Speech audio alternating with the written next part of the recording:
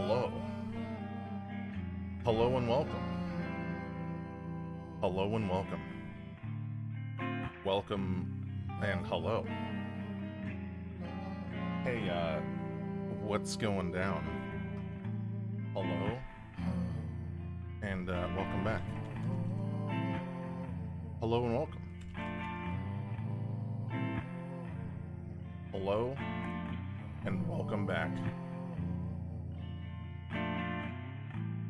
Hello and welcome, even, you know? Welcome back and also hello. Those two things, not in any specific order. You know what I mean? Yo, Yona, Top Foe, what's going on? Other Steve, welcome. How you doing? Riz the Rizzardin, welcome back. How's everybody doing? Good morning, good afternoon, good night, whatever it is for you. Little bit of a little change, actually, just to let you guys know. I am going to funnel all of the music content into YouTube. I've decided to do that. I was recording the last couple days, and it felt really good to just kind of do it in a vacuum. So I think I'm going to make that change, and we'll do that. We'll probably do music on stream at some point. I'm not going to just say never, ever. But most of it I want funneled into YouTube. And I think the main reason is because I couldn't find something that I wanted to do for YouTube. And the only thing that made sense was music stuff, at least. Because I feel like YouTube is... It's kind of hard to get into YouTube for, like, game content, if that makes sense. I think from nothing, I think it is pretty difficult. Oh, I gotta change something. So I feel like it makes more sense to funnel the music there. I think that'll be good. Like I said, at some point we'll probably do a music on stream thing. I don't know what that will be or what that will look like. MTG, man, I wish. Ugh. I really like MTG a lot. But I feel like it's mainly consumed by people who know a lot more than I do about the game. I am not anywhere near. I would like to, but yeah, I'm not anywhere near where I would need to be. Darksiders, good to see you. Officially a RuneScape streamer now. For now. Yeah, pretty much. I'm going to spend most of my time here, and then when we do music stuff, I'm going to do it separately for YouTube. I think that'll be better. MTG is Magic the Gathering. It is a very good card game. A very good card game. In fact, it's the card game, in my opinion. It's so freaking good. So we did a couple Altfest streams, and here's the stats now. Leveled mining a bit, leveled, well, basically mining and smithing and crafting together. Because I was mining to get silver, smithing the ore into bars, and then crafting those bars into tiaras, and then selling the tiaras for money, 5 at a time, switching worlds, whatever. Which for a full screen yields about just under 1,000. It's like 927 gold or something, which I know is not a lot, but we're gonna be doing it anyway, so like, why not? I'm gonna be doing some of that today, but I want to. We gotta put our time in again. The time has come, the walrus said, to do some agility training. Running here, running there, running all over the damn roof. Throwing shade at Yu-Gi-Oh! And Pokemon? I would never throw shade at Yu-Gi-Oh! Or Pokemon. I actually played Yu-Gi-Oh! On... The only time I ever played Yu-Gi-Oh! Was on my Game Boy Advance. And I had a little Yu-Gi-Oh! Game that I used to play. And I don't know, man, I loved it. I thought it was great. I got no shade on the Yu-Gi-Ohs. But as far as Magic, I've played way more Magic than any other card game. Who are these people? Spiculous? Who's this? App Store Pure. Very cool. But welcome back, everybody. Hope everyone's having a fantastic day, whatever you're up to. So yeah, a little bit of a change. Honestly, what you're gonna see on YouTube won't be too much different. I'm probably going to edit some of it because it's going to be kind of a lot of... I don't want to just upload 4-hour videos of raw music making. So yeah, I'm going to kind of dip my toes into a little bit of editing, but nothing like crazy. You know what I mean? Mainly just for cutting down for time. I think it'll be good. So... But yeah, when I tried to make Magic videos on on YouTube before, 42 agility, nice. When I tried to make Magic videos before, oh man, I would get so frustrated. I would make like one mistake and it would just tilt me for the rest of the games. It's not good. It's obvious that I'm a very inexperienced player, so that's all right. Doesn't mean it's any less fun. Not at all. It's basically just a math game. And it's like the best math game ever, I think. Lord of Tides, hell yeah, dude. So this is the Canifis rooftop course. Canifis is in this place called Mauritania. And Mauritania... You basically have to do this quest right in this little temple to like help this little monk guy, because normally you can't walk into Mauritania, which is this whole area, and you can't get there unless you do this quest called, I believe it's called Priest in Peril. Priest of Peril? Priest in Peril. Priest in Peril.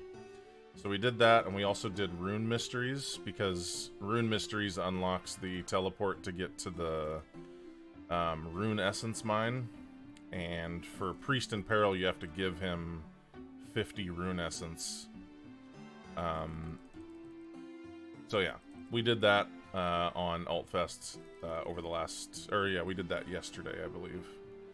And just mainly so we can unlock this course, so we can do more agility stuff. When you're getting into Platinum, Platinum is basically not... It's not like a real... I know this sounds really weird to say, but it's kind of like...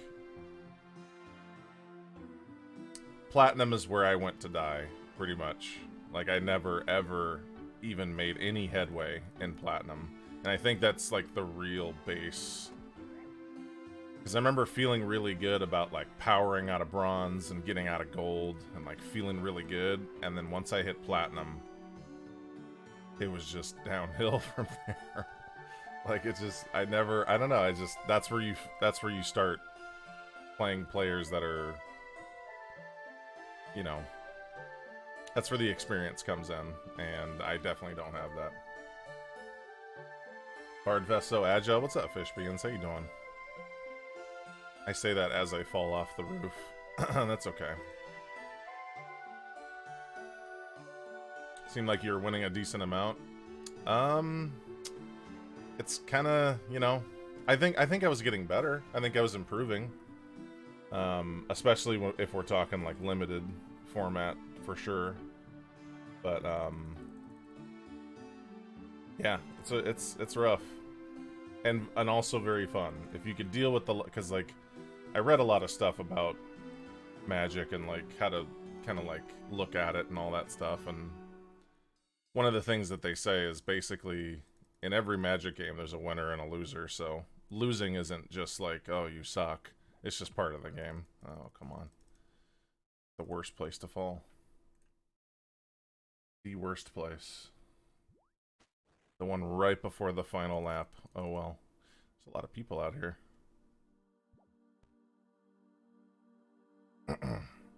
But yeah, as far as like magic content, I don't know when that will come back. The problem I had with it was it's basically me just hard focusing on a game, like 100%. Um, which is kind of what I was trying to come away from, I guess. The key is to not be a loser all the time. Exactly. Yeah. And also, I had this thing where, like, sometimes I would win, and I would be like, I don't really deserve that win. Because, like, maybe the opponent just didn't see something.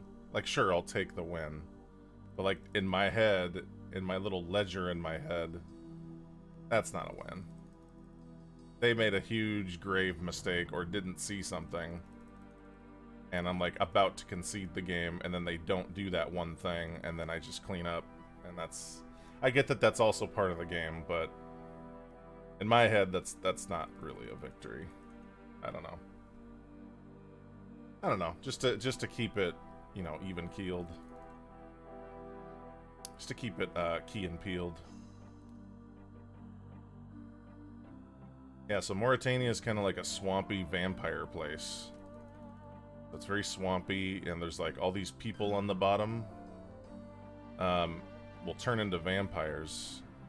Or I'm sorry, werewolves. Werewolves.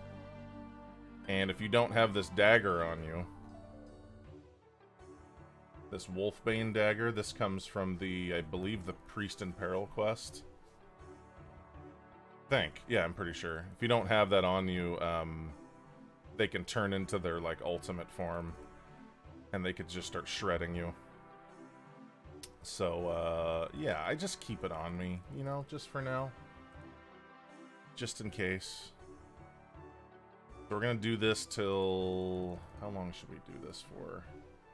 42 now. Say at least 45. I don't know if I want to hike it to 50. That sounds a little much. Though 50 would be nice.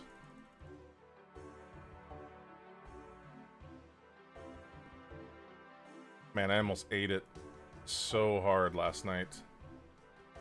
I was coming down the stairs. Who is that? Oh, it's McLoving. I was coming down the stairs, and we have a couple night lights, like, downstairs, you know, just to help with, you know, someone who's... Ah, damn it. Someone who's, like, you know, coming downstairs in the dark or whatever. And my roommate had these, like, real estate signs, like, on the ground. And, they're like the little thin ones, right? And I stepped on one of them and basically got brought to my knees. And I was even walking carefully. Like, I wasn't, like, you know, wasn't just tromping around haphazardly. I was walking pretty safely. Who is this? Arrow Mine. And, yeah, just brought me to my knees and moved him to the side and, you know, went along my night. Be careful when you're coming down the stairs at night. It can get dangerous. Midnight snacking? No, it wasn't that late. It wasn't that late. It was around 8:30 or 9. I really wanted to watch the, All Quiet on the Western Front movie on Netflix that came out on Friday. And it was pretty good. Not bad. It was... I don't know. It's a war movie. I like war movies. Squirrel Person, good to see you. How you doing? Welcome back. Doing a little bit of agility and canifus. Collecting more pizzas. Oh, speaking of pizza, thank you. There's also a, you know, like at the, on like staircases, they have those, you know, the wooden banister, and then like there's like the part where you're supposed to, I don't even know what they call them, like it's like the wooden banister, you know, the part you can slide down, but then there's like the balls on the end, like the little They're just like little, I don't know, where the banister stops kind of thing. I don't even know what to call that. Ballisters. Yeah, ballisters. The ballisters. So you know what I'm talking about, right? Well, ours are like flat. And you could put like a plate on it or like a, you know, like a cup or something. And at the top of the stairs, there was like, whoops. Oh, we fell together. They had put something there, like a children's toy. And one night, I just like was about to walk downstairs, and I ever so gently nudged it, and it fell and hit, and then hit again, then fell down the stairs, and then hit on the tile downstairs. It was very loud, and it reminded me of Lord of the Rings when, you know, one of the hobbits, like, you know, basically starts nudging at the skeleton when they're in the mines, and it falls all the way to the bottom. It was basically a moment like that. Danzel the Manzel, what's up, man? Nothing worse than when you get attacked by rogue estate signs. Seriously, dude. Like now leasing or whatever. I don't even know what it said. Something like that. But as someone who, like, when I live with people, I will open my door quietly and close my door quietly. Because, you know, especially when there's, like, little kids in the house, because that can, the smallest thing can wake up a little one, and then, you know, it's not easy to get them back to sleep kind of thing, so it's good to tread lightly. And, when that happens, well, there's not much you can do, I guess, except talk about it in the morning, I guess. You're Daniel, what's going on? It was a fool of a toque. Yeah, it was a fool of a toque moment, yeah. Doing pretty good, Zans. How you doing, man? Live in a very creaky house. There is no such thing as sneaking. I see. Okay. Like wooden floors kind of creaking? Yeah, that could be very difficult. Oh shoot, it's Paper Boy. Paper Boy. All about that Paper Boy.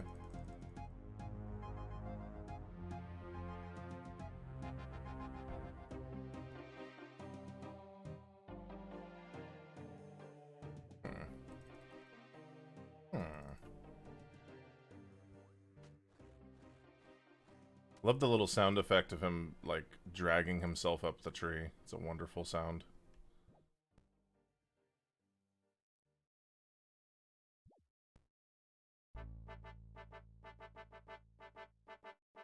Okay, we're going to do this for a bit, and then we're going to switch back to mining.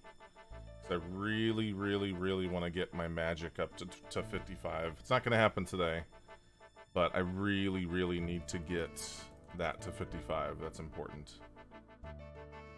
Literally started watching Atlanta today. You sing that song, it's so funny. Dude, I really like that show. That show has like a interesting vibe. Really good cast, and I think the latest season is probably my least favorite, but not because it was like bad or anything. It was just, I don't know, it was just done in a very different way. I really like the first 2 seasons a lot. Whoops. But yeah, that's a really cool show. Butter McFrosty, what's up? How you doing? Enjoy the lurk. And thanks for lurking here. I appreciate it.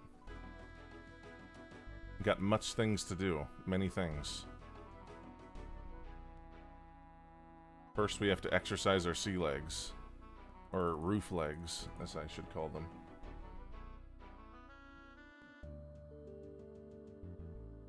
Yeah, but my favorite thing about Atlanta is, like, not necessarily the overarching plot, like, what's going on, like, big stuff.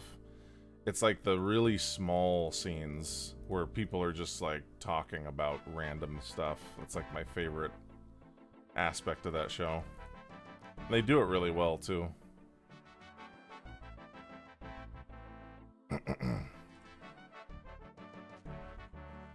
Damn, so many people. Warren Song. You got Arrow Mine.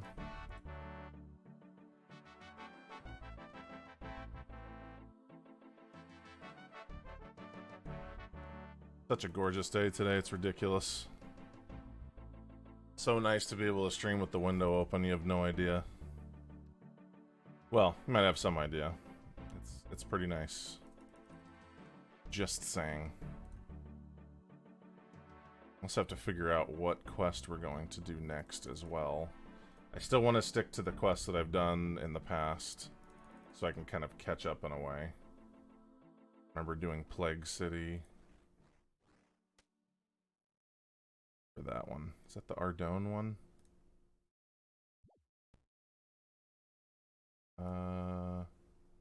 Yeah, East Ardone. I remember this one. Oh, I remember. No Heat Wave is so nice. What's up, Warpig? Yeah, it's nice to finally have that reprieve in California for sure. Favorite time of the year? Me too. Me too, dude. Yeah, you've lived here long enough to know. You've lived here long enough to know. Ow, my face. I mean my ankles. Keep missing that last jump. Don't miss those last jumps. Just bends the knees. Ultra RuneScape playing got me get a membership again. Just reclaimed my quest cape. Hey, nice. Hell yeah. What money is for. Good to see you. Yeah, I'm glad you're getting back into it. It's a really fun game. I feel like strange, like playing it and streaming it basically for the first kind of time, kind of in a way. It'll really be my first time once we kind of catch up to where I was, which will be, I think, a lot sooner than you would think.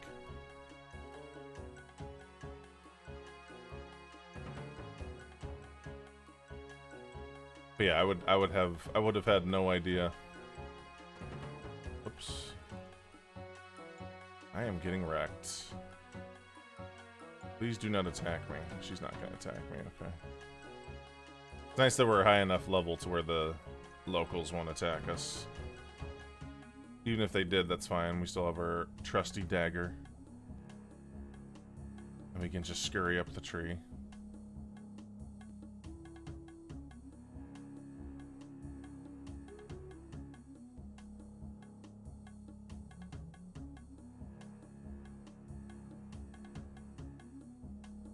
Took some melatonin last night. Conked out. Oh, man. Melatonin gives me the craziest dreams.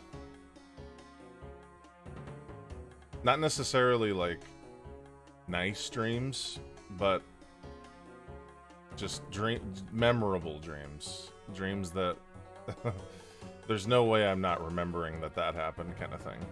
You know? Aurora Hammer, what's up? How you doing? We tried the HD plugin at all. I'm loving it. Wasn't out the last time I played. I've seen it, and I do think it looks cool. I actually really like just kind of the old style graphics with just the GPU plugin, so it's not like all sandy looking. Just like a smooth shaded, you know, the base graphics, but like smooth shading, I guess. So it's like easier on the eyes.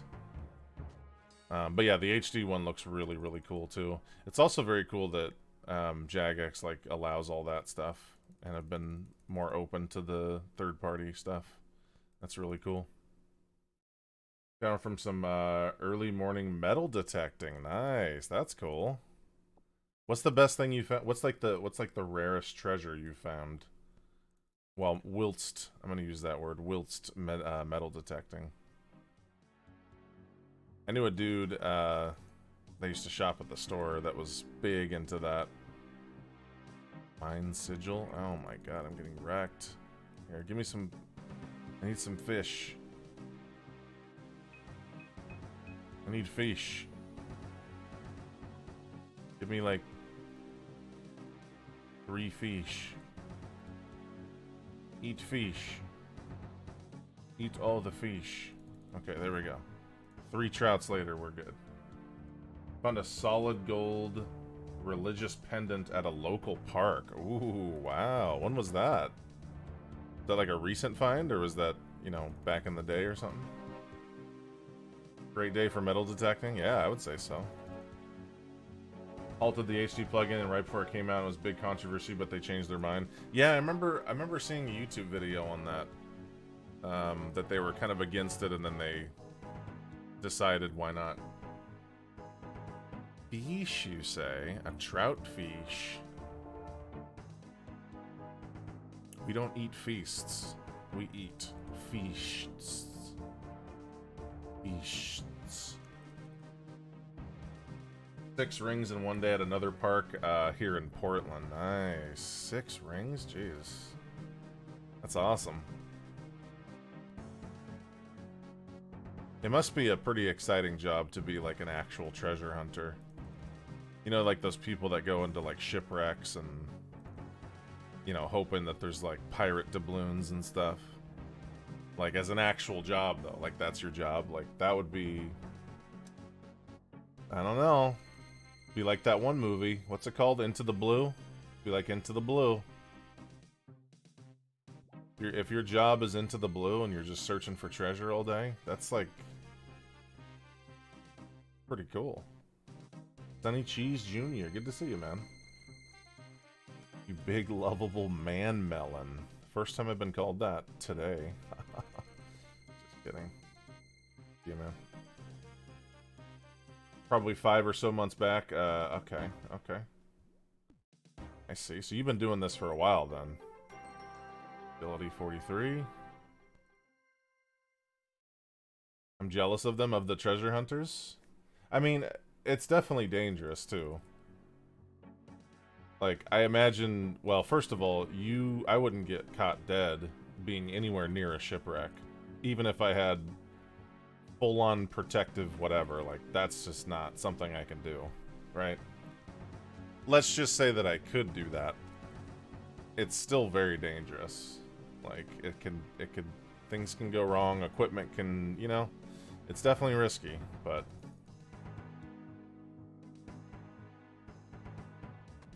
Oh my god, my legs, no. My poor legs. Ooh, a sleepwalker. Anybody here ever sleepwalked? I've never, like, sleepwalked, but I know I've sleep-talked.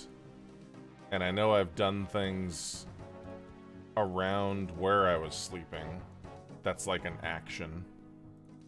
But not like got up and walked around. I remember one time I was staying at we were like in the mountains, and my mom and I were staying at my aunt's cabin. And I had my little Game Boy case, right, that held all my, it was like, you know, you unzip it and it's like foam inside, and you can slip all the games and your Game Boy like into these foam slots, you know, just in case it gets dropped off a building or something. And in the middle of the night, my mom told me that I got up out of we were on, like, in these little cots, you know, downstairs, out of the cot, picked up my Game Boy case, got back in bed, and went like this. And, like, just, like, put it on my face, and then it fell, like, you know, to the ground, you know, below my head. And when I woke up in the morning, I was like, why is my Game Boy case on the floor, like, by where my head is? And then, yeah. She kind of waited a second to see if I could put it together, but then she told me the whole story. Because I guess she watched the entire thing. 2 years at this point, picked up a detector for a few $100 and instantly got hooked. Nice, that's cool. How much would you say like a metal detector will run you? If I wanted to start today, like how much is it? How much is the you know, the baby's first metal detector? Like how much we talking?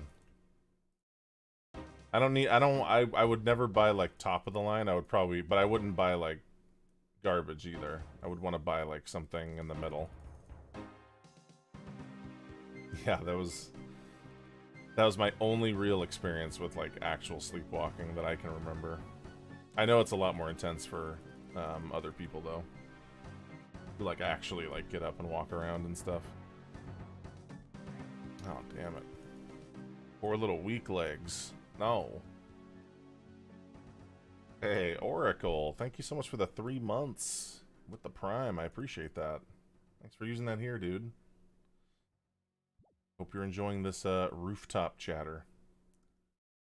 Big range if you're looking to get where you could get by with something for like $200. Middle ground would be more around 500 to 800. I see.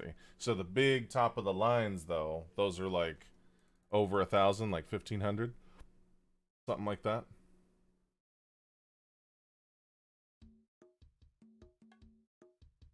Appreciate that, Oracle. Thanks again, man. What's up, Big Red Japan? What are we at? 43? Okay. Agility training is good. It's good for us. Good for our legs. Very good.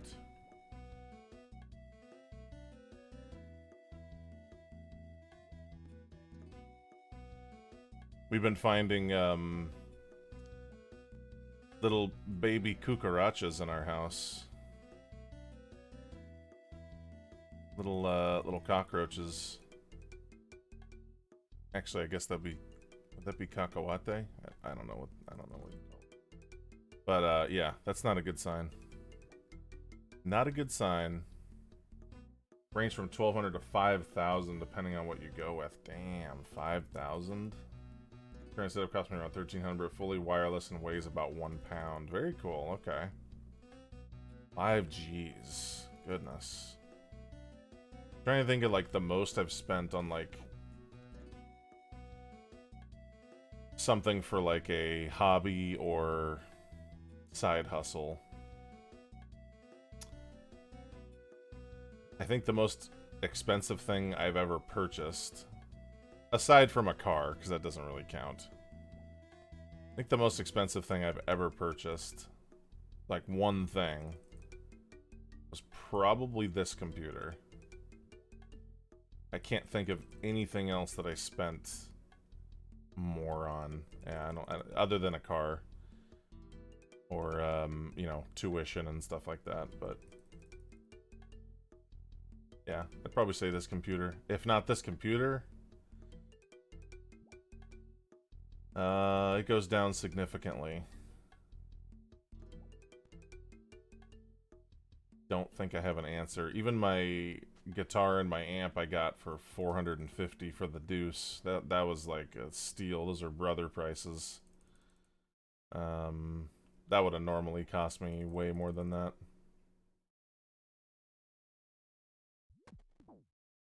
And I guess this chair was kind of expensive.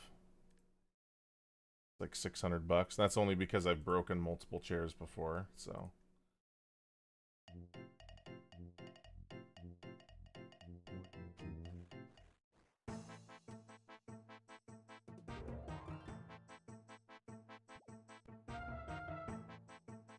Who is this?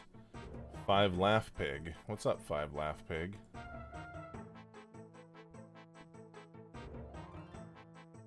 Hear that little like horn? It's like a little that little horn sound. That sounds like straight up SNES.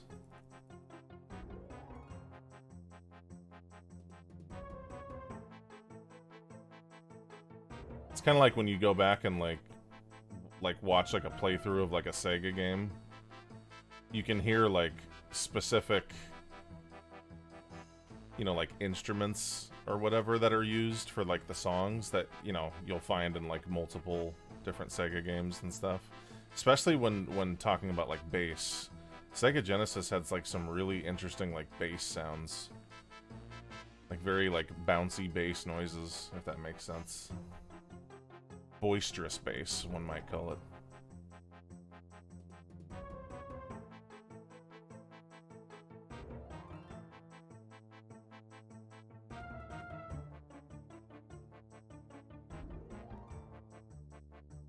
Okay, didn't fall again. Very good. Good, very nice.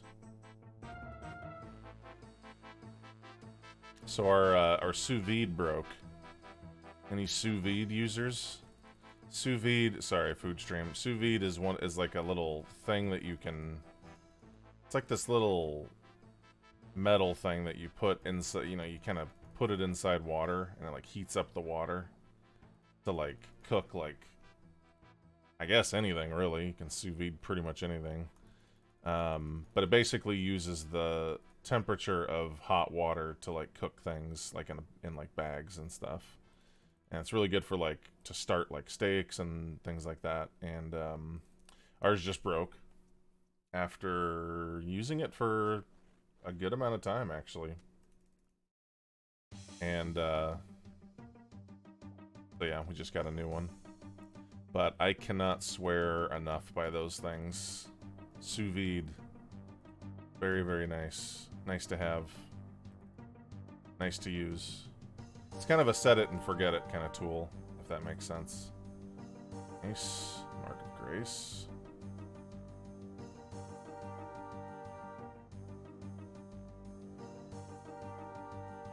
So I know I mentioned the other day that I rewatched Ocean's 11, Ocean's 12, and then I watched Ocean's 13.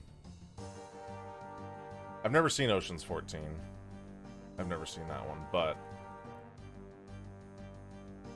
I really like the first two a lot. The third one, I don't know. It's still kind of fun, but like it kind of loses a little bit of something in the third one. But the first two I really like. They're very enjoyable movies. Brad Pitt and George Clooney, what's not to like?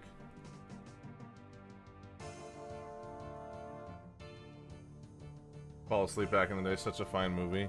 Yeah, and like the music that they have for it is really nice and chill too. I don't know. It's just kind of, it's almost like a feel-good movie in a way. Rhythmic, how you doing? Welcome. Agility grinding, my favorite. Yeah, it's more of a like an agility rooftop conversation podcast where we talk about all the issues from, you know, metal detecting to Oceans 11 through 13. It's not actiony, it's more classy, yeah. Plus, I love that, like, Brad Pitt's, like, eating in every scene. Like, he's eating something. I love that. Pyro Man, good to see you, dude.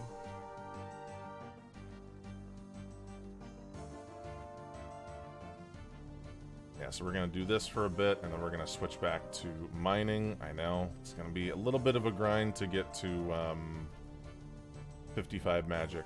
Once we get to 55 magic, our gold making will be very different from that point. Cast for those movies work so well together. Yeah, I think Ruben is my favorite character of the entire thing.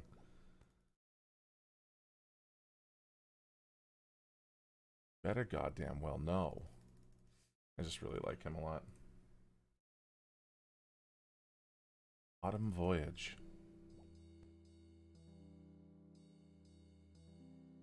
Glad to see you back. Hope you've been doing well. Yeah, man, I've been doing pretty good. Made some changes to the music. I'm actually going to be funneling all of the music content into YouTube. I think that'll be a better experience for me. But you know, every once in a while I'll try to do some live stuff, but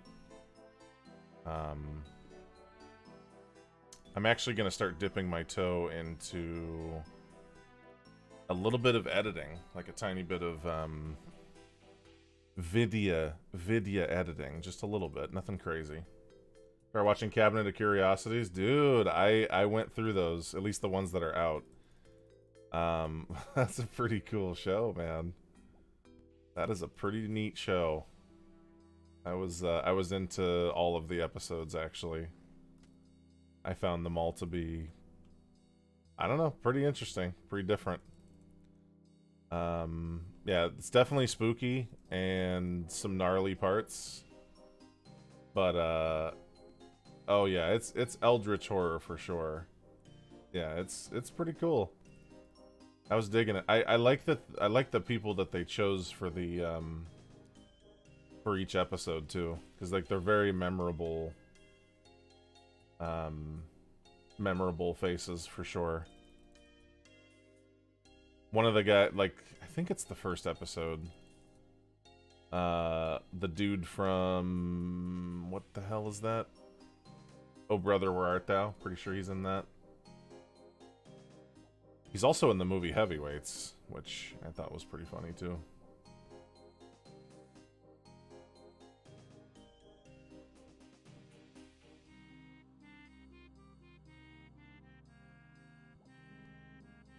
The one with the tentacle monster that takes control of you. Yeah. Pretty freaky, yeah.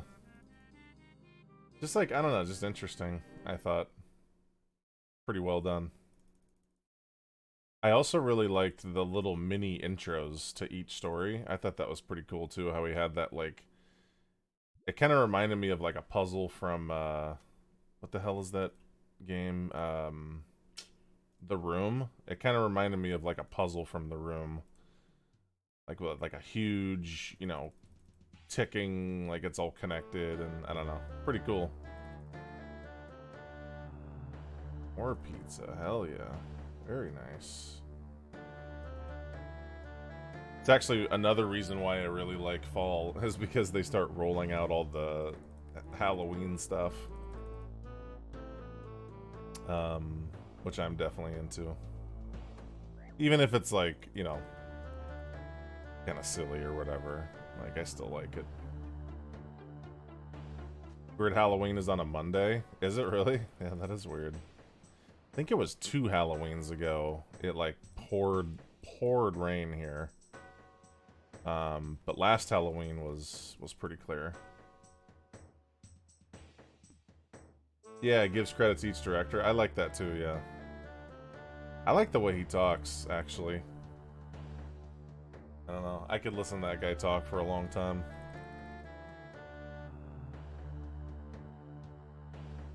Wondering, is Black Adam worth watching? Is that the one with The Rock in it? I honestly wouldn't know.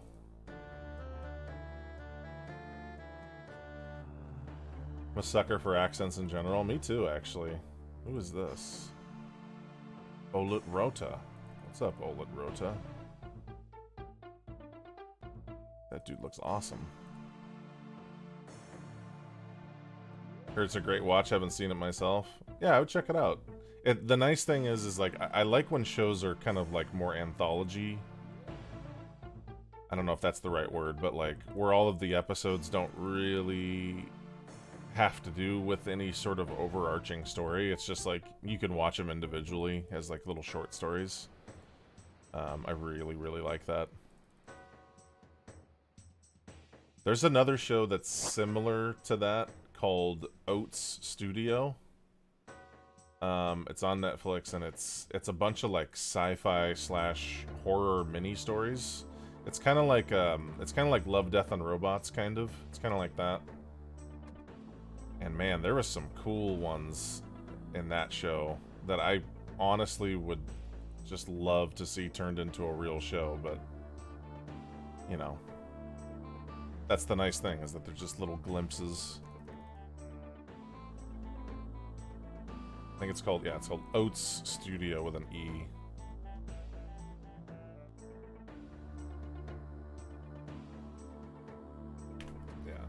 Oh, I think it's just called like Oats Studio. There's a couple in there that stuck with me. I'll just say that. But yeah, definitely worth a watch.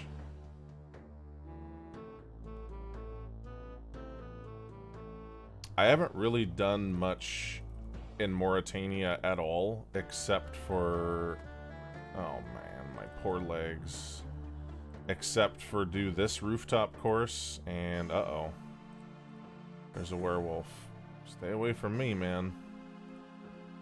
Yeah, so they go from level 24 whatevers to level 88s if you don't have the Wolfbane dagger on you. The Wolfbane dagger that we're carrying that comes from Priest Apparel will prevent them from turning into werewolves. So yeah. SCP stories? What does SCP mean? I'm not familiar with that. I have a fan-made short movie that you might like. I'm sure I would like it. Fan-made short movies, yeah, I'm into it.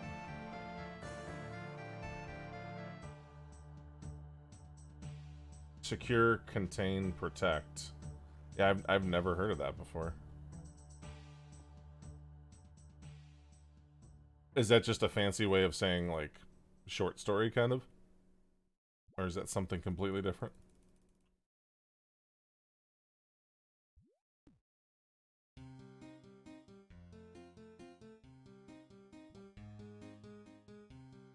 This is my favorite animation. Look at this. Oh, yeah.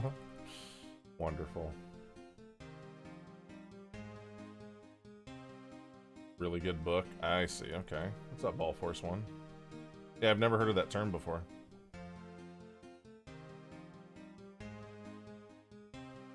Short stories in the style of a government disclosure report from what I've heard. Okay. So it's kind of like a found footage for movies, but like for stories instead. Like a stipulation story. No. It's nothing like that. Also a really easy read, you would knock it out fast. Okay. I was looking at YouTube the other day, and I noticed that there's a bunch of channels. I mean, I guess anything you can imagine is pretty much on YouTube, but there's a bunch of channels of just people reading books. Like, there's this one girl who does, like, ASMR reading of, like, Tolkien books, and it's just all whisper reading to, like, help people fall asleep and stuff. Show-offs? Hey, here's the thing, Shane. If I was doing that, yeah. I have this thing where, like, sometimes I feel like I have to read a paragraph, like, 5 times. You know what I mean? It's not as fluid as it is for other people. Like, I'll read, like, I remember when I was reading Lord of the Rings, and they were in, like, the Old Forest, and I just couldn't quite grasp what the hell Tolkien was talking about, like, trying to describe. I just didn't get it, and I read it, like, I don't even know how many times. Jeez. My poor legs. I need some more fish. Give me some fish, please. Give me some fish. Don't attack me, please. Please don't. Fish. Eat the fish. Eat the fish. The fish. There we go. The loose wrapping of the universe is a government entity that contains weird and dangerous objects written by a dedicated community that adds to the universe with report summaries of each object. That's cool. Okay, that's pretty neat. It's a neat idea.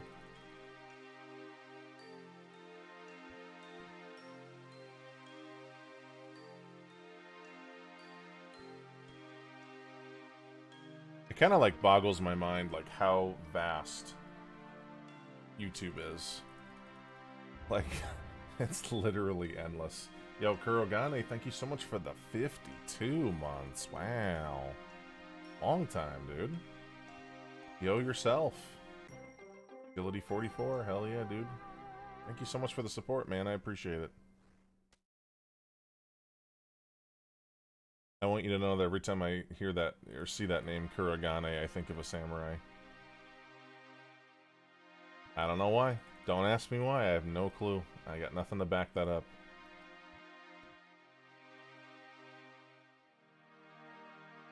Doing audio in the Eden Park voice? I don't think I could keep that up, man.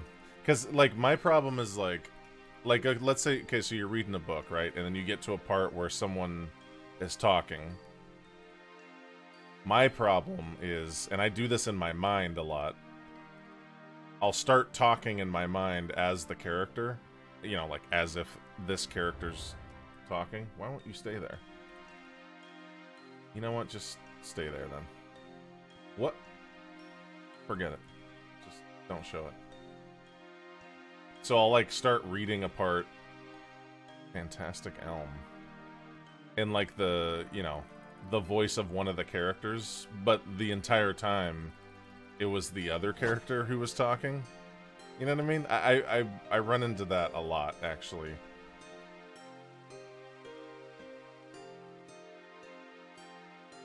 Where's my dude? He's way over there. What the hell? I want to talk to you. Oh no, is he gone? Did I rooftop him? Oh. I missed out. What a bummer. That's alright, whatever. Missed out on one.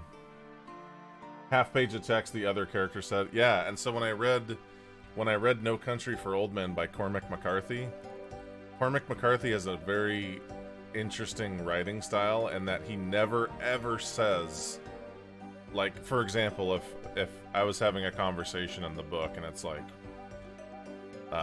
you know, hey, how was your day? My day was fine, so and so replied. Like, that stuff isn't in the book at all, in his writing at all. So he never says like who's talking or he replied or she replied. It's just people talking. And it's kind of hard to follow sometimes. I had to reread like whole pages multiple times because I couldn't figure out like where it was bouncing back and forth. I don't know. But at first it kind of like was a little jarring to get used to, but it definitely got more, because it's kind of like dream state. It's kind of like a dream state kind of writing. Heisenberger, what's going on? How you doing? Yeah, I'm in a better place now. Much better place now. But yeah, we switched up some things. Exclamation point changes if you want some insight into all that. Into that sort of thing. But it's good to see you. Welcome back. More pizzas. More pizzas. Hell yeah.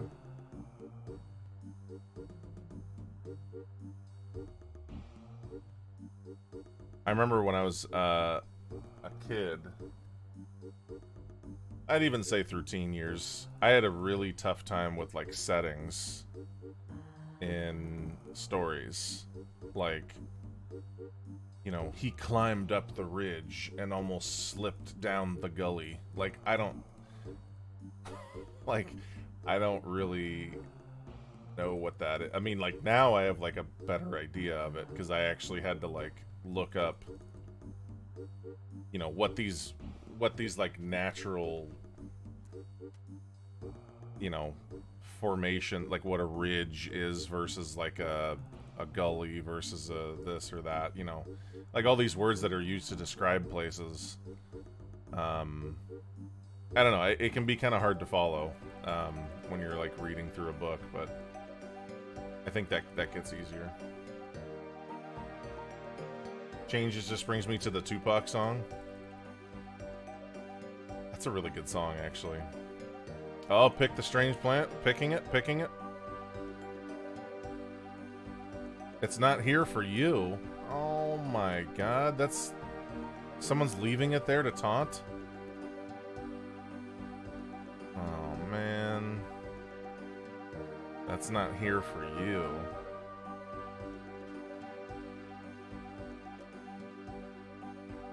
Still sucking and Binding of Isaac, so nothing changed? I don't believe that.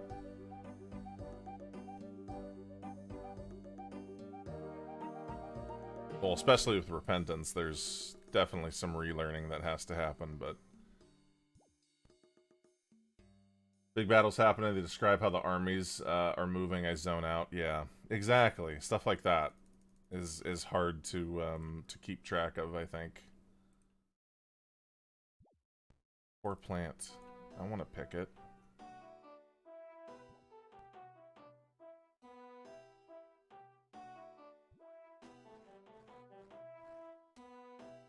Scurry up that log, dog.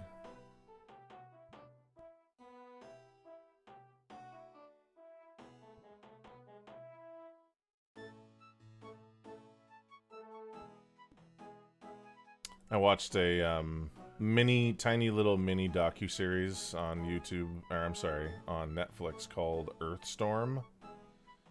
And it follows, like, I think it's tornado chasers, earthquakes. What were the other ones? Tornadoes, earthquakes, there's two other ones. I think I fell asleep during the last ones, but the tornado one... Like, I've never actually been through, like, a tornado. You know, like a real one. And it looks pretty freaking terrifying. I'm not going to lie. Like, there's part of me that's like, oh man, that looks cool. Like, from a distance. Like, it does. Like, tornadoes are definitely a... You know, like a force of nature that's... you can't help but be in awe of, but at the same time, it is, like, so destructive, it's insane.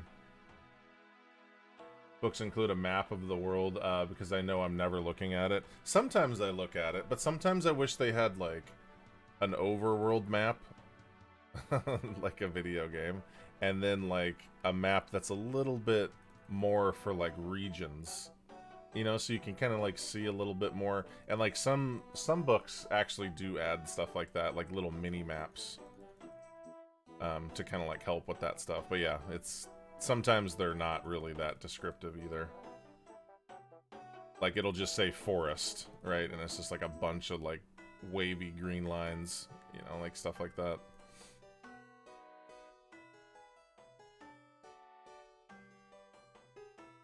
Or... not bad, not bad.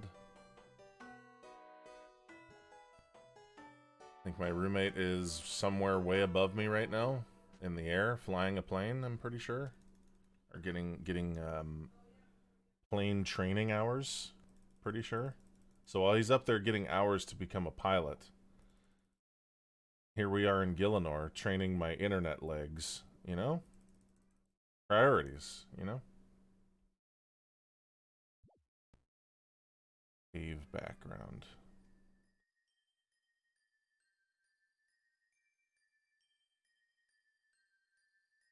Song reminds me of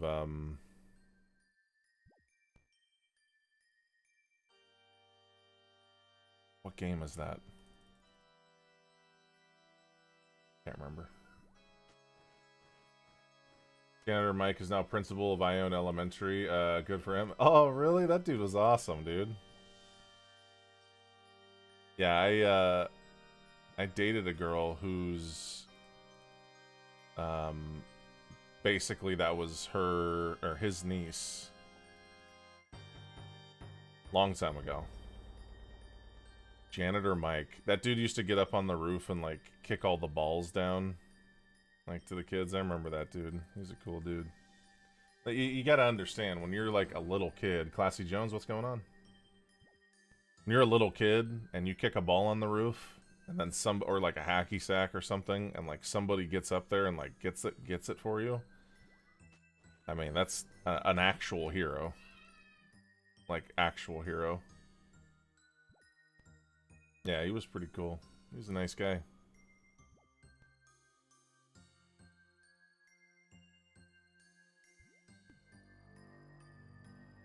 Oh, McLoving. Man, I missed my appointment. That's okay. Look at this Gandalf looking dude. Hell yeah. Olet Rota.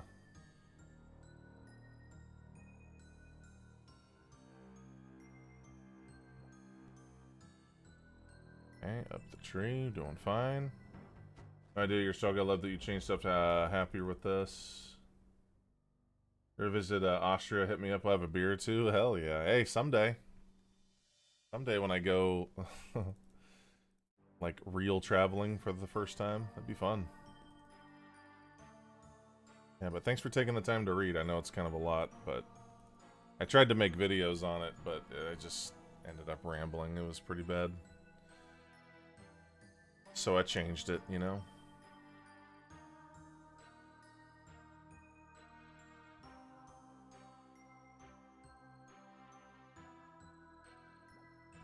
Wonder what it's like to be like a writer.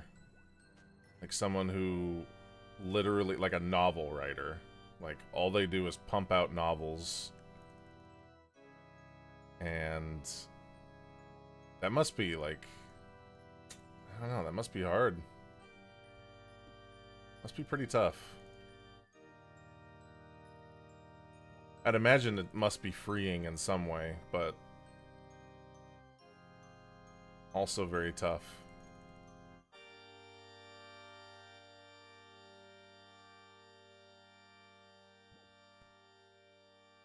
If I had to write a book, like a fictional novel, it definitely wouldn't be, I don't know, definitely wouldn't be high fantasy. Definitely wouldn't be pure sci-fi.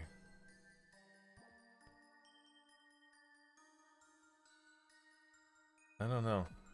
I have no idea. I remember when I was a kid, when I was a kid, I had like a, you know, like a little tape deck, little tape recorder in my room, and I remember I was like recording these like little one-off episodes that were supposed to be like, you know, scary stories or something, right? And I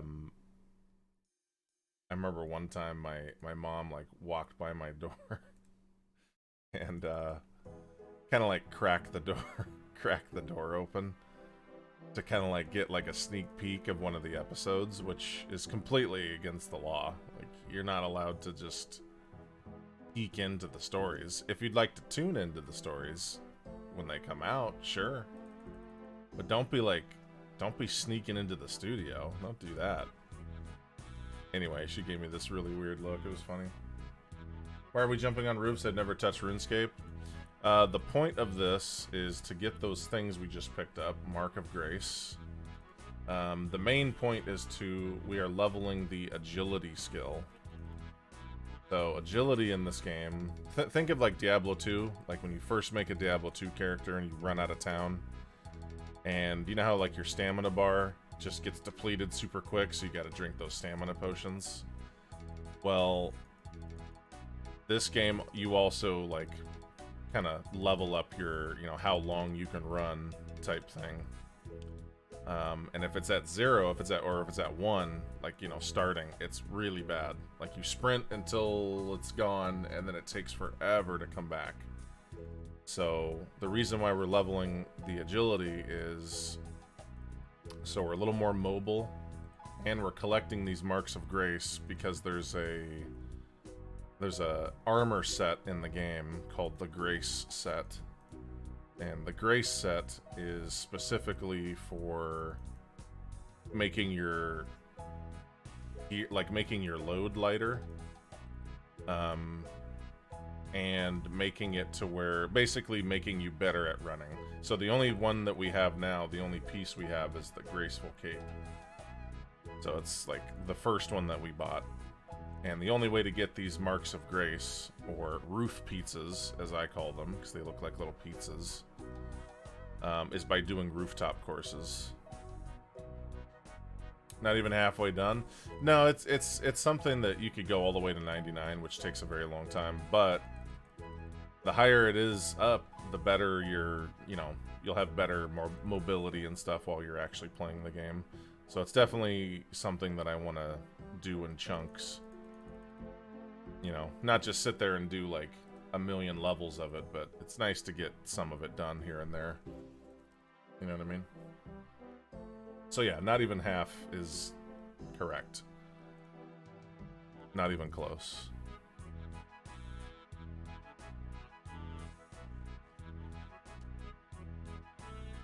What the hell was that? Am I like lagging? That was weird. Pretty strange. 85 laps, only a few levels up. Yep. But the main thing is getting these marks of grace. Well, and also getting agility experience as we go. XP wise, 92 is halfway. Oh boy. Yeah, let's not think about that. It's okay. It's just a means for it. It's basically a roof running podcast. We're just talking about the issues. Yo, commentator, good to see you, dude. Hope you've been well, man. Roof pizza is all that matters. That's right, Bromthrax. The only thing you need. Finding out that 92 halfway as a child was a real brain-breaking moment. I mean, I'm kind of used to, like, grindy stuff. So, like, it doesn't really surprise me that it, you know... Like, that doesn't really surprise me too much. But yeah, like, if you're not used to those types of scaling, then yeah.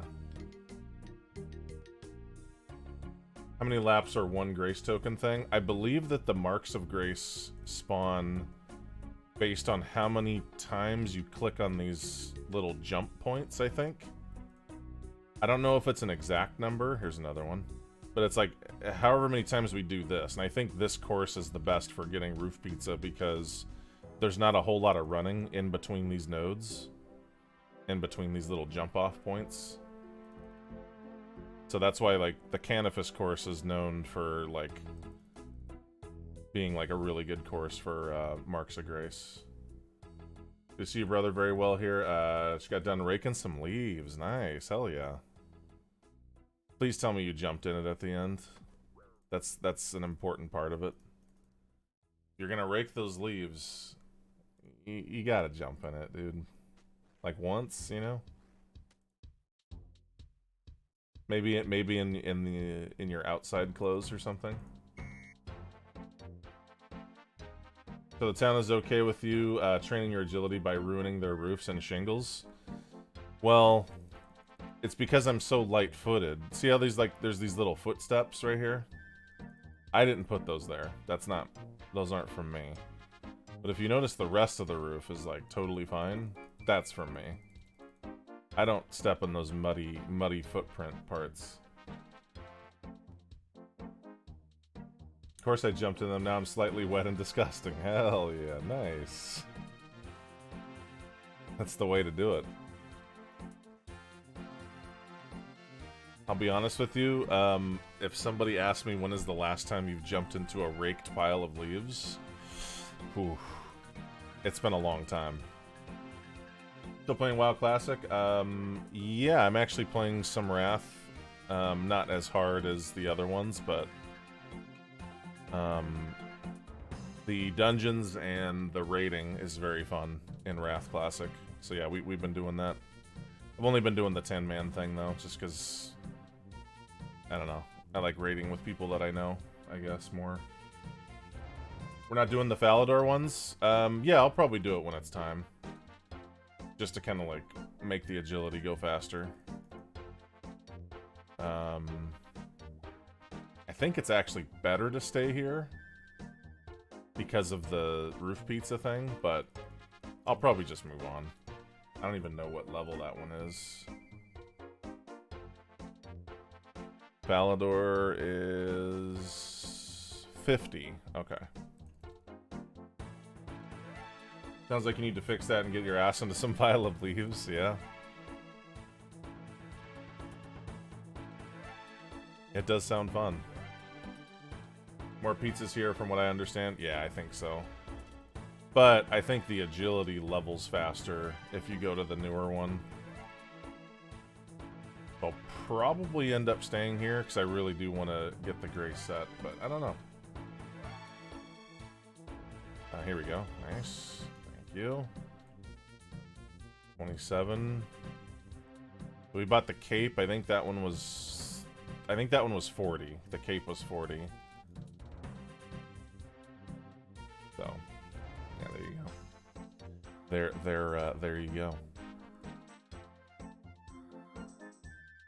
Who's this person? Fantastic Elm. Oh, agility 45. Very nice.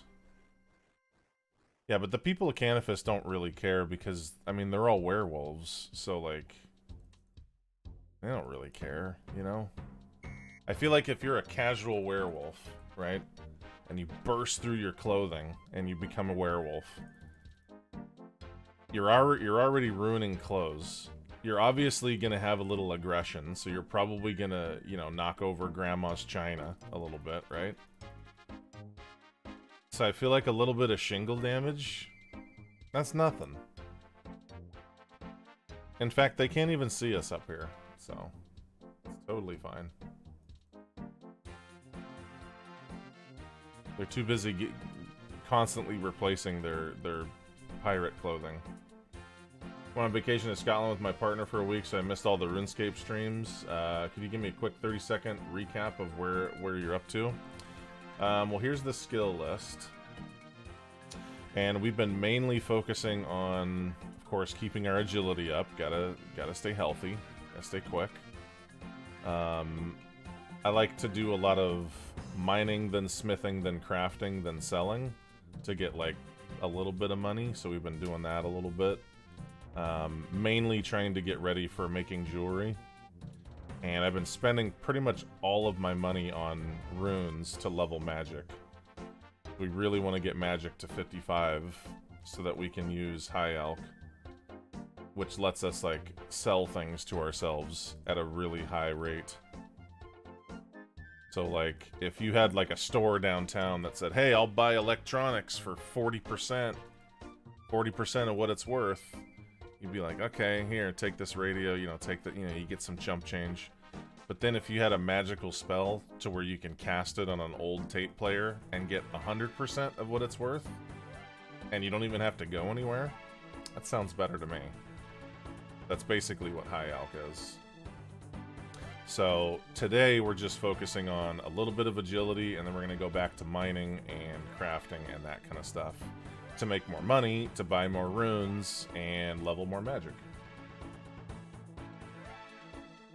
All the while collecting roof pizzas so we can buy more jogging gear.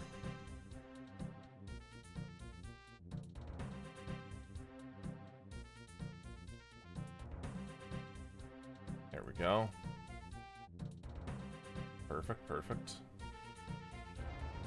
You guys ever watch like videos of like actual, like real professional pole vaulting? Man, what a rush. I don't think I can do it, like, ever, but man, I love watching it for some reason. Even when the poles like snap right away too. I don't know. I feel like that'd be such a jolt, you know. Why does it switch between green and red? It stays green when these are basically not in the base game. These are a RuneLite thing. RuneLite is the kind of like the add-on package that I'm using. But normally the indicator of where to jump from are these little steps. These little step things. So in the base game you wouldn't see the green box. The reason why it turns red is because it's telling you that there's a roof pizza. A roof pizza has spawned, basically. And then as soon as you pick up the pizza, it goes back to green. It's like a little indicator.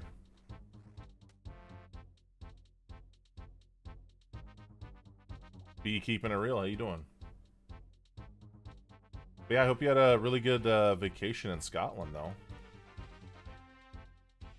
That sounds fun. My brother got to go to Ireland when he was in college. I remember I wanted to go with him so badly. I wanted to go so bad. Couldn't go. That's okay. Someday. Yo, Sack, what's going on, man? Agility time. Agility slash manning the jukebox. By the way, like, first of all, I just want to point out that the quality of songs in this game is actually really good. And the sheer amount of songs in this game. Look at all this.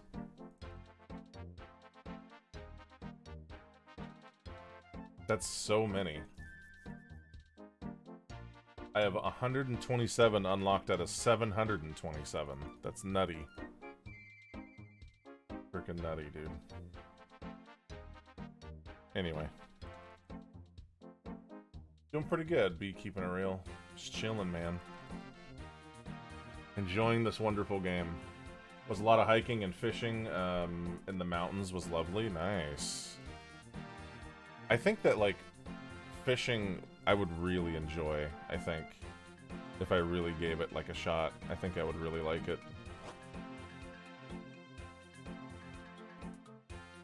Whenever we go, like, on river walks, sometimes we just kind of, like, walk along the river.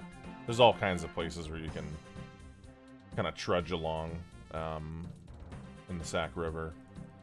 But whenever we go, we always find, like, fishermen everywhere, like, all over the place. You can actually see them from the freeway a lot of times, too. Doing their thing. In fact, we went to this one spot on the river, and it was so quiet, we were just kind of enjoying the sound. We turn around, and this this bird was literally inhaling a fish. Kind of silently, like he was being very sneaky. But, like this huge bird, like, just eating down a fish. It was awesome.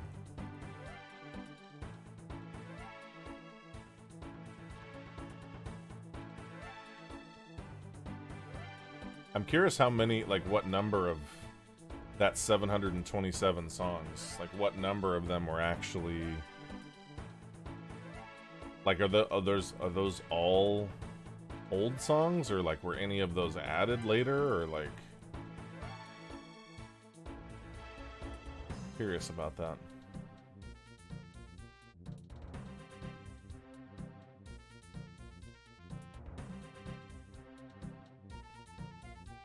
There's been many songs added, I see. Okay. I guess, because I know that some are tied specifically to, like, certain quests and certain zones. So, maybe not quests, but definitely zones.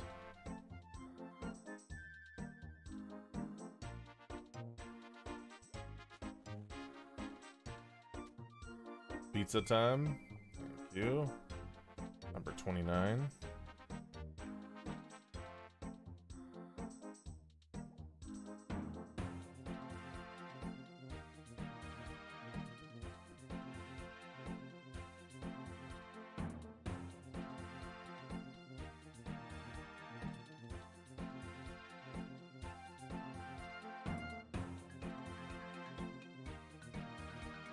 But yeah, this is as far as I've been in Mauritania. I haven't done literally anything. Actually, that's not entirely true. I've done one other thing, which was go to this tower right here. The Slayer Tower. And it's just like, it has a whole bunch of Slayer monsters in there that you can kill, and but I've only gone in there like a few times, and I definitely haven't explored it all.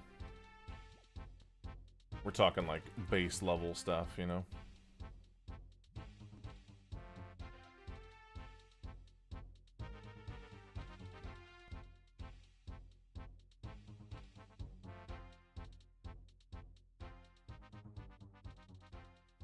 Oh, you know what it was? It was volcanoes. Volcanoes was one of the other things in that Earthstorm show. And, man, oof. Pretty wild.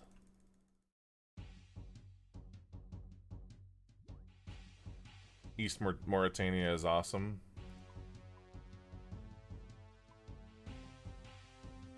Yeah, I have never stepped foot, like, over here, anywhere over here. I've literally just gone to Canifis, talked to the Slayer Master guy, and been to the Slayer Tower. That's literally it. I have not gone anywhere else here.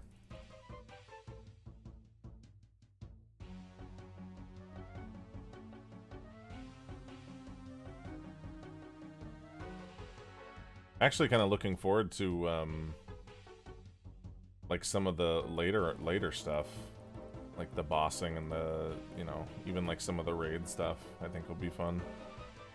Just to like see how it works and stuff, you know. Like I've seen it like on people's streams and stuff, but I have very little idea what's actually going on.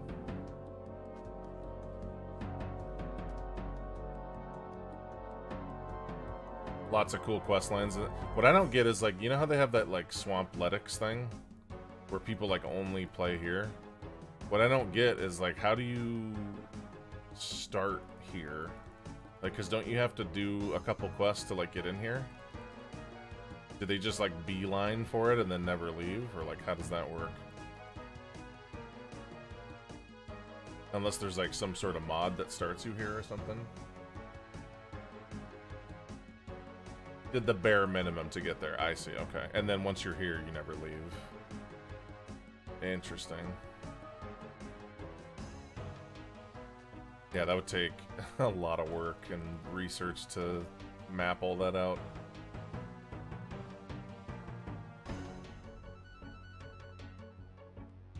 Song unlocks, prove you never left too. Wait, what do you mean?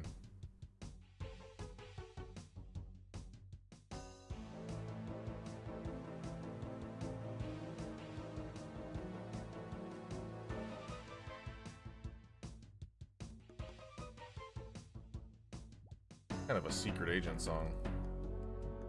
What is this, Courage?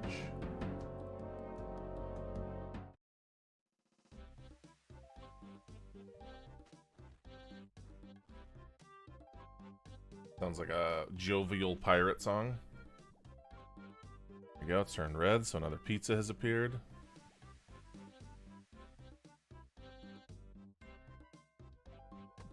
Oh, my poor legs.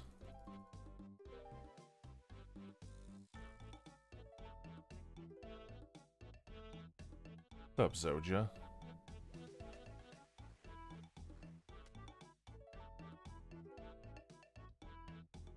So one kind of weird thing is, so I mapped my, here I'll show you like this.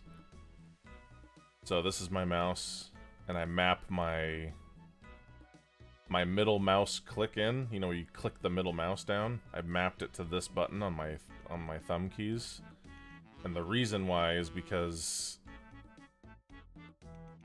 it's middle mouse button to move the camera around in this game, and you can't like rebind it, I don't think. So instead, just use the key that you want and rebind middle mouse to that, whatever, which works fine. But every time, every time I go to play WoW, I keep thinking that that's what I have to use to turn the camera, and what that that thumb button in WoW, at least for my warrior, is to go to Berserker stance. So it's kind of a bad thing when you're tanking and all of a sudden you go to Berserker stance and you're like, why am I taking so much damage? It's because of RuneScape. Because I got them RuneScape binds, dude. That's why. No good. That's okay. I don't care. What's up, McLoving?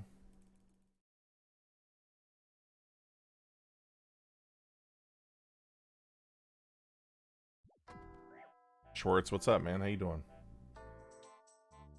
Welcome back. Let's see, I'm trying to think what quests we're gonna do today, because I definitely want to do some quests. 16 quest points, and I don't have 16 quest points, never mind. Playing Soul Wars, trying to imbue Slayer Helm. Nice. Okay. Little mini game time.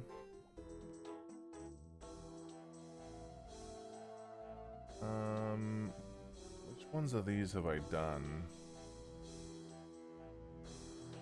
Black Knight's Fortress, I think I've done. Yeah. Maybe I haven't done this. I don't remember. I did something with Black Knights where you have to, like, drop cabbage into a well or something like that. I remember that. Clock Tower, Cold War, Contact, Death Plateau. I've done that one. Okay, that one's not too bad, but I think that's the one where you have to bring them a whole bunch of salmon, I think. Demon Slayer, I think I did. This is the one where you make that really cool sword, right? I think it is. Yeah, I think that's the one. Yeah, maybe we'll do that one. That one's pretty cool. Awesome quest helper plugin, but it may be a bit too much if you really want to experience them. Gotcha. Yeah, I have a little system for quests. I just like to look up the shopping list for items that you need.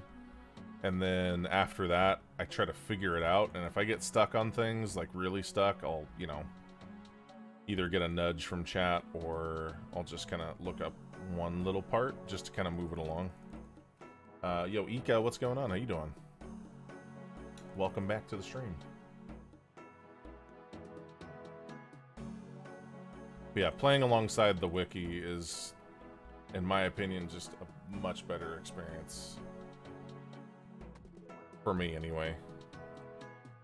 Pig site we're gonna have to do at some point. Oh, you need 10 herb lore for that.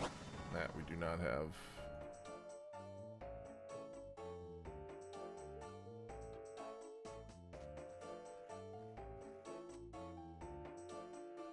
$45 going on 46.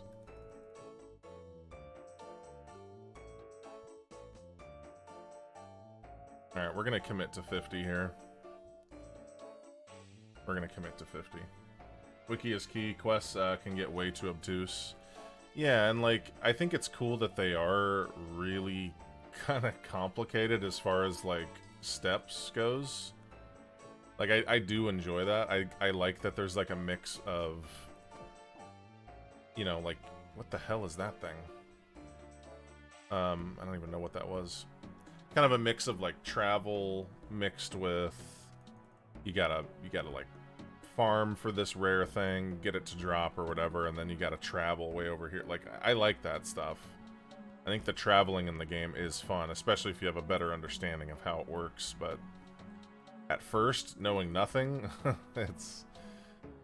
I kind of like, I think it's good that the traveling and walking around feels really bad right away if you don't know things. But once you start learning, like, better ways to get around, it just feels so much better. Later ones get insane, I bet. Good, chilling. How about you? Same. Just running around on the roofs. On the roofs. Finding pizza and stuff, you know? And then we're gonna do some mining, and then we're gonna do some questing. Oh my god, my legs, no. The fish. The fish.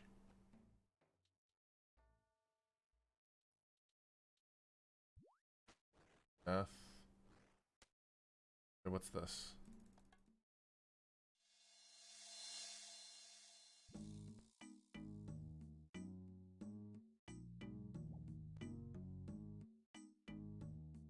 But yeah, I was really impressed with the, there's like that quest for like that haunted Draenor Manor one. I think that was the quest that really made me enjoy the quests in this game. Was that quest. I know it's like a really early one, but it's like, it's kind of a little glimpse into how, I don't know, just like the writing is, and like, it's kind of attention to detail, because like I missed like one little thing in like a fireplace, and I just, I got so stuck on it for so long. All because I didn't click on like a fireplace or something. Can't wait for Lars to do Monkey Madness. I've heard tales. I've heard things about that game. I'm sorry, about that quest. And yeah. Bring it on, you know? Bring it on, let's do it. Yo, Hughie, what's going on? How you doing? Welcome, dude.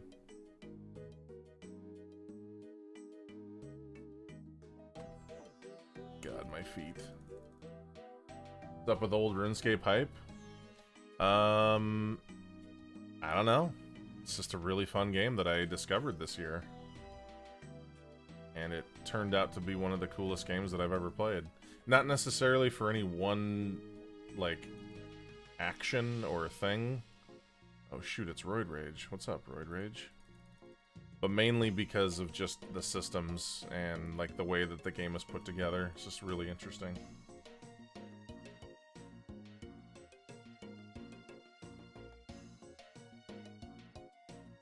But yeah, a lot of the stuff in the game can be,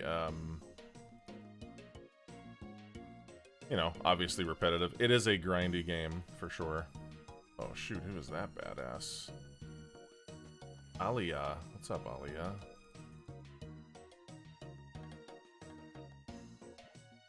Who's following me? Who is that? Ah.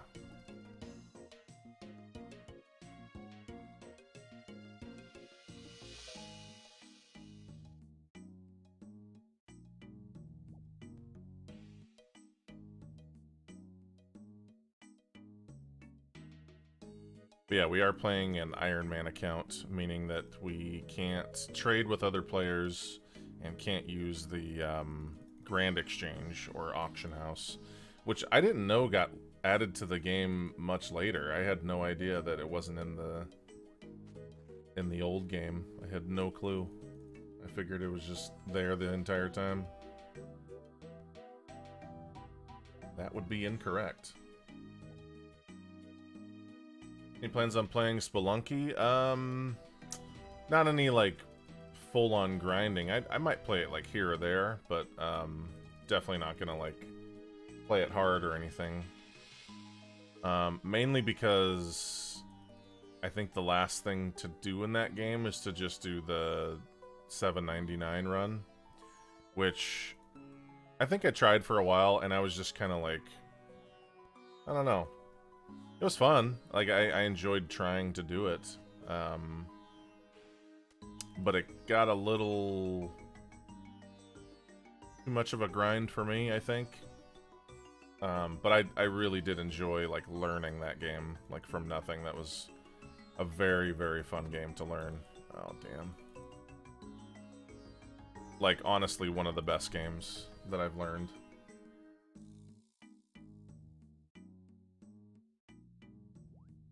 I never played the old Spelunky, or even Spelunky Classic, until I played Spelunky 2, like, all the way through. I still haven't played Spelunky HD. I played a little bit of the Classic just to, like, see, and it felt very different, but yeah. It is a very fun game. Yo, Dis, what's going on, dude? Hey, grats on that chest the other day. I didn't realize that you won it. Hell yeah. Forgot that it was you, me, and Rob on that token. Pretty sure you got it. Grand Exchange was added in, like, 2007. After the code base for Old School RuneScape, they re-added it into Old School RuneScape. I see. I see. Nice. I think you did, yeah. I think it went to a good home. That's all that matters. Loot falling from the sky, you know?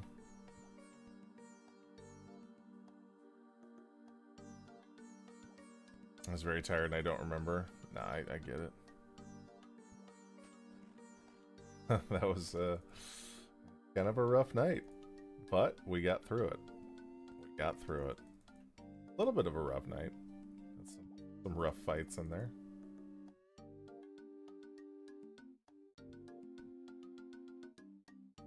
You heard of Falador Massacre? Yes, I watched an entire video on the Falador Massacre. I also watched a whole video on the potato thing, too. Like, the rotten potato item. Like, some, like, real player, like, got their hands on the rotten potato, like, GM item, or whatever.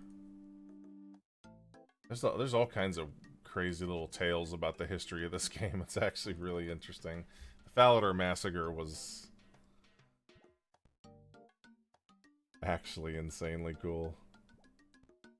Like, what a historical event, you know?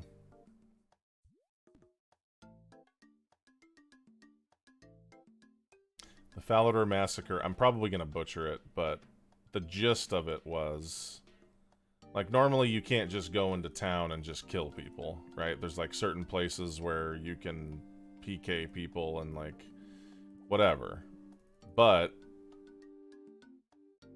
it had to do with when the construction skill came out.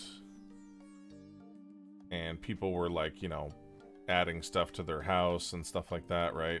And this person, like, threw like, a party at their little RuneScape house. Not little, it was actually huge. And there was some, like, interactable thing in the house. It was like some cage or something. I don't know exactly what it was, but there was some thing that you could, like, interact with in the house. And somebody, like, used it, and it did something to... I don't know exactly what happened, but it, like... It made it to where, basically... There's 46, nice. Rorschach, what's going on, dude? It made it to where people could literally just attack anyone. Oh, you could fight for fun in the house. Okay, so that whole, like, fighting for fun thing didn't go away when they left the house or something like that. And this player, like, there's, like, whole detailed videos on this, so don't take my word for it. But basically, this player was like, oh shit, I can attack anyone. And basically, like, went on a killing spree and killed, like, a bunch of people and looted their, like, really rare, like, party hats and stuff. And party hats are just, they're just, like, crazy rare. Oh shit, it's Mega Man. What's up, Mega Man? Really crazy rare little crown items. Crazy rare. Like, they're worth a lot of money in the game. And people normally wear them around town because, you know, if you have one, why not sport it? You're in, like, a safe place, so you're not going to get killed. Well, on this particular day, everyone was getting splattered, basically, and getting destroyed. And all of their stuff was just getting looted. So the player knew that they were going to get banned. So he basically offloaded a bunch of party hats to this, like, NPC, or not NPC, but another player who was, like, kind of muling to another player because they knew that they were going to get banned. So why not mule all the items to another player who won't get banned? That way you save the items. So it was like a friend of theirs or whatever. And yeah, it was just like this huge deal, and people were getting killed in places they weren't supposed to be getting killed. And yeah, I think the whole thing was only like 5 minutes long, wasn't it? Or like 10 minutes or something. It was like super small amount of time. But yeah, interesting videos. If anybody's interested on YouTube, there's a bunch of them. It's just kind of a, I don't know, a little interesting happening, I guess. Happenstance. Was it a few hours? I thought that the whole thing was only like minutes long. Like, it was literally just like less than 10 minutes or something. But, like, did like a ton of destruction or something. I can't remember. New skill release days were so hyped back then. Yeah, I bet. I bet they were.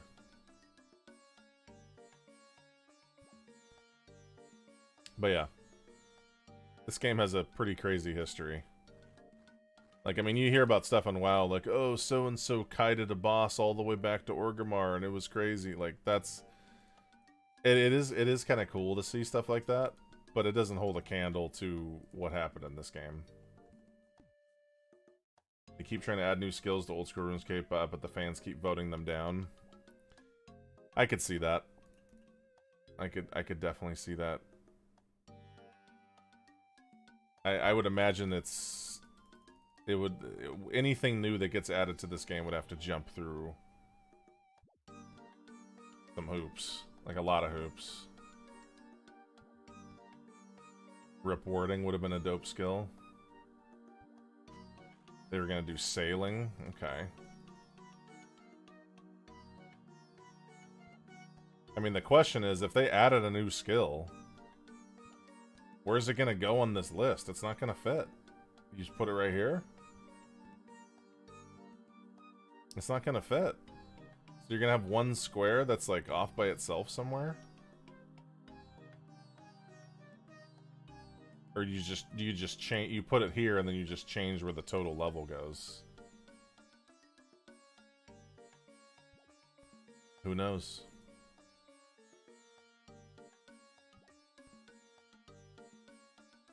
Or remove rune crafting. But can't you, but like with rune crafting, you can...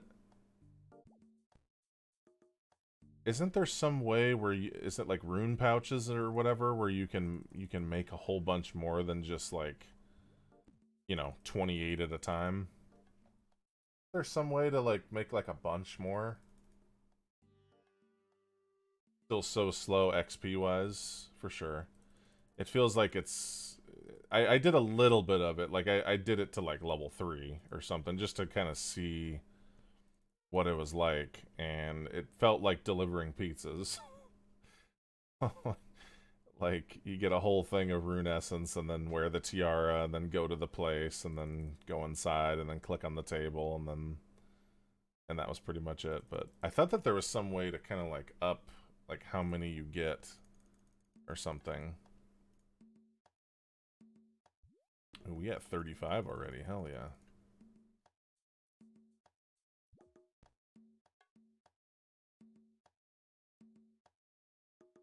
So, like, what's the one thing that, like... You know how, like, the big thing with movie theaters in the past, I don't know, 4 or 5 years has been, like, reclining seats? Right? Like, seat goes back, you can put your feet up, right? That was, like, the big thing. Like, what's, like, the next... What's the next step for movie theaters? Like, what's next? Better screen? I feel like the sitting part is fine. I don't know if it can get too much better. Like, we talking like soft serve refills like from the seat? Because that doesn't seem safe or sanitary. Optional headphones. Okay. Optional headphones. Do you mean like bring your own headphones? Or like they have headphones provided for you next to the seat? Or is it just like, oh yeah, these are my... I bring my Beats by Dre. Smell-o-vision? You know, I'm actually okay with that. Some sort of Bluetooth. Okay, bring your own. Okay, okay. Is that mainly because, like, some movies are just too loud? Because I will definitely agree, especially in smaller theaters. A lot of times the sound is so... It can be a little much sometimes. Localized sound for each seat and rumble packs for the N64. See, because, like, they have those, like, Disneyland or, like, theme park attractions that are basically like a movie theater experience. Like Captain EO, for instance. Right? Like the Michael Jackson Star Wars thing and, like, Disneyland or whatever, and like they would make the seats go like this so that it forces you to do this like while you're listening to the songs. In fact, I remember sitting behind this old woman and just like being mesmerized at like the fact that she has to like bump to the groove, you know. Yo, Patches, what's going on, dude? Brought my own headphones today. There you go. See? Okay, it's already beginning. Ogdawar, good to see you, man. Rumble packs. But like, my question is, do you actually want to, when you watch like an action film in a movie theater, do you actually want the seat to move around? Like, real talk? Or like, or how about this? Have the option to turn it on or off? Because honestly, I don't know if I need, like, my seat moving. You know what I mean? Personally. Oh, because people are annoying. Okay, that's fair. That is very fair. I've watched a couple good movies with people like full on snoring. That was not great. Beware the groove. Optional grooving seems like the American way. Because I know they have like studio movie grill, like kind of places where like they'll actually have people come in and like deliver you full-on meals during the movie. Now, I don't really want that because first of all, but they do it in a way to where this like you never really see the people like the people who are delivering it must be like crab walking down, but apparently it's like a level system. So like if you're on this level, someone down here gets their food delivered, it doesn't like impair your vision, right? But like for me personally, I don't really need a restaurant mixed with a movie theater. Because normally you know, if you're going out with friends or whatever, I like to like go out to eat and then go to a movie or vice versa, whatever order. I don't really need it all in one, but you know, whatever. That's how Alamo Drafthouse is. It's dope. Yeah, I've noticed that the you know, serving wine, you know, wine and spirits and stuff. That was kind of a, I guess that was probably, yeah, I guess that's been around for a little while now. In fact, I feel like they put those in before they put in the reclining seats. Like dinner and a movie separately. Yeah, I much prefer them separate. But it is cool that if somebody does really want that, a dinner and a movie at the same time, they can get it. But I feel like those are just separate theaters for that, you know?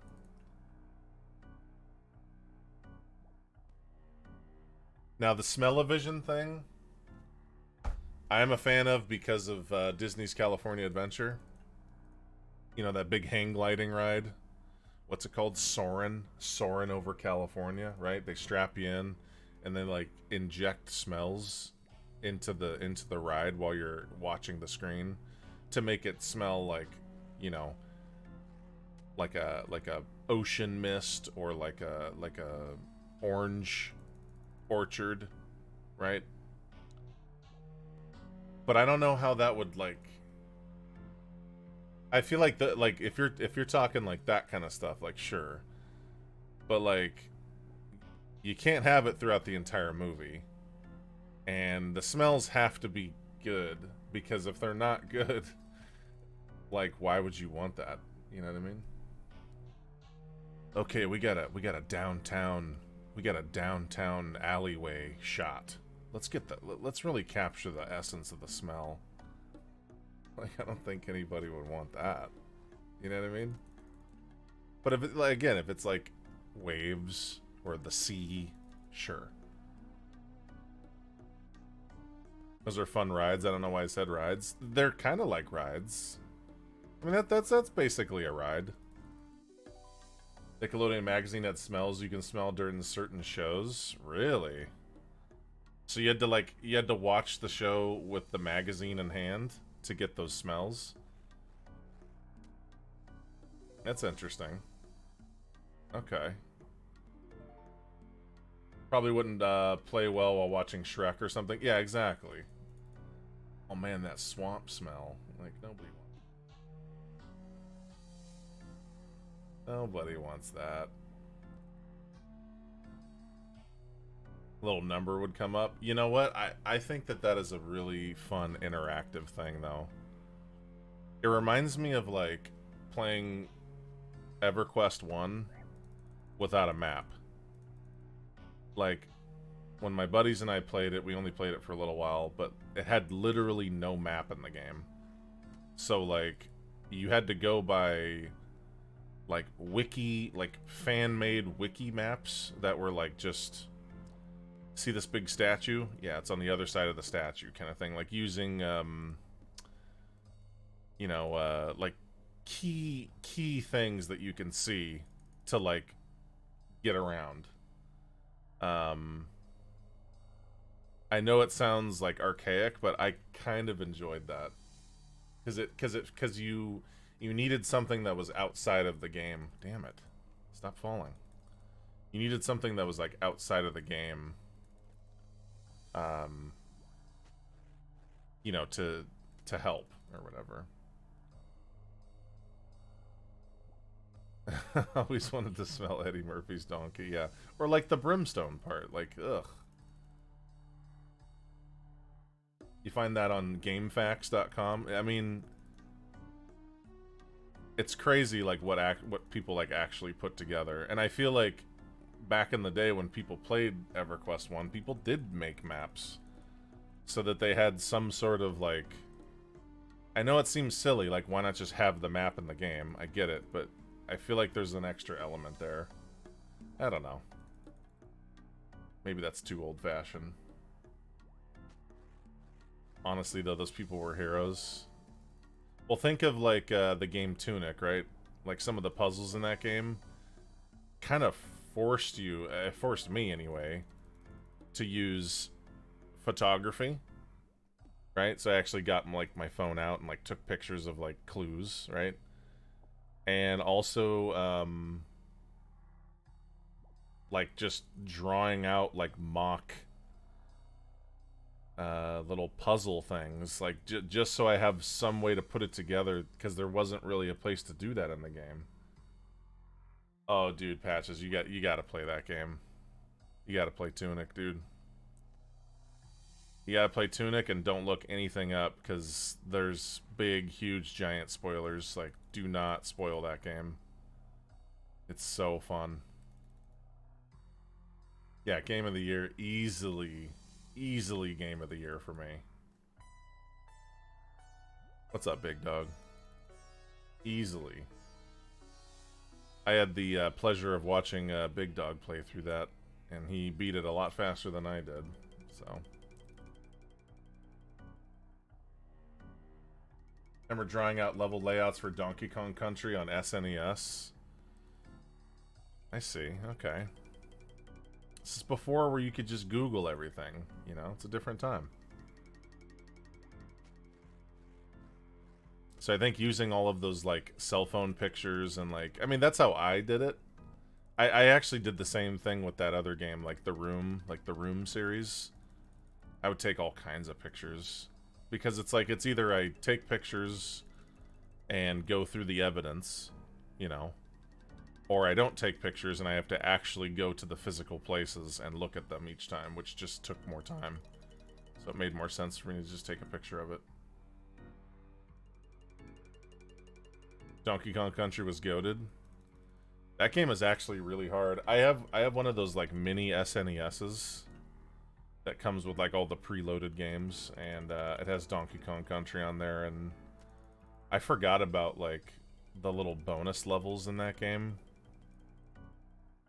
Like where you become the Marlin and you have to like go around and get all the bananas as the Marlin and stuff.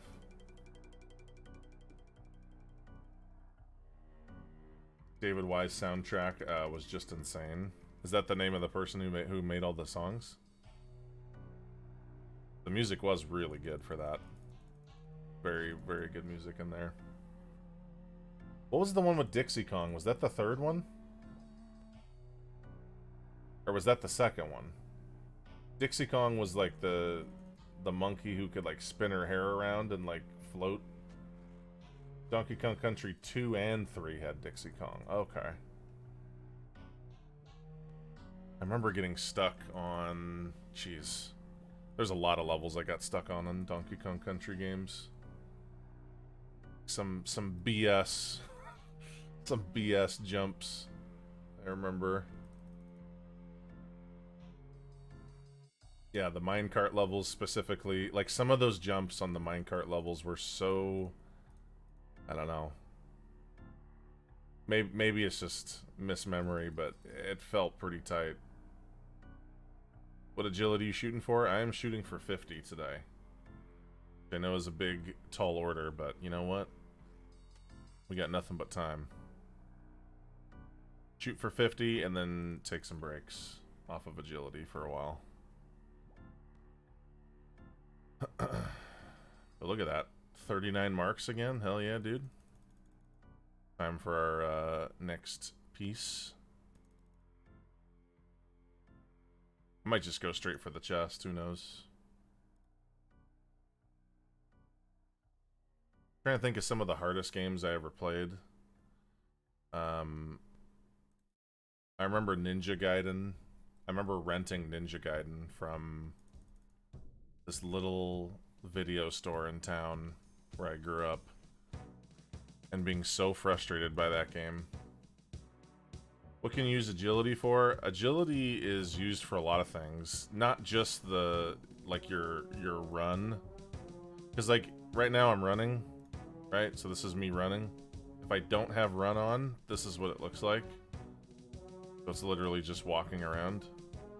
And if this gets depleted, you're just walking until that like actually like charges back up. So the main usage, I think, is just so you can run longer. But there's like shortcuts that you can take that require a certain amount of agility. For instance, this shortcut right here. When you teleport in with the Chronicle, you teleport to here. And let's say I want to go to Draenor. Normally I'd have to go all the way up here, cross, and then go down. But there's a little stepping stone shortcut where you can just go Chronicle, shortcut, and then here. So you cut off all this. But you have to have level 31 to do that. So there's a lot of things like that in the game. Like little shortcuts and stuff. Ever played Blaster Master? Oh, dude. I grew up on Blaster Master. It's funny because I remember talking with Chad about this before, but Blaster Master, the original, had, you know, the part where you like get out of your ship and it's like a top-down thing. It's basically Binding of Isaac. Like it's very, very similar to playing Isaac. But then yeah, when you get back in your ship and you're like, you know, doing the ship stuff, it's a completely different game. It's almost like it's almost like 3 games in one. Because there's even the one where, like, if you pop out of your ship, you're like the little tiny pilot person, but you could still, like, swim around and stuff, and you have, like, a little pistol. So there's that, and then there's, like, you being in the ship, and there's the top-down view. That's all 3 in one game. It's kind of cool. It's kind of neat, actually. Not to mention the bosses were really cool. Blaster Master's Zero series is fantastic. Okay. That's the only Blaster Master I played, and I really, really liked it a lot. Great OST too. Yeah, the music was great in there. So good. How about Rad Gravity? I've never heard of Rad Gravity. I've heard of Extreme G, like the lay down motorcycle game.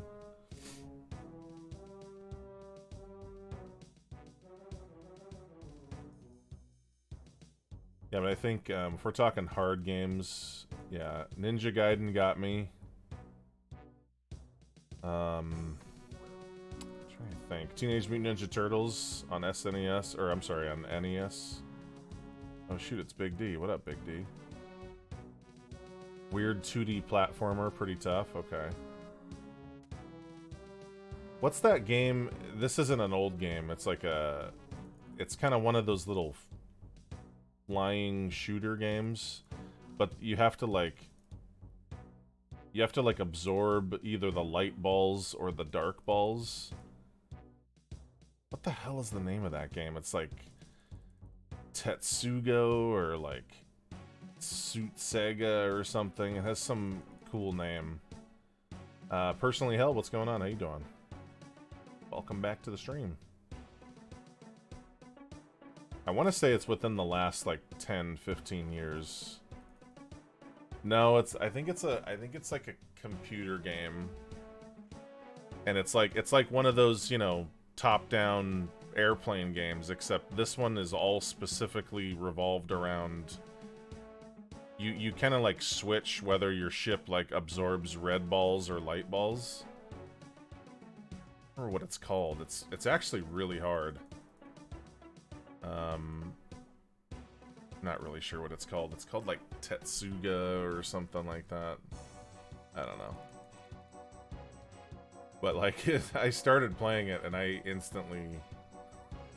was like, this is too hard for me, and I stopped playing it. Ready for everything. Hell yeah, I'm doing pretty good. Doing great. Tohu? No. Can't remember what it's called. Let me see.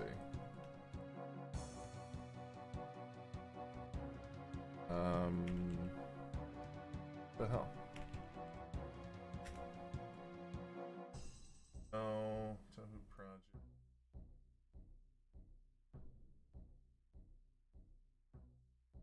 One second. I'm gonna find it. So I know I have it on Steam. I'm gonna find this.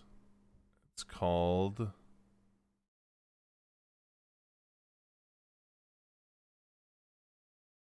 The hell is this one called?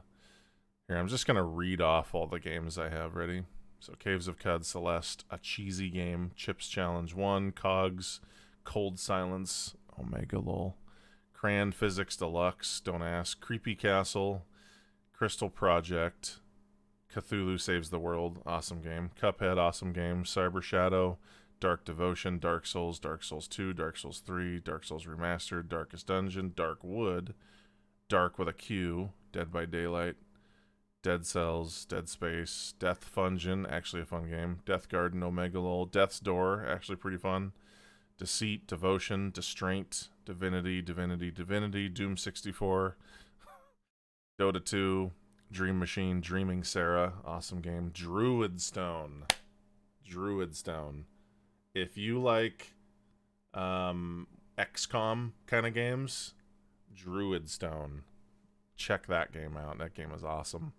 Duck Souls, Dujana, Dungeon of Zolthan, awesome game. Dungeon Siege 2, Dungeon Siege 3, Dungeon Souls, no idea what that is. Dusk, Eagle Island, Elder Scrolls, End is Nigh, Ender Lilies, Enter the Gungeon, Escape Simulator, Eternal Castle, Fez, Final Fantasy 14 Online, First Winter for the King, Forest of Evil, Frank and 10 Roots, awesome game. I challenge anyone to beat that game. It's ridiculous.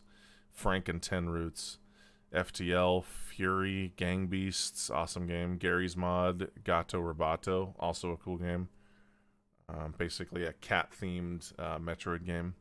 Gauntlet, Gish, Glowflox, Gloomhaven, Grisland, Guns of Midnight, Hammer Fight, Hell is Other Demons, Hellcat, Helltaker, Heroes of Hammerwatch, Heroes of Might and Magic 3, Hollow Knight, Hotline Miami, Hylix and Hylix 2, Hyperlight Drifter, I Want to Be Human, I didn't like that game. Icewind Dale, Ikaruga, that's it. This game. That is the game that I was trying to find. That is the exact name of the game I was trying to find. It's basically like a little top-down, shoot-'em-up, you know, plane game. Except there's this weird mechanic where you have to choose whether your ship absorbs these, like, black energy or white energy kind of thing. Like these balls that come at you, like, you know, bullet hell type thing. And it's just... it's kind of a wild game. It's actually very hard. Or I found it to be pretty difficult. So, glad that we could figure that out. Finally.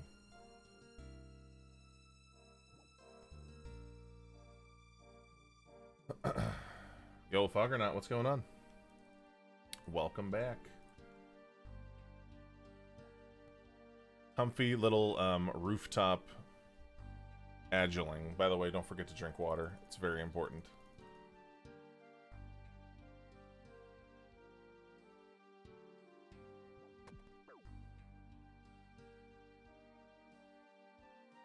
I like Ark sometimes to play. Ark, is that the one that's like the sandbox game where you can like ride on dinosaurs and stuff?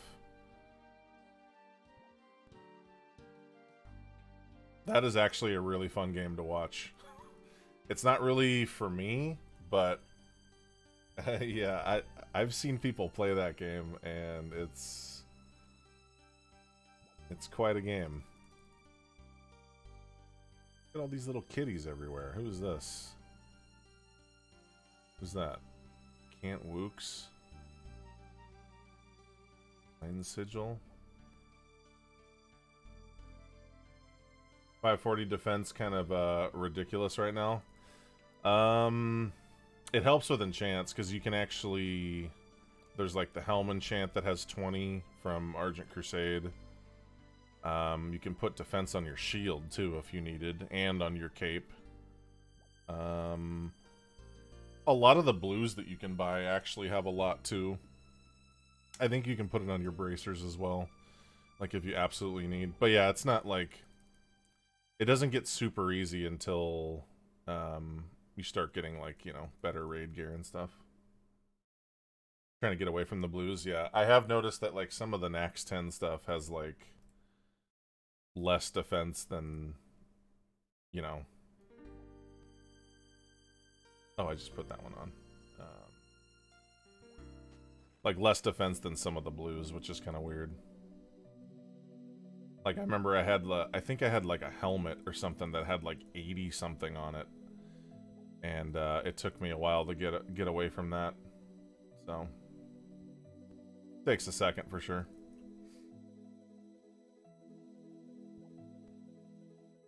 But yeah, we're gonna do agility to 50, which I know is a lot. It's basically, it's only 3 more levels after this. And then we're gonna do some more mining and crafting and selling of tiaras to make a little bit of cash, and then buy runes and level magic some more. I just really, really want to get to 55 magic so we can sell ourselves stuff, you know.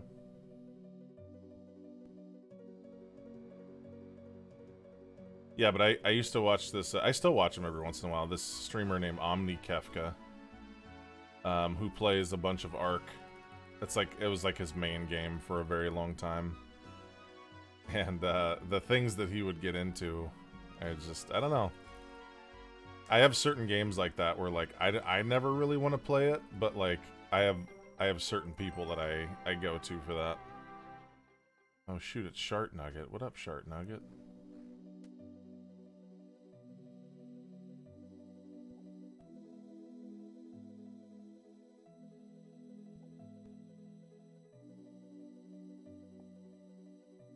Kind of feel bad I sold all my I don't even know why I sold it. I sold my Game Boy Advance and all my games to a dude that I used to work with. Or no, a lady I used to work with. For like nothing. Like 50 bucks or something. I got like nothing from it. I don't even know why I sold it. I think I was trying to buy like a... I think I was trying to fund my Xbox 360 at the time. But I sold my... You're not going to like the end of this story. But I sold my N64 to my friend Benny, who was a huge Magic head, and we used to work together. Sold my N64, all my games to him. I didn't have a whole lot of games, but, you know, some stuff you just don't do, and I shouldn't have done that. But this is the one that just gets me. So I had my Super Nintendo, right? I had my old original Super Nintendo that I got for my birthday a long time ago. And I had it in like this plastic garbage bag. I know, already terrible. That was mainly because we were moving a lot. And I just needed to put it into something, and it just kind of stayed in this bag. And then when I moved from that location, I remember I didn't want to deal with it. So I put it behind the door. I just left. Because I figured someone else could use it. Someone else might want it. And I didn't want to, like, sit there and, like, try to min-max the price or give it to, you know, so I just decided to let fate kind of deal with it. So who knows where that Super Nintendo is now? I have no idea who has it. Who's been using it. More pizza. Nice. Hell yeah. 44 pieces now. I'm playing if I feel for it. I haven't, so there's much goals. I don't like this so much just for fun. Yeah. Yeah, I mean, honestly, I feel like that's the best way to, like, go about games like that, is especially at the beginning. Like, any game that has, like, building involved.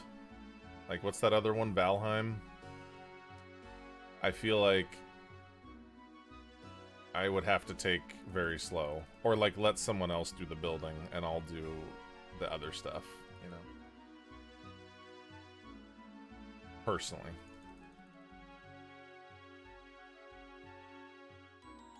What is this? Oh, shoot, it's Chipmus. What up, Chipmus?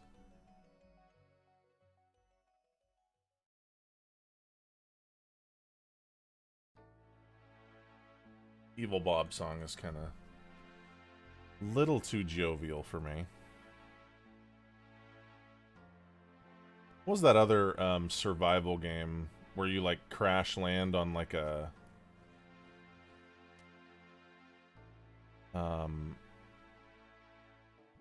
like the picture has, like, a picture of, like a stewardess, like a you know, someone on a flight, and, like, it's got their leg all disheveled.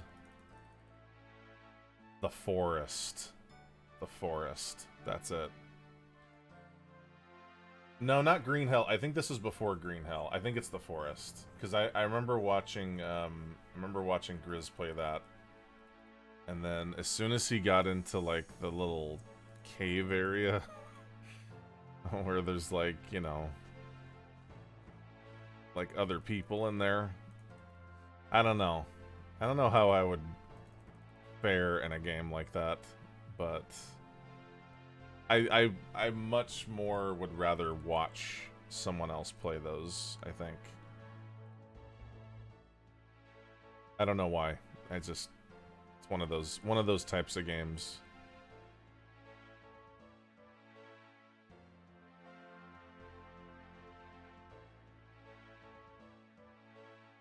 Because Green Hell is, like, similar, right? Oh, damn. Like, it's similar to that game.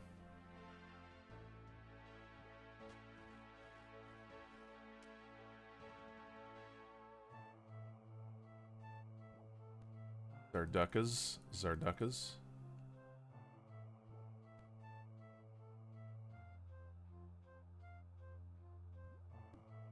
I don't feel free to do what I want in this game. I can't remember if that game, if the forest had a day and night mechanic. I think that it did.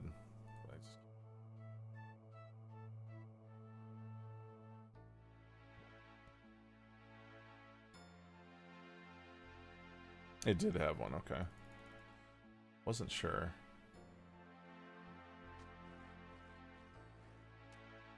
Hey Jess, how you doing? Welcome back.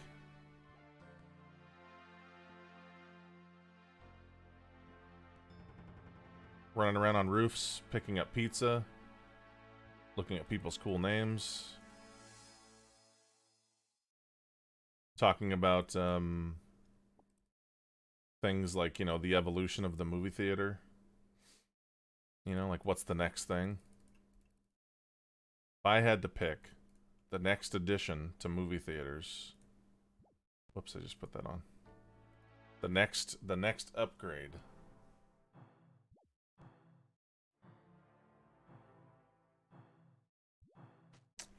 The next upgrade. What could make... I'll be honest with you, I know this is not going to be popular opinion. And that's okay. I would really like it if they actually did intermissions. Like, 5 minutes. 5-minute little intermission that can only add to the sales. That can only make them more money. Just 5 minutes, even if you don't even get up and do anything, you just kind of like sit in your seat for a second and like, you know, maybe stand up and stretch or something. Maybe not for a movie that's like an hour long, sure, but like if it's like two and a half hours or something, I would like an intermission, personally. Yo, end of the rope 40, what's going on? Hope you're doing good, man. Feels like a Breaking Bad reference. I mean, they look like little pizzas with all of the pepperoni just kind of, you know, focused into a running man at the center. And they do happen to spawn on the roof, so, you know. Cool names of people I sometimes call fingers and keyboard.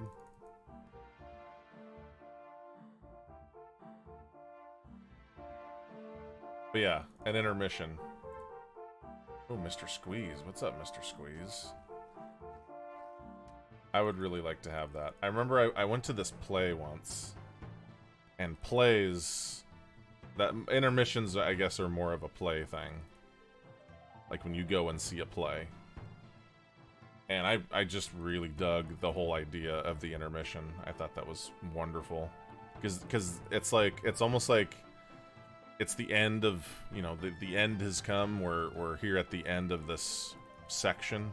But there's still a whole chunk of it to enjoy. And then you have like a chance to like, you know, hit the restroom or like re-up on popcorn or something. I don't know. I'm a fan of it. I would like to see that. Specifically for movies that are longer. They don't have to be, you know, not in short movies. That wouldn't make sense. Go, 46. Movie-themed pogs. So, like, if I go to see, like, a Marvel movie, when I buy my ticket or whatever, like, when I gain entry, I'm given a random pog to, like, trade with other people. Or to do so with what I, you know, whatever I want. Okay, so you're talking like Disney pin trader kind of stuff. And I'm down for it. I'm down for it. Except my only thing is I want the pogs to be like cutouts of actual scenes from the movie. I don't want like, you know, some separate artist like drawing a picture of like, you know, a superhero. I want it to be from the film. Kind of like a movie still, right? That way you can go for like the most poggy pogs of all of them and make like a bunch of them so that they're super rare. I feel like that'd be really easy to do. And people can then trade pogs and we can bring pogs back. I mean, I'm a fan of this, yeah. Get a collectible specific to the movie that you're seeing? Yeah.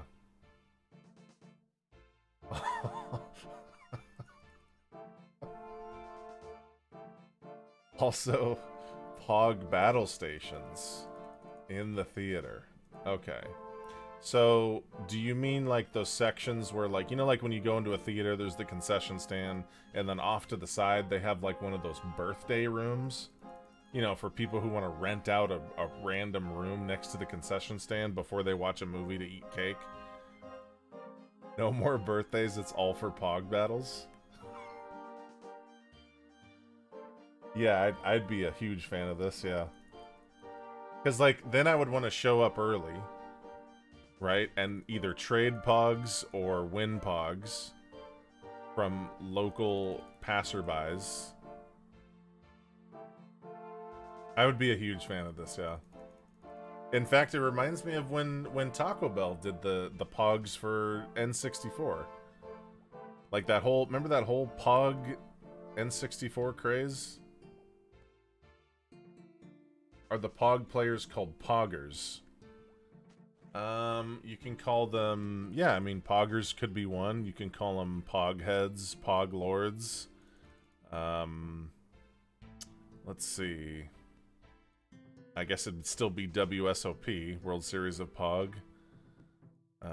Let's see, it would be Pog Slingers,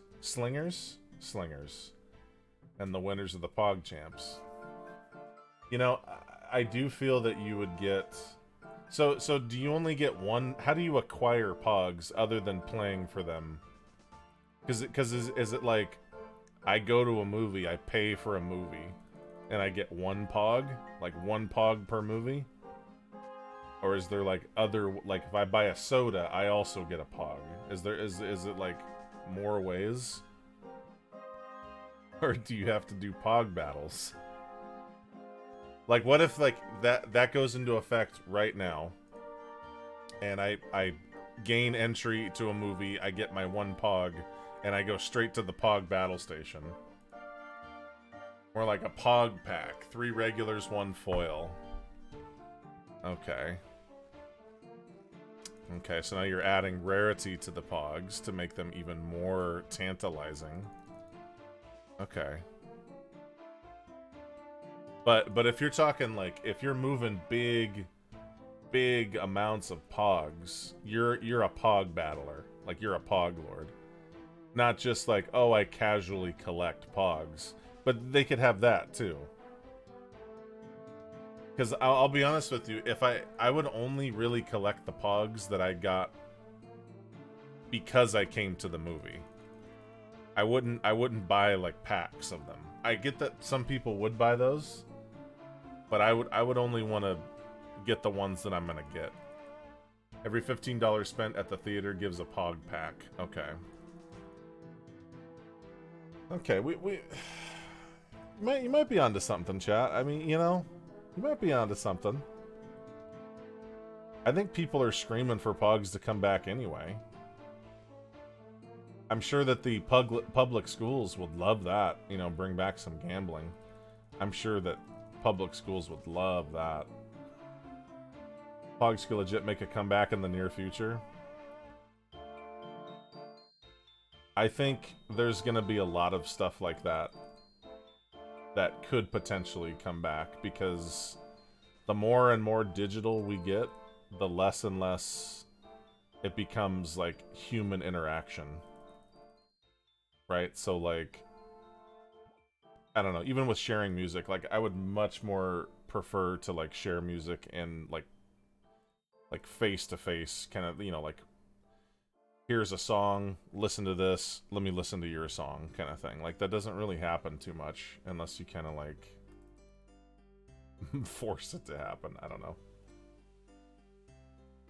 Finally here to watch for real. Was busy playing MTG and could offer full attention. Nice. Welcome back, Black Mage. Hog packs.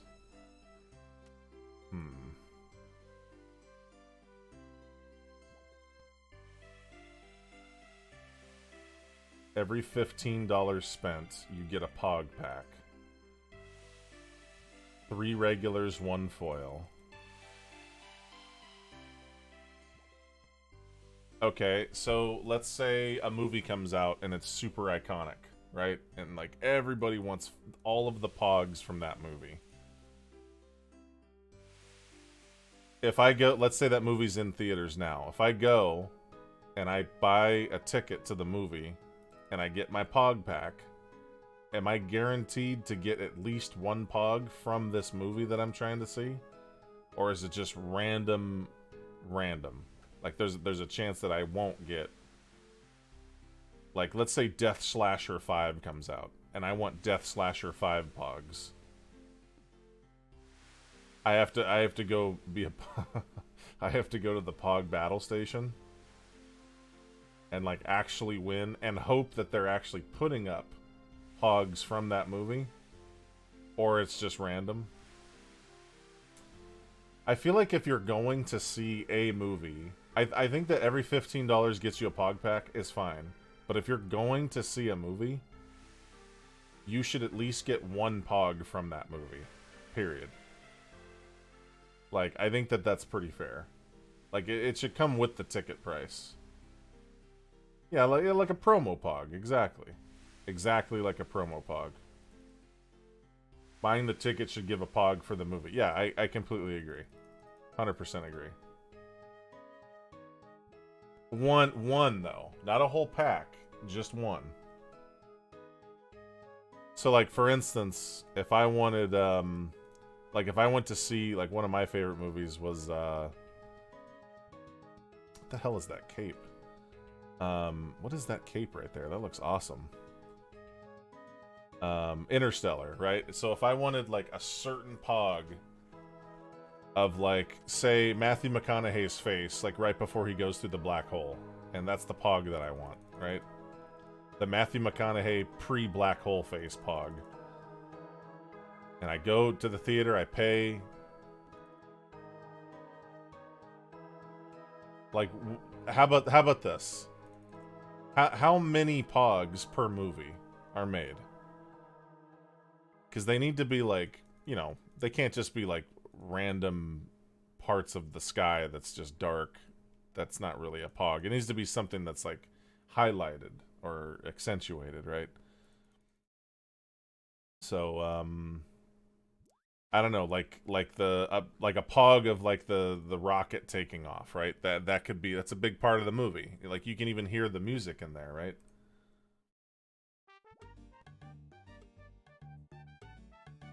I feel like each movie would have. I'll trade you 2 Sharknadoes, 3 pogs.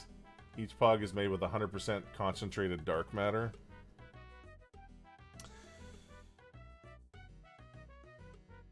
Because you know what I used to do? I used to say, because here's the thing. If we're talking about like a moviegoer / collector, this is what I did, okay? I saved all my movie tickets back when they actually had movie stubs. Like, they don't really do ticket stubs anymore. Everything is like online, right? So it's super boring. But convenient because you can, like, you know, reserve your seats. But what I used to do is save every single ticket stub that I ever had, and I taped them all together to make this like corner and like, so it went into the corner, right? So it was like on one part of the wall there was like a whole bunch of ticket stubs all together, and then from the corner it just kept going. So it was like a corner poster that started in the corner and kind of moved outwards, right? I even left a little window part. So I specifically left a little cutout part as like a natural frame to frame something else that my friend had made me, completely unrelated to movies, but it was worth framing. And I made my own ticket stub frame. You know what I mean? Like, nobody does that because nobody cares. And actually what happened was, like, years later, all of the ink on the ticket stubs completely faded off. And I mean completely, to the point where you couldn't even figure out which movie was what anymore. Like, you just couldn't read them out anymore. Which, you know, was an oversight, but hey, what you gonna do, you know? Neon Rise, good to see you, man. Joey Wheeler, welcome. 100% Dark Poggers, yeah.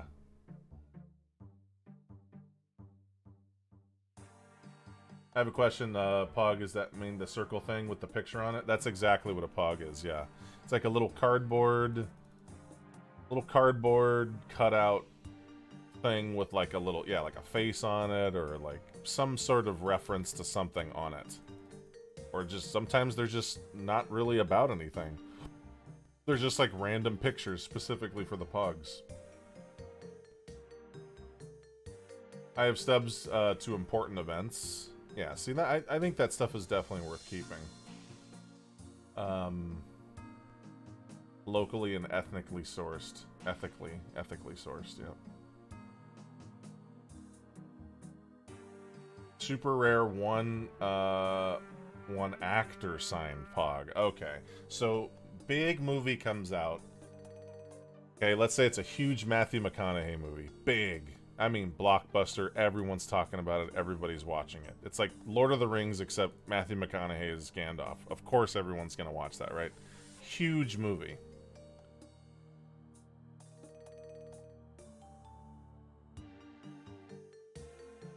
but there's a chance that you get one Pog that's so rare that it's like actually worth like real Pog dollars on the Pogverse. Right? Dark Tower? I don't think I saw that one. +1, +1 Pogs. Patrice Games, how you doing? Welcome back. How you doing? What is this, 1997? A little bit later than that. A little bit later than that. So a huge movie comes out. A bunch of Pogs are made. Let's say that each movie has 30 Pogs. I feel like it'd have to be even less, because if you really wanted to collect all those, nobody's going to go see that movie 30 times for a chance to get all of them. So maybe each movie has like 10. I think that's fair. But 10 and one ultra rare Pog.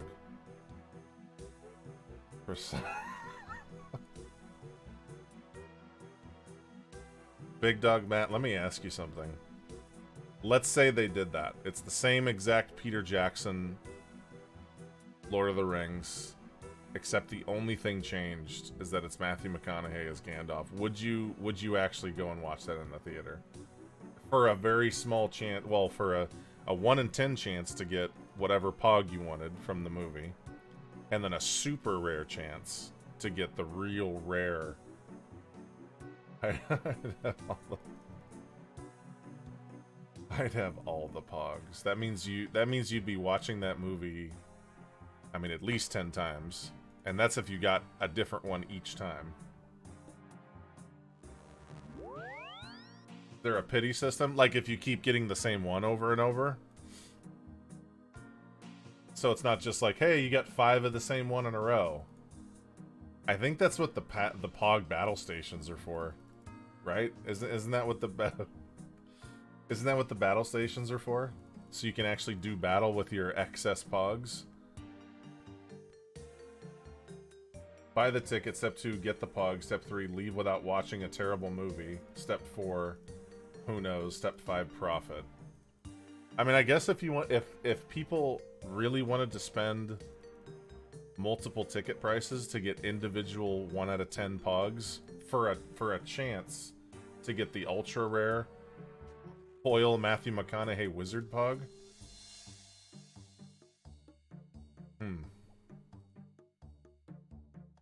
Needs a collection log for the entire trilogy. Oh, it definitely does. Yeah. And like what would happen was, like, let's say that did happen. You slap like a few years on that, right? And let's say that the Pog system in theaters is kicking strong, right? You're going to show up to the theater and there's going to be a bunch of people there.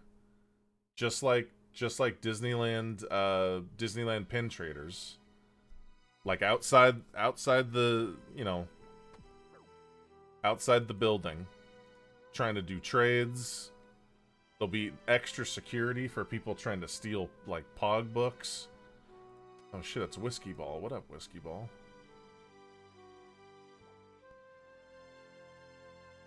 You guys have lost movie reality? I don't think so. I think that, I mean, marketing stuff with movies has always been a thing, really. But Pogs in 2022? I think you could do really well. I think it's a really good idea, Big Dog Matt. You should definitely... I would collect them. I mean, I collected movie tickets. So if I'm collecting something that has literally no value that's attached to the movie I'm watching, you better believe I'm collecting Matthew McConaughey wizard Pogs. Like, that's definitely going to happen. In fact, I'd probably buy, like, the little plastic cases. You know, like, if you had, like, a really rare Magic card or Star Wars card, you could buy those little, like, plastic things that kind of, like, they kind of screw together at the corners, you know, for the real rare ones. I'd buy stuff like that. We're missing something? Slammers? Slammers. How do you get the slammers? Good luck with that. Hey, thanks, Neon Rise. I think it's a great idea. I really hope it happens. But I appreciate the good luck. That one scummy dude with glasses trying to get you to trade Black Adam for your McConaughey Lord of the Ring pogs. Yeah, well, I got a message for that guy. To the battle zone. To the Pog battle room. AKA the old happy birthday room. Time to start selling random pogs. So how do you acquire the slammers? So we've already worked out how you get the pogs and how you can get rare pogs per movie. But how do you work out the slammers? How does one acquire slammers? That's a good question. Given out based on which seat you're in? Okay, so it's just like a lottery system.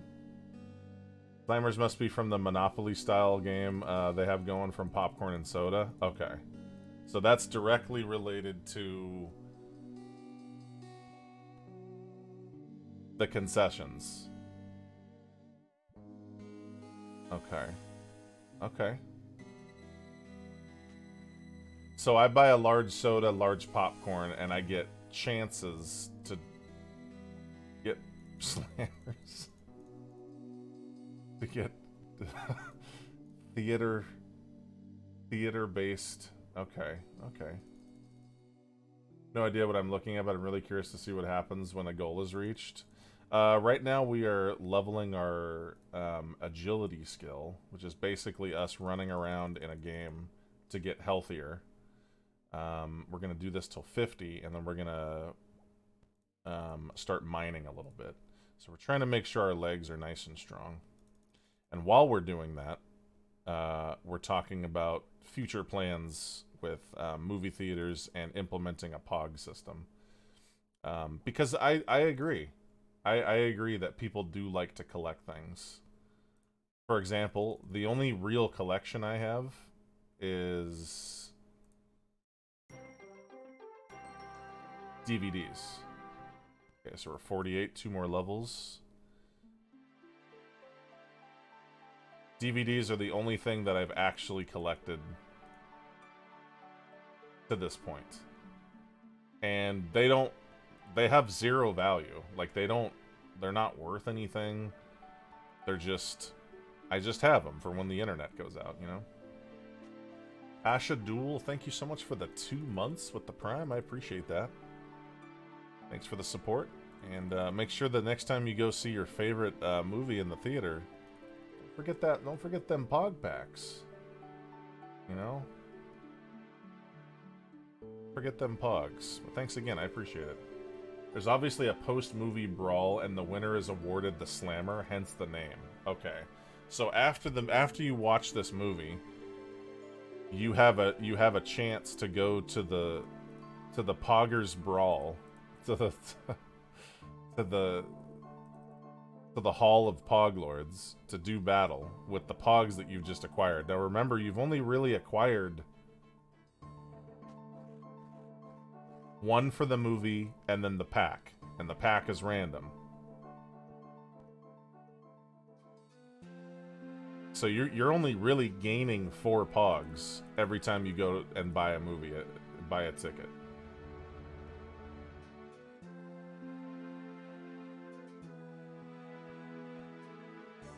How many DVDs do I have? I don't know, probably like 300 something. It's not that big, but like if we're talking collections, that's the only thing that I have that's actually a collection. The Pog nostalgia is killing me. Dude, I remember I had these Pogs that were like, I had to actually, you know, like when they come in like a big sheet and you have to poke them out, and when you poke them out, like it leaves these little like little cardboard nub parts on the outside of the circle. I'd say that's probably a lower quality Pog, but I had these ones that were like these really cool Transformer looking things with like a red sparkly background. Oh man, I loved them so much. Hey K4, what's going on, dude? I did this GTA Vice City, massive gym time. Could spend that time in a real gym, but whatever. You can, yeah. I mean, honestly, you could spend your time doing really anything, you know? Welcome to the Slammer Dome. Sunday, Sunday, Sunday. Kids just $6. Featuring Gravedigger. God, I miss those so much.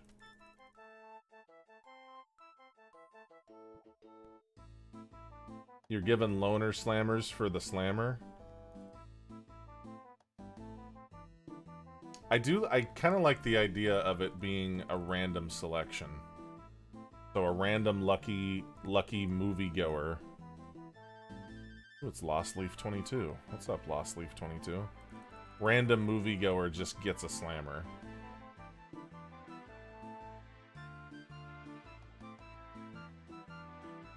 Hey, Havoc, what's up, man?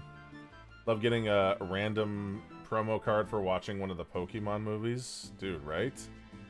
When my brother went to Japan, I'm not making this up. This is real life, okay? When my brother went to Japan, he bought me 3 packs of Pokemon cards. 3 individual booster packs, okay? And I had them sitting there unopened for years and years and years. Many years. I'd say probably 7, 8, maybe 10 years. Just sitting there in the pack. Perfect, right? And it was one of those days where I was like, I was moving or something. I was like, I kind of want to get rid of these. I don't really care. So I just opened them, right? Like, I'm not going to just give them away. I'm gonna open them and see.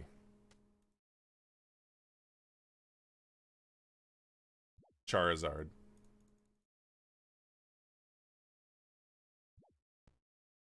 It wasn't a foil Charizard. It wasn't really worth that much.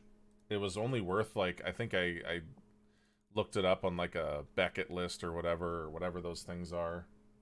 And took it into, like, a card shop, you know, where the dude knew. And I got, like, $30-something for it. So it wasn't, like, nothing. And this is a long time ago. This must have been in, geez, this was, like, when I was... This must have been, like, around 2000. 2001 or 2002, something like that. No. I think that was later. I think it was like 2004, maybe. Something like that. I don't know. But yeah. Ronnie Hot Dogs. Good to see you, dude. Great to see you back on Twitch, brother. Hey, I appreciate it. Feels good to be back as well. I know I actually have a crazy family story about movies. Let's hear it, dude. I'm trying to think if there's anything else that I collect now. Whenever we go on, like, walks or whatever, or, like, hikes, I always try to find, like, one thing that stands out. Alright, I'll just show you. 1 second. So far, I've only found 2. 2 things. So the first hike we went on, I found this. It's just a rock, but doesn't it look like it could be a hatchet? It's like a hatchet rock. See, look at that edge. Maybe not like super sharp or anything, but it's like something. It just looked like something that you can make a little hatchet out of. I thought it was cool, so I brought it home. I have no idea why. Second one we went on, I found this little weird curved rock. This is the Tony Hawk rock. It's like a little half-pipe rock. And the reason why I took it was because it's like perfect for like just gripping in your hand while you're walking. So there you go. Yeah, it's a rock leaf. That's exactly what it is. Spoon rock, that's it, yeah. Check creek beds for those and arrowheads. Oh, hell yeah. All kinds of really cool rocks in the, in like the river and stuff. It was very fun. But yeah, I just wanted, you know, something, you know, small to kind of take away from the adventure. You know what I mean? Something little that has great value to me, but probably not much to other people. Have a great aunt named Gertrude, and way back in the day, the movie theaters would give away commemorative plates, and Aunt Gertie would collect them, then put them in the washing machine, not the dishwasher, the washing machine. You would,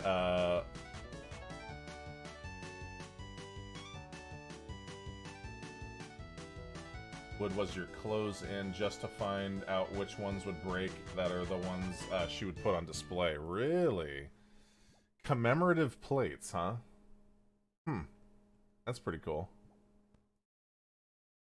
My mom didn't collect the plates. She had a couple of those like commemorative, you know, those little spoons. You know, those like if you go to like you know, Yosemite, they have like little Yosemite spoons. And they have like kind of like, they're like little, they're more like plaques. You're not supposed to eat with them. Tiny, great value to you, but not others. I know what you're talking about. Yeah, right? Oh, here. It's Posty Pete. What up, Posty Pete? Needs your help urgently. Will your sister now? Absolutely anything for Molly. Anything for Molly. Oh, yeah. Okay, so this one is the crane game, right? Thanks for coming. What's the problem? My evil twin sister. She's been gallivanting around Gielinor committing crimes. Okay.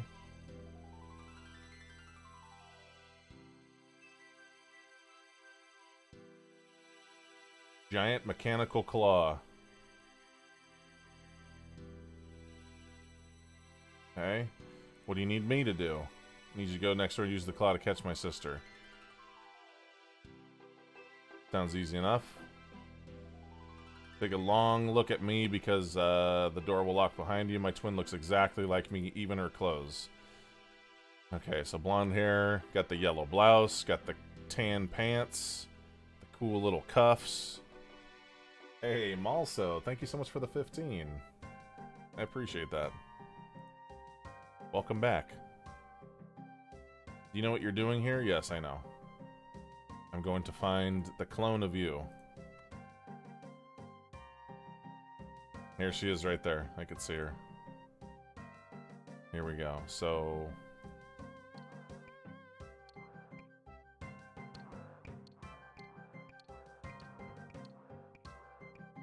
hold still. Hold still. Oh my god. She's on the move. Hell yeah. Uh-oh, did I get the wrong one? No, I think I got the right one. Yeah, that one has a dress on.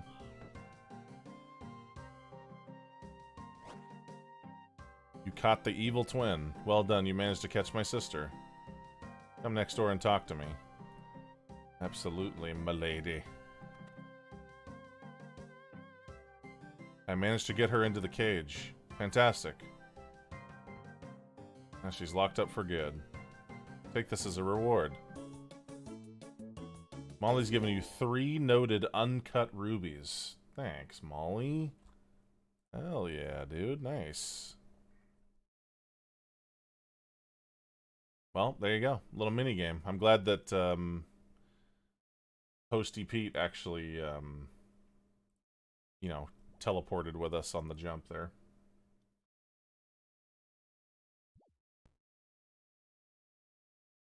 They make a claw game in the world. My dad is fantastic at claw games. Like, watching him work is something else. He's got the touch. Like, you know, just any basic claw game, he can get whatever out of it. On? Really quiet? I have no idea.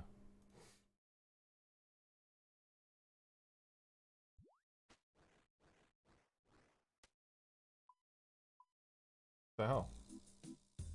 Oh, there we go. Yeah, that was weird.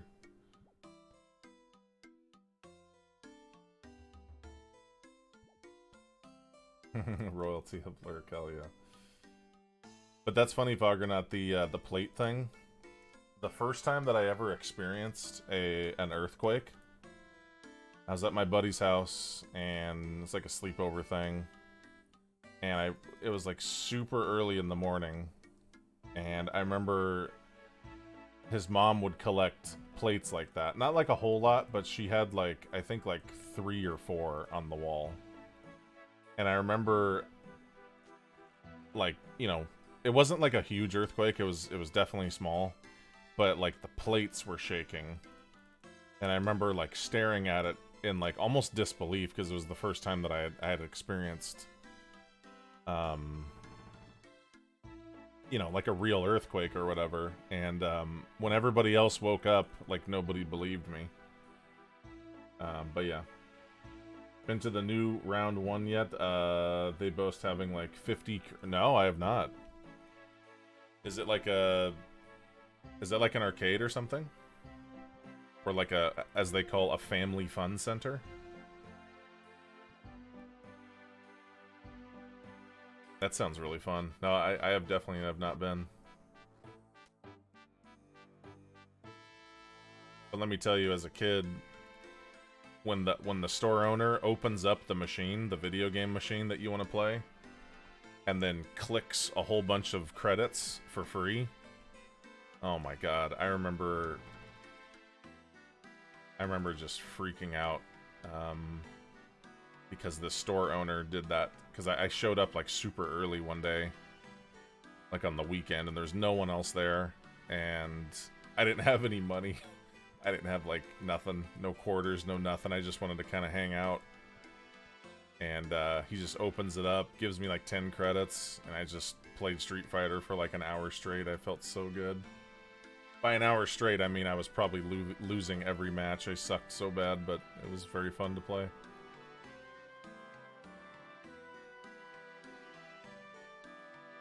Okay, coming along nicely. Got some rubies, hell yeah. We're gonna have to do the dig site quest at some point too, so we can get that teleport unlocked. That's a really fun quest too, by the way. For all you archaeology buffs out there.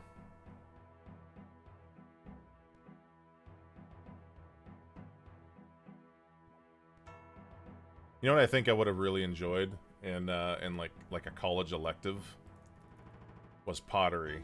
I think I would really enjoy pottery. I think that'd be a fun one to do, I think.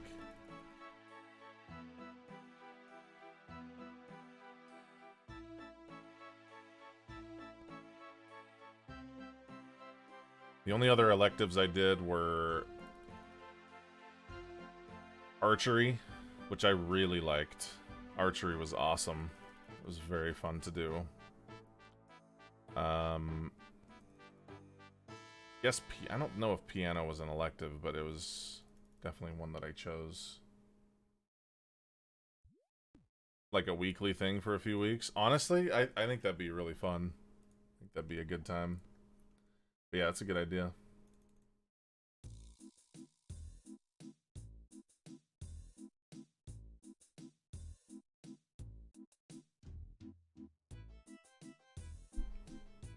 There's like these videos on YouTube with like people making like Japanese teapots from like nothing. And it's just such a, I don't know, there's just like really relaxing videos because they're so precise, and like all the cuts that they make and stuff. It's really interesting.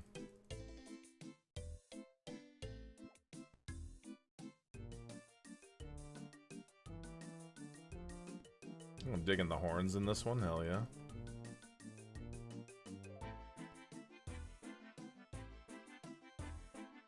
Follow a potter's channel on YouTube. Nice, hell yeah. That's cool. The only class I ever failed was ceramics in high school. I don't think my high school had ceramics. Maybe it did, and I just didn't know about it. Or care at the time, maybe. I think I would have liked woodshop, too, but I never took that one either. But it was for a good reason, for sure.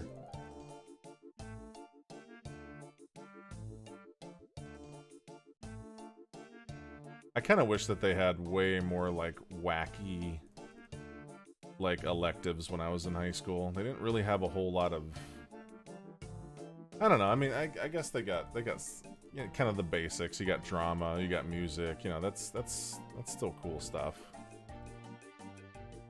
Oh God, don't attack me.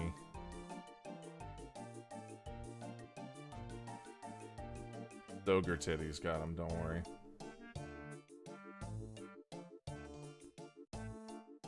I took a guitar class in high school though, on my senior year, and it was basically like beginner stuff, like playing like Mary Had a Little Lamb on guitar kind of thing, which is like, you know, it's a beginner class. That's what it's for. But I just took it because I knew it would be kind of like free, just like free stuff, free points, whatever.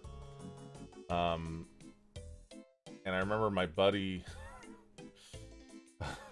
we used to do impressions of the teacher all the time because he would get really frustrated when, like, you know, it's like a music room, right? So it's like kind of semicircle. You sit, you know, in a semicircle around the teacher, and like people were always messing around on the guitars. Duh. Imagine that.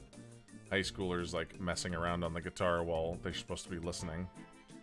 And he had this real deep voice, and he would start talking, and then he would like hear someone playing.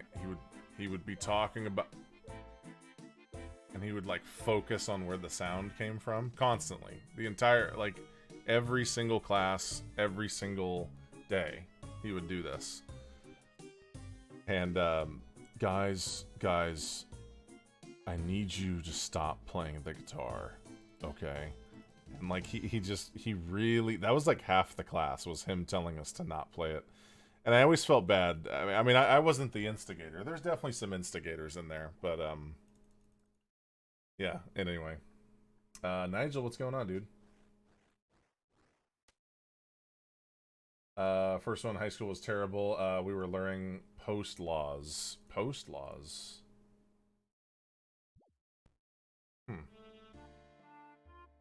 Are you bad mouthing me like this, man? No.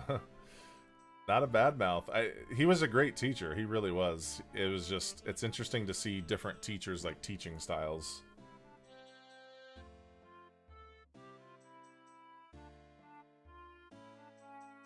Like, different teachers, like, how they deal with, like, you know, nuisances or, you know, chatty characters or people who are just, you know, talking too much or whatever. And, like, some teachers kind of, like, power through it and try to kind of, like, just kind of teach through it. And then some are like, absolutely no talking while I'm talking. We'll sit here all day kind of thing. I don't know, it's just interesting to see the different techniques. Because the Iron Fist thing, like, never works. Especially with, like, a younger crowd, I would say. Probably not.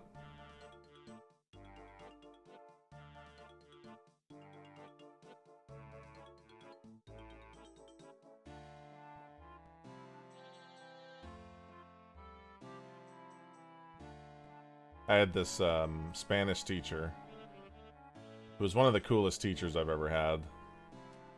And she was like really like she was really funny, but like we had some problem people who were just trying to make trouble for the teacher constantly. And her thing was she would always say a scoochin', you know, like listen, right? And she would do it in a way that was like, she would raise her voice really high for a second and then bring it back down. So she would say like, a scoochin', everybody. And she would go back to like this monotone, not monotone, but like normal voice. You ever get kicked out of a class? I know I did in elementary school. In high school, did I ever get kicked out of a high school classroom?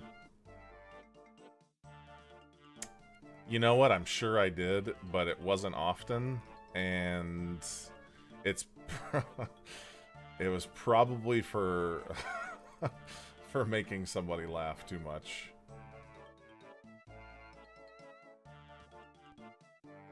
There was this kid that anything that I said, he would just burst into laughter. Like, for some reason, this kid was just like the best person to test jokes out on. And I had this health teacher who was a really cool dude. He was a really nice guy. Kind of talked like this. He was very, like, to the point. Didn't want to mess around. And he pulled me aside one day and it was like, "Hey, listen, can you do me a favor, man?"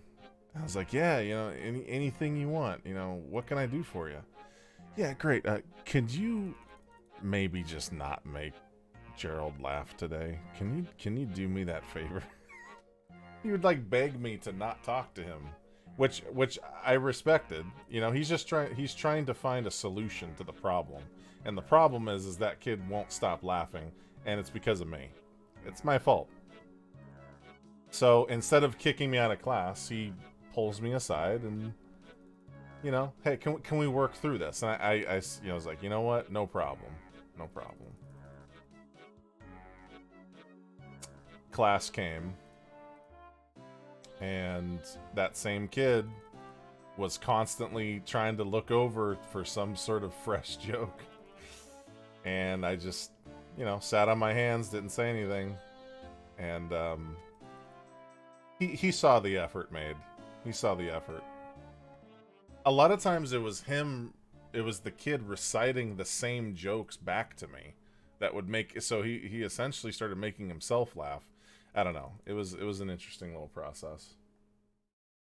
What's up, Skiller? You want to be class clown, huh? I know just what to do with class clowns. We got a comedian. Perhaps I should book you on a tour. Lucky in high school, most of my teachers were nice, charismatic enough. Most of the students wanted to listen and pay attention. Yeah, I think most of the teachers were like that. But there's something about being that age and being forced to sit in a... It's like one of those things, like, things are more funny when you're not supposed to laugh.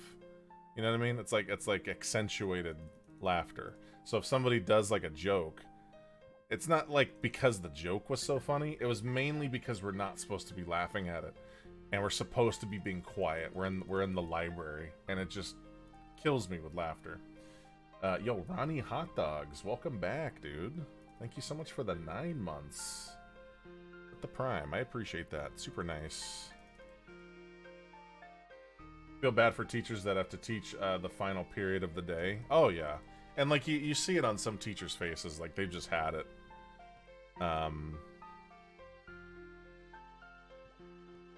Kicked out of a class? I think I have been kicked out of a class. But not for... I think it was just for that. It was for laughing, probably. Like, just for uncontrollable laughing. But I know it wasn't often. Definitely wasn't often. You ever been kicked out of a class, Big Dog Matt? Curious if that has a flip side story. I got kicked out because I didn't want to read some poem out loud. Yeah, I mean... I feel like part of like teaching is to like get people out of their comfort zones and like, hey, come up to the front of the class and do number 6 for us or whatever. Which is kind of hard, you know. That's kind of, I don't. It can be hard. It's not really that bad. It's just what people don't realize is that's kind of like intro into doing stuff like that in front of other people, in front of your peers. I don't know.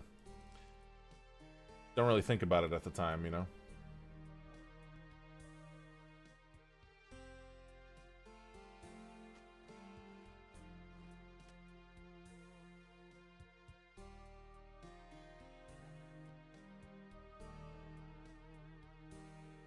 One time.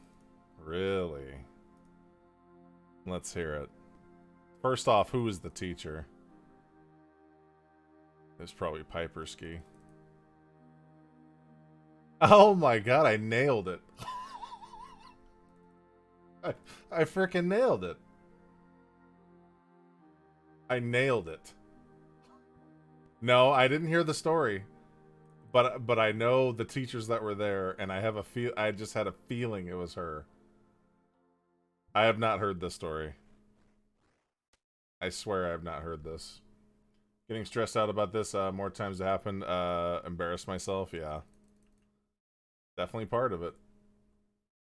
Ice Melody. Got kicked out. My friend asked the emo girl, one of the girls in our friend group, if she was jealous that her calculator died. We all laughed because it was an inside joke about how cliche, assuming emos and death go hand in hand. All 6 of us got kicked out. Interesting, okay. All 6 of you got kicked out. Wow. That's quite an AoE kick out there. That's pretty good. Never got kicked out, but I walked out once because the teacher started making fun of a classmate. And when someone else and myself called out the teacher, he tried to say that we were in the wrong. Hey, good for you, man. Honestly, good for you. Even the girl got kicked out. Me and the other person went straight to the principal. I'm sure the principal was just sitting down to, like, enjoy their coffee. You walk in and the principal's just like, what? What do you want, little one? What do you want, little young adult person?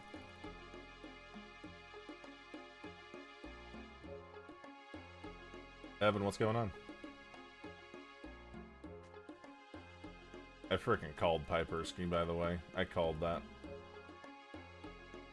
Messed around for the rest of the hour. There you go. Dude, our library at our high school was so chill. There was only one thing that bothered me about it, and it was the fact that the aisles where the books were was, like, really short. Like, for some reason I just feel a lot more cozy. I know this is a weird thing to say. I'm gonna say something weird. I feel a lot more cozy in a library if, like, the aisles are tall. Like, really tall. Not like a cathedral or anything, but just taller to where, like, not just, like, 6 feet. I want them to be, like, pretty tall. In a best-case scenario, they connect to the ceiling. Does that make sense? Ours didn't have that, and I thought that was kind of weird, but it was still relaxing in there. Was my childhood friend's mom for that semester. She took me seriously and took my side. Nice. Hell yeah, dude. Sounds like that teacher got a little talking to, huh? Okay.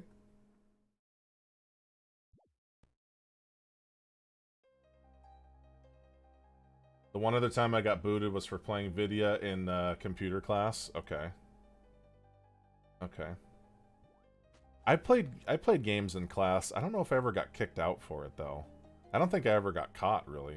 I remember a specific memory in elementary school playing Yoshi Cookie on Game Boy in the back of the class. And, like, feeling this sense of freedom. Because it was my own, like, I don't want to do school stuff right now. I want to play Yoshi Cookie. And I did for, like, a long time, so... they used to have libraries like that. Took them out because of lawsuits. Really? God, I love those so much. Student election day or something, and voting papers were on a desk next to me. After I finished the test or whatever, I just grabbed one and started filling it out. She saw and flipped out on me, yells at me about not liking students taking things off her desk. After she finished yelling, I told her to get out of my face and sit at her desk. Like she does every other day. Dude, the only thing I never... Actually, I did have her. I had her for, like, economics or whatever. But it was only for that one class. And I was so distracted because my whole high school crush was in that class, so I didn't even pay attention to anything. But I remember that she was very quick to anger. Very quick to anger. I remember that specifically. Like when Justin brought in a fart machine, like one of those little fart remote things, and like hit it somewhere in class. Oh man, I've never seen someone's face get so red. It was, she was very angry at that. Our library was put up in like an octagon. Ooh, and shelves were against the walls. Damn it. The middle was like a 4-foot deep pit that had 4 couches. Ooh, that's pretty cool. Yeah, that's way cooler than ours. The one thing I remember is that it had a bunch of Star Wars posters that said, like, it's like a picture of Yoda's face, and then underneath it says "read" on it. You know, it's like these, like, you know, familiar faces that you know from movies or whatever, but it's telling you to read books. We played so much emulator Pokemon in accounting class. Hell yeah, dude. What about that game that people played on graphing calculators? There's like that drug game, like Drug Wars or whatever it was called, on graphing calculators. I never had a graphing calculator, but I was so jealous of people having those.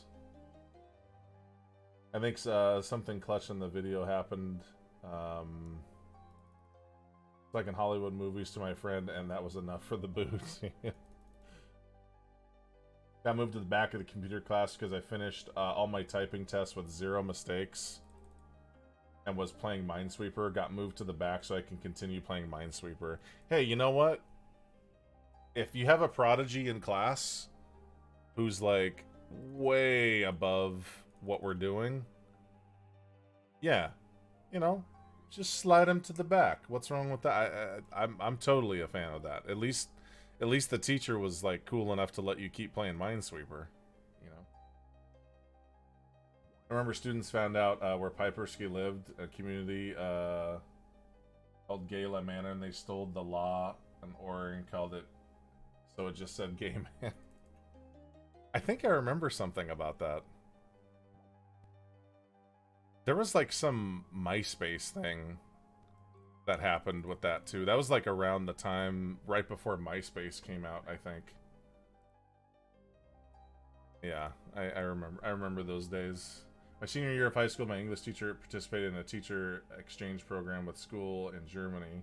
She ended going to teach the semester in Germany, and we got a German teacher. He was quite progressive and ended up showing a German movie with nudity. Had us read questionable poems. Eventually, a bunch of religious conservatives complained to the parents and got removed and sent back to Germany. Yeah. I could see stuff like that happening.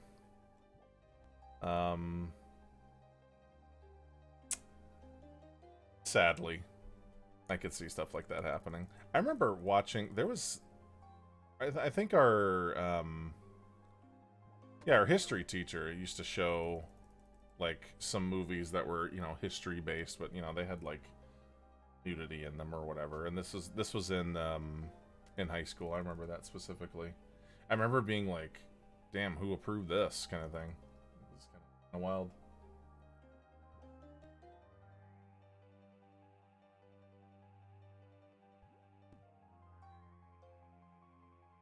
But I think most of the teachers I had I liked for the most part. I didn't really have any reason to annoy, well, except for Mr. Dammit. I forgot about him. That was his last name. And I believe he would always correct everybody and say it's Demute. It's Demute. You know, he's like an old guy. It's Demute. And you know that thing, you know, like underneath the desk where you're supposed to put your books. I don't know if you guys, if all the desks are the same, probably not, but we had this little cage like holder for books underneath our desk. And if you licked your finger, or like the, you know, front 2 fingers, and rubbed it back and forth, on against one of the metal things, it would create this hum.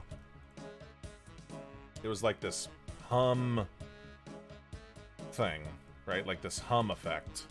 Kind of like when you rub your fingers on like the side of a glass of water.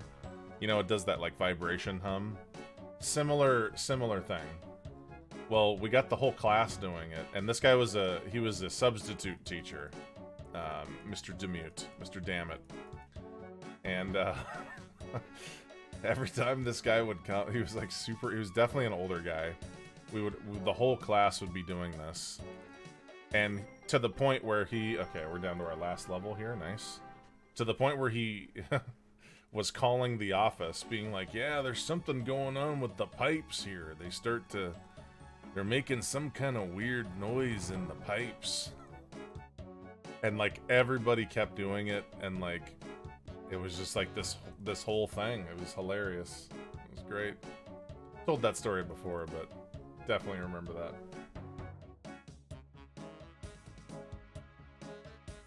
The fact that it was being reported to the office was the best part.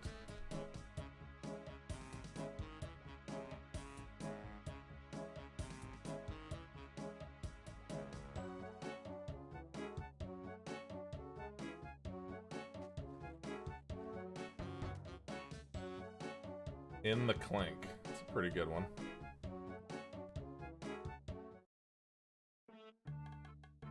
And we got 60 already. We could buy the chest. I think I'm gonna buy the most expensive one. I think I'm gonna buy the chest.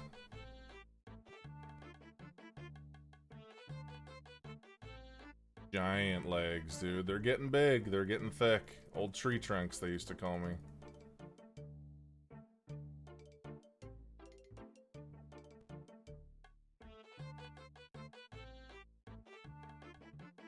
Oh, the actual graceful legs. I see. I see. I kind of want to buy the most expensive one first. Well, I guess second now, but just to get that expensive one off the list, you know? I don't know. You have no idea how crazy it is when you get full graceful? I honestly have no clue. I only bought one piece of graceful before, so this is definitely going to be the most... I don't think I had multiple. I think I just had one. Thunder Thighs Thornton. Hell yeah. Mr. Mooseman, how you doing? Welcome. Feels pretty good. We're on our last level of agility for the day, and then we're going to go to some mining and crafting and making schmeckles to buy runes, so we can level our magic a little bit. And then after that, we'll probably do a quest or two. But yeah, it's always good to get a little bit of agility in. Legs are more expensive anyway. Oh, really? Okay. I thought that, for some reason, I thought the chest was the most expensive one.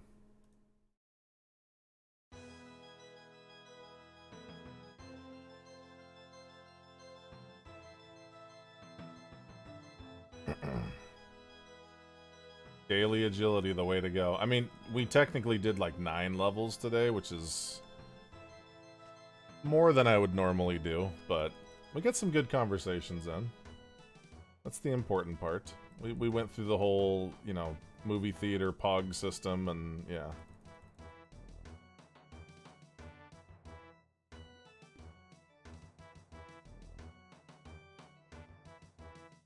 You'd think so, it's a bit weird. Well, either way, I'm excited to have more graceful set than we had before.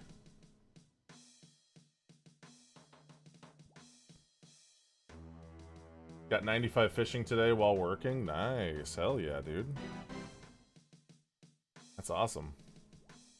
You get the boots of lightness. It takes 10 seconds and they're -4. Okay. I don't remember getting those before. Each piece gives you negative weight, also increases how fast you recharge your stamina. Whoops. If you wear all pieces, it gives you a set bonus of an extra 10% stamina. Oh, I see. I didn't realize there's you get like a big bonus for having it all on. I had no idea. That's crazy. Yeah, that's a big difference.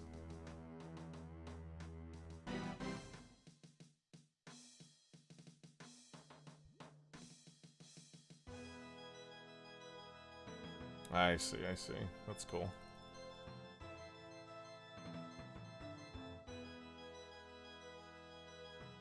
That temple north of Artie, okay. Gotcha, gotcha. Yeah, I definitely don't remember getting those.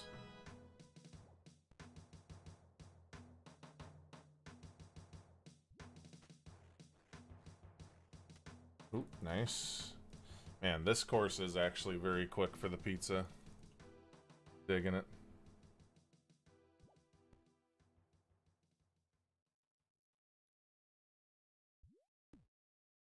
And lubber.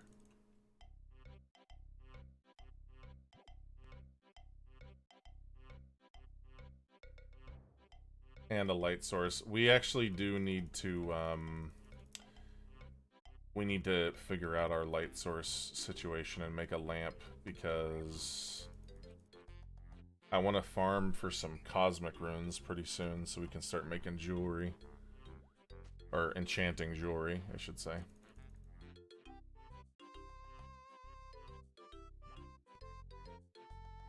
Pop a candle in Catherby. I want a full-on, like, lamp that's not gonna explode in my face.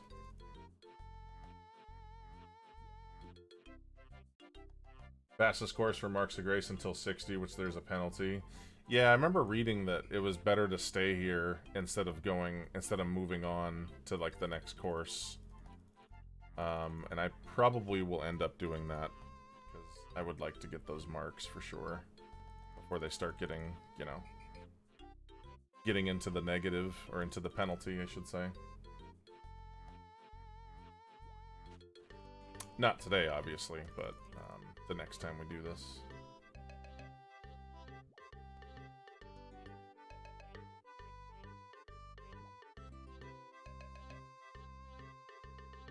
But I can't, I remember there was like a, I think it was in Remington. I need to buy a house, because I think the first house is in Remington. And then we could use, like, house teleport.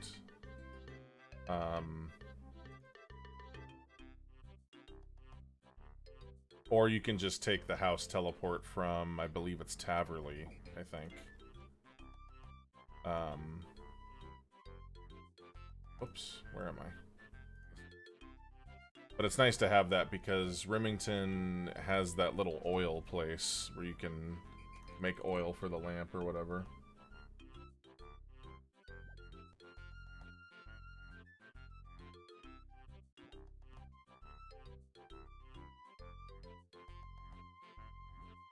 Bring wood and oil. Yeah, I don't know how long the oil lasts, but it seems to last for a while. I remember I made 2 of them just in case, like 2 lamps that work, and I never ever needed to use the second one, so I don't know if it just like recharges or what, but it doesn't seem to deplete very often.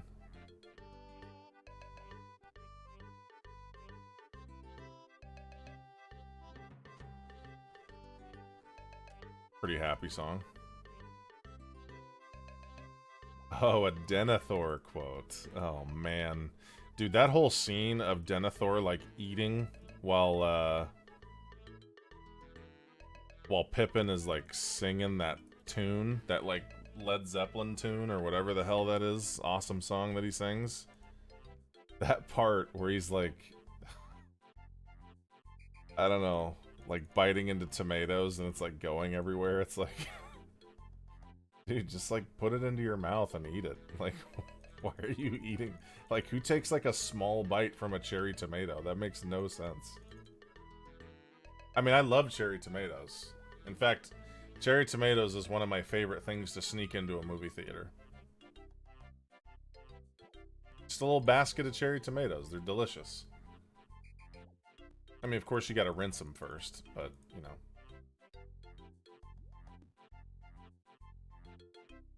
Kendar and Hard Diary for the Sears Village teleport. Okay.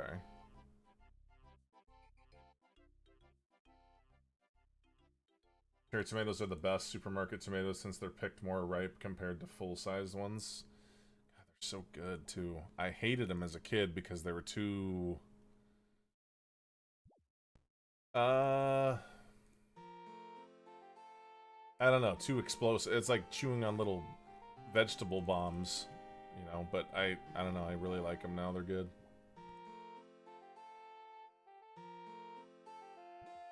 Too explosive, yeah. They're too crazy. But I love them now. When we had a garden at the last house, we actually grew some regular tomatoes and cherry tomatoes, and they were pretty damn good. The one thing that grew way too much was zucchinis, though. Like we grew so many zucchinis, like we didn't even know what to do with them all. Like we were trying to like work them into like meals and stuff, and like zucchini's great. It's just like we grew way too much of them. Like rampant zucchinis, man. Thinking about doing some achievement diaries. Gives you stats to work towards rewards and edit how the game works. Okay. Yeah, I haven't really delved into any of the achievement diary stuff. At least not like target going for certain things. Not really, anyway. Parmesan baked zucchini chips. Ooh, that sounds good. See, now you're talking, Misdirected. You say the words Parmesan baked anything, and I'll probably like it. Yo, Mans, what's going on? How you doing? Got 2 zucchini plants, like twice the amount needed. Yeah, it's a lot of zucchini, but it's good. Millie's family does food with squash semi-often. I hate squash and gourds in general. Is it because of the taste, or is it because of the consistency? Because when I was a kid, I hated same thing. Anything squash, gourd related. Mainly because of the consistency, though, not so much because of the taste. Last summer was absurdly warm and dry, which means I had a massive tomato harvest. Nice. Very nice.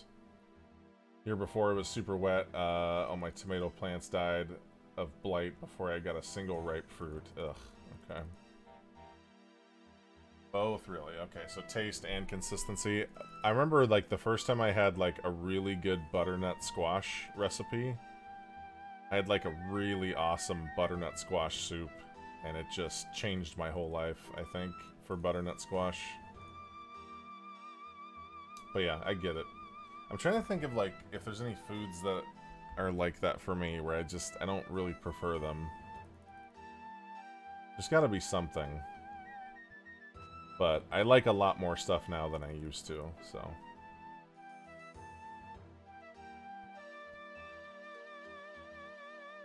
Butternut squash is great, yeah. It's funny, Misdirected, back in the day, no zucchini involved, but when I worked at Whole Foods in the specialty department, we used to make these things called Parmesan crisps. Parmesan crisps. Yeah, the double sps, right? And basically we would just have, like, you know, some herbs and, like, actual, like, freshly, you know, grated Parmesan Reggiano, and we would put them into these little piles, and we would just slide them into the, like, on this paper, like wax paper, and then we would just bake them, and then pop them off of the wax paper, and then basically, you know, tub them up and sell them. Oh, man. Yo, Black Mage, thanks for the gifty, dude. Gifting up to Misdirected. Appreciate that. I want those on my salad right now. Yeah, they're good. Like, you don't even really need a bunch of them. You just need, like, one, and just break it up. And it's, like, so much flavor. It's bomb. Food stream, by the way. I know. I know. I don't know what it is. Oh, man, I need fish. Need some fish. Give me 5 fish. Eat of the fish. Thank you. That's good enough. You're running a modded client. I don't remember there being a wall hack. So I'm using a thing called RuneLight. RuneLight is like this whole package with all these like extra little like mods. Basically, think of it as like a World of Warcraft add-on pack kind of thing, and you can add more too. So you can either download RuneLight or you can actually just play from RuneLight, which is what I'm doing because it has like its own launcher or whatever. But yeah, there's a lot of quality of life stuff that they added with RuneLight. Some of it I don't use, but I don't know. I find the agility ones to be kind of useful, I guess. Like, for example, they have one that like shows you exactly where all of the treasure scrolls are, or like the clue scrolls, which is like, because some of those clue scrolls are a little complicated. Like, some of them are like kind of complicated, like ciphers and stuff. I don't know. I'm not good with that kind of stuff, so yeah, a little complicated. So I don't know. I'd probably use it, but at some point I do want to try to figure it out. I don't know. Just barbecued, even though it's almost November. Really warm for the time of year. Nice. You know, one of my favorite things to barbecue is, it's not a meat. Ready? Not a meat. One of my favorite things to barbecue. Two things.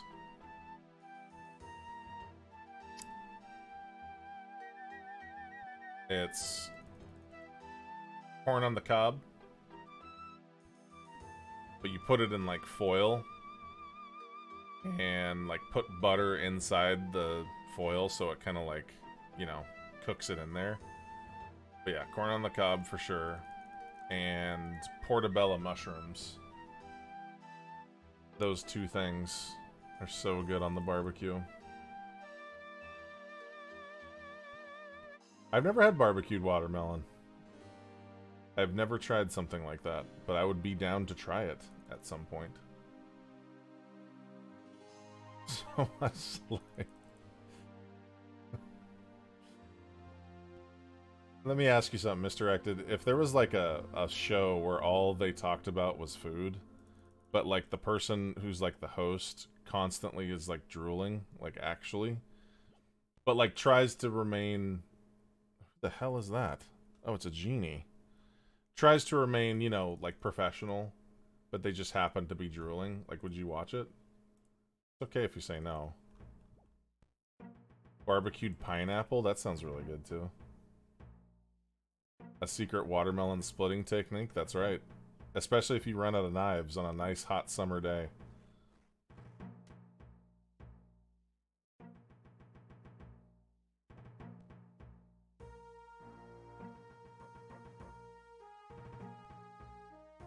Ooh, I like this song.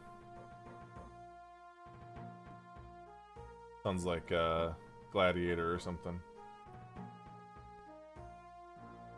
Caramelization of grilled pineapple. Oh yeah, dude. Oh yeah. Oh yeah.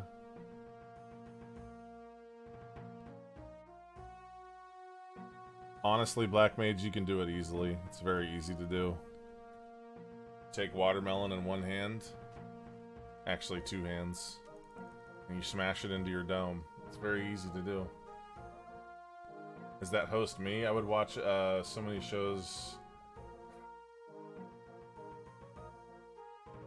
I would never either. They're like, oh god, it's so good. Can't fake saliva. That's true. That's true. I used to watch a lot of Epic Mealtime, the YouTube, where they would make like ridiculous casseroles out of like Baconators and stuff like that. Just because I just enjoyed how they did them. And yeah. I thought it was funny that they would always like basically shove it into their face at the end. Just as like a little victory lap.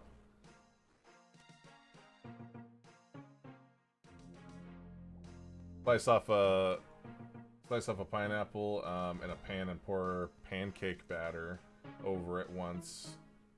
Really? That sounds pretty good too. Bacon and bacon and bacon. And you would like pour Jack Daniels over everything, like literally everything. Just, I don't know, I thought that was funny. Bacon strips and bacon strips and bacon strips. Roof pizzas are looking particularly tasty. I know, man. That's what I'm saying. Basically just roof food, you know? Halfway done with this. Hell yeah, we're gonna be 50. Hell yeah. 50 agility. It's gonna be nice. Overdue for another trip to Akibono. Is that where is that like Japanese food cooked in front of you, or what? Which one is Akibono? That sounds really familiar.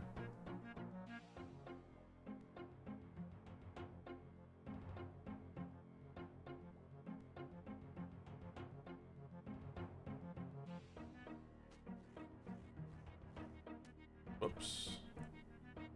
That lost leaf. Ramen house sushi place near the Sac Zoo. Okay. Near the Sac Zoo, you say? Check that out. I remember, it's weird when I think about the Sacramento Zoo. For some, again, I grew up no sugar in the house. Okay. So, had to acquire sugary substances elsewhere, just not in the house. I remember it was like a field trip, right, to go there, right? And the teacher that I rode with, hooked it up with a Butterfinger. I'm sorry, a Baby Ruth, not a Butterfinger. So whenever I think of that zoo, I always think of Baby Ruth every single time. And Shocky, set down. Aokibono has become my favorite ramen spot. There's a place called, oh man, I'm gonna have to remember the name of it. I think it's called like Ryu. Let me see.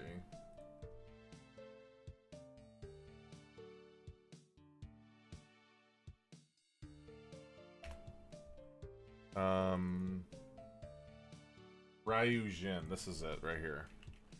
Ryujin Ramen.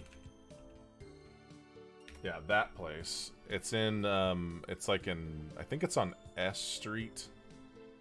I used to live right next to it, and we used to go there all the time. That place, it's right next to the Safeway downtown. It's like in the same parking lot as the Safeway.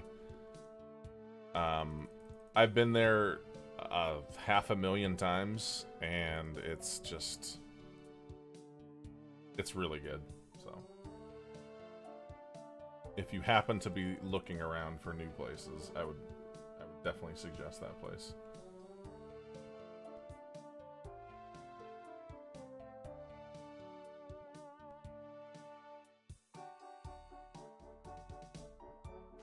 Watch it, Lev. Got my dagger on me, Lev. You a fan of banh mi? The only banh mi I've had is like a banh mi sandwich, if that's what you mean. And yes, I am a huge fan. Yeah. I'm a big fan of those. Those are freaking great, yeah.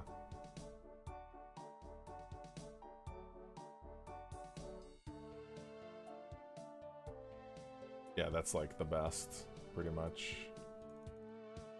We used to go to this hole-in-the-wall Chinese food place that, like, my friend's uncle would go fishing that same day, and he would catch, like, a big ol' honkin' fish, and he would bring the fish in, like, early, like, before everybody arrived, like, to eat together, and they would actually, like, cook the fish pretty much, like, for free, for the most part.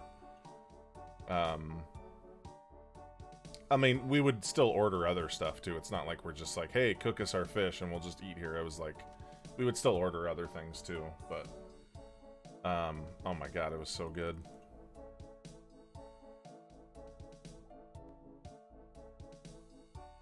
Pho, where you get 4 bowls of pho for for $4. Hell yeah, Black Mage, I'm into it.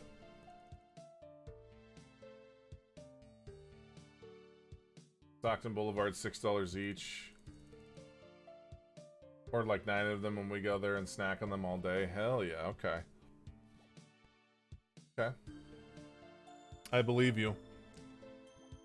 In fact, it's those types of places that you gotta really believe people.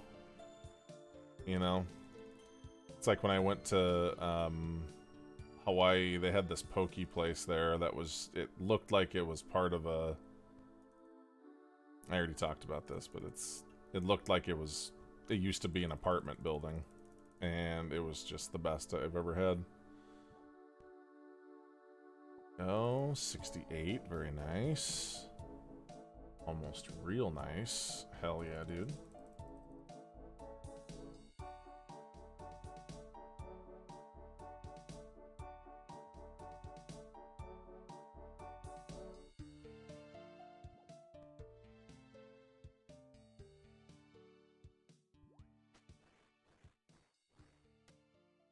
Man, I want to go to a play.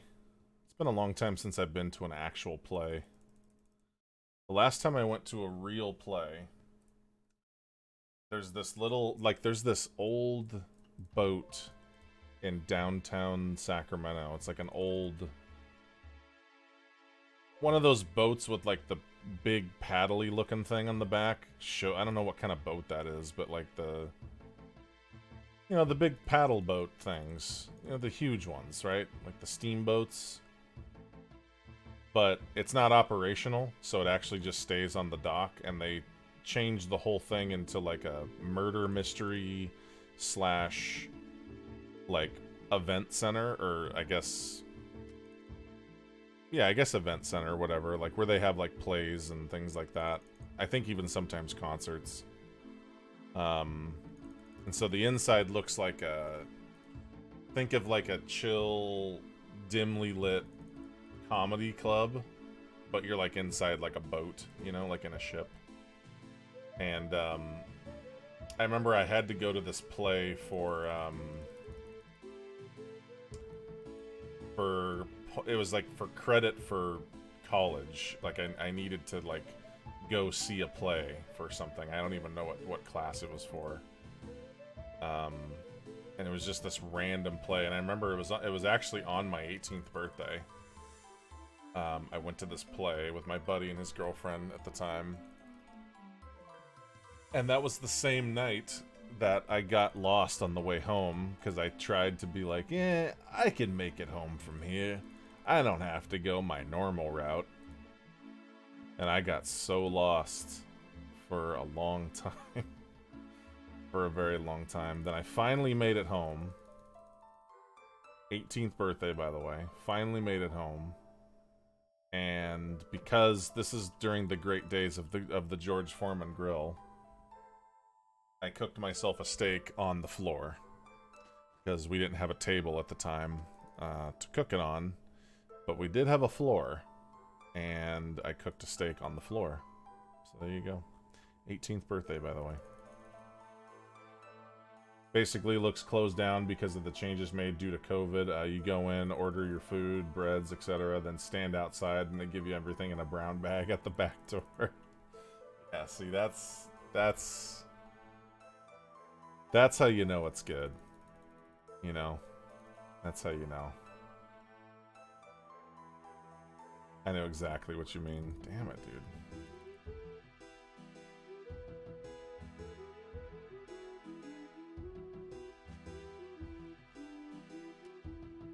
Getting lost every time when I get in new place first. Happens to me every time. Yeah, and I think part of it was like I just wanted to test my sense of direction, you know? And I guess I just screwed it up bad. I missed a turn somewhere, and it looked like kind of like how horror movies start. It was something like that. Oh, I failed it hard. Big time. Like, I showed up and I was like in someone's backyard. I was like, this is not it. This isn't it at all.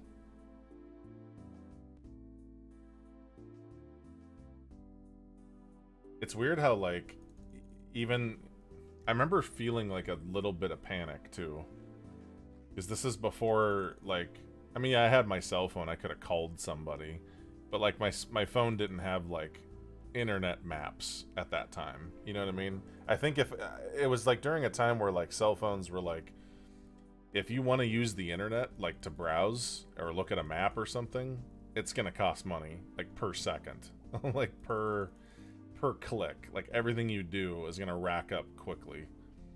And so it's like, yeah, I could, but like it was gonna rack up real fast, so I didn't do it. Sutter Street Theater is doing their Evil Dead musical through Halloween, but it's sold out. Oh, that's cool, man. Bummer that it's sold out, but that's neat.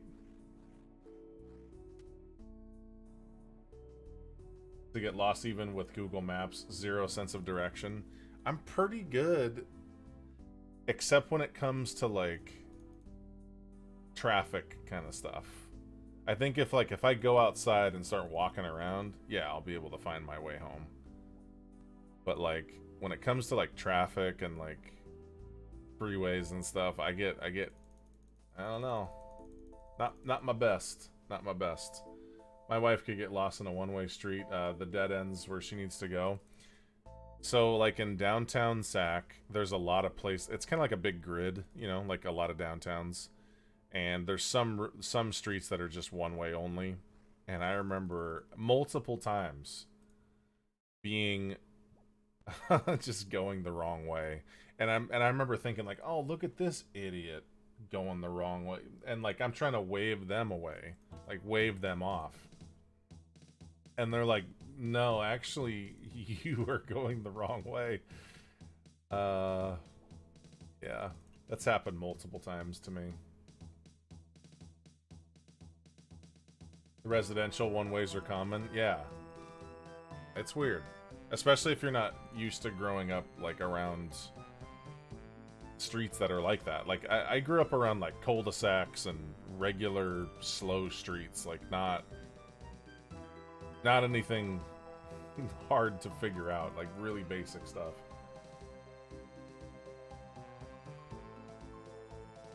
I've had GPS route me the wrong way in a one-way. Uh-oh. Yeah, that's all bad. It was just funny because I'm sitting there like, this idiot. Going the wrong way, being all dangerous. No, I was the idiot. It was me. Don't worry, it was me.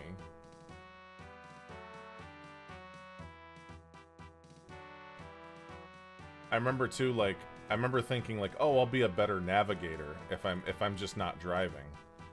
So my buddy and I were on this, like, I think we went to Tahoe or something to see a friend, and I was the navigator, so I was in the, you know,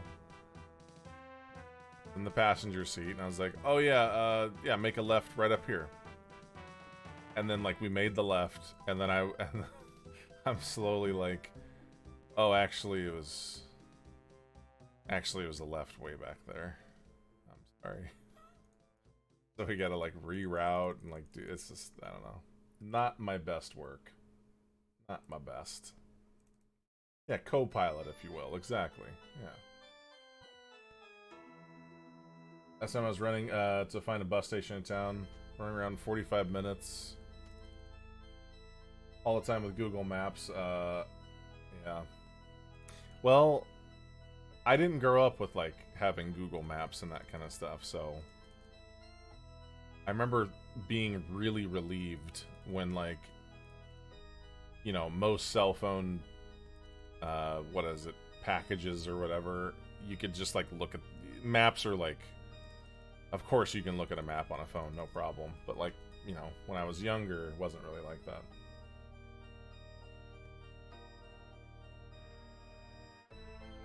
Once you figure out your ABCs, 1, 2, 3s, the grid pattern isn't too bad. Yeah, it really just takes like some, you know, getting used to. It's just like if somebody who didn't live in San Francisco automatically just got like dropped into San Francisco and said, "Here, live here and find your way around." Definitely not. Definitely takes some getting used to because it's different there, especially if you drive stick, going up those like 45-degree angle hills. Like, geez, gets a little spooky. Yeah, back in the MapQuest days, yeah. But I didn't have money to pay for MapQuest on my little Razr phone. You know what I mean? If I did anything that was internet related, it was like TikTok. It's adding up quick.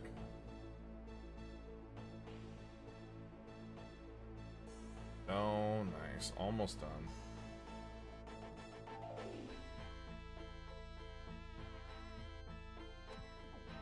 Another map with me, but it could be worse, yeah. Like, my roommate that I have now, he prides himself on being able to... Like, he just he just knows... Anywhere that he goes, he, like, has to memorize it all, kind of thing. Like, he wants to know where we're going. And that's just not something that I have. Like, I'm more of a destination guy. Like, just tell me where we're going so we can get there. And then after that, tell me where we're going to get back. You know, I don't really need to know. But he is the opposite. He definitely has to know.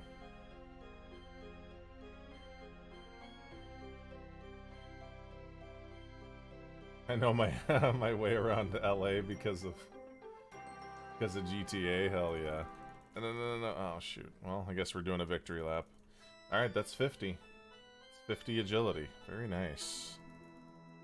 50 agility. We covered all the important things. So now... Okay, perfect. Now let's get out of here. Get the hell out. We are gonna go... do some mining now. So let's go to this bank. Bank here. This off. Put this in here. Deposit all these. Deposit all these. Oh, and we're gonna buy our thing real quick too. With our marks of grace. Get rid of this and...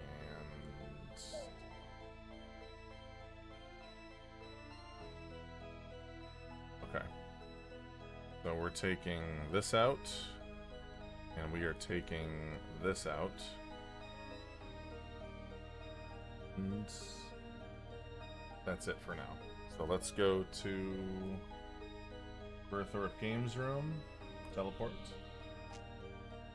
Thanks for the grats, I appreciate it.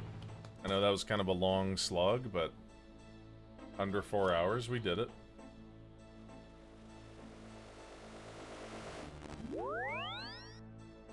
Okay, let's put this back on.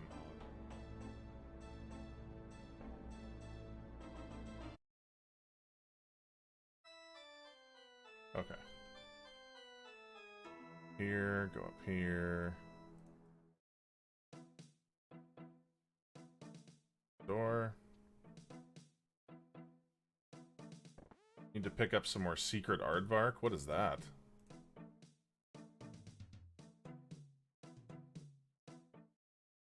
Okay. Oh, open the door. Grace ladies way over here somewhere. Trade Grace. Alright, so this one... 55, 35, 60. Yeah, that is the most expensive one. Alright, we'll get the legs then. I'm getting these legs. Buying the most expensive one. Hot sauce from Portland. Okay, gotcha. Graceful leggies. Let's try these babies on. Oh, yeah. Oh yeah. What's the name of those really famous yoga pants? Like the one that everybody like loses their mind over. I feel like those are this brand. What's your weight now? Where do you find that out?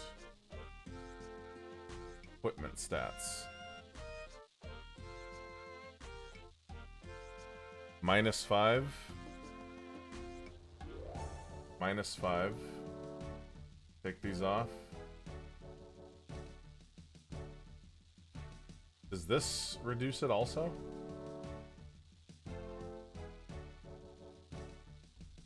Oh, it does. Okay, that's cool. Very nice. That's awesome. Let's put these marks away. And this book. Deposit all these. Yeah, I got some leggings. No, not Genco. What's the name of that really popular yoga pants brands?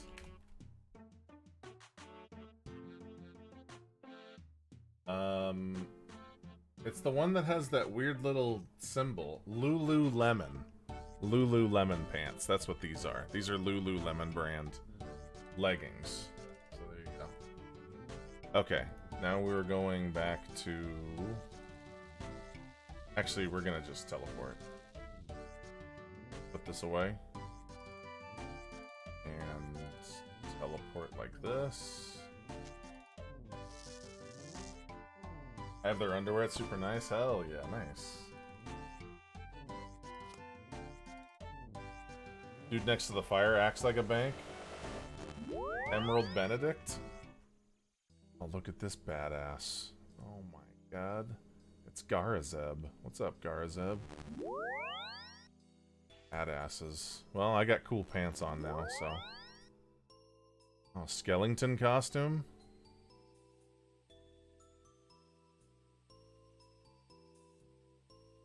It's King Foxconn. What's up, King's Foxconn?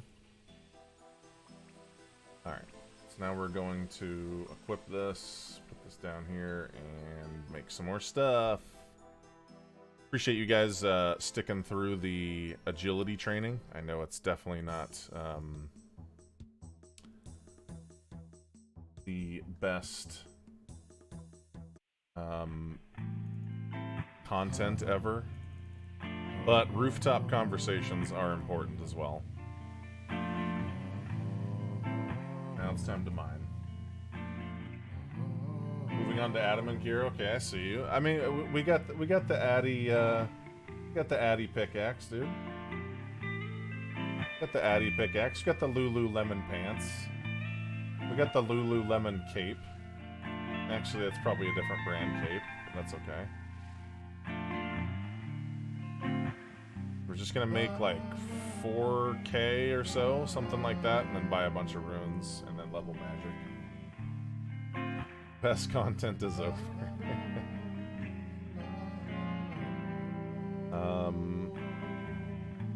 It's better to do this.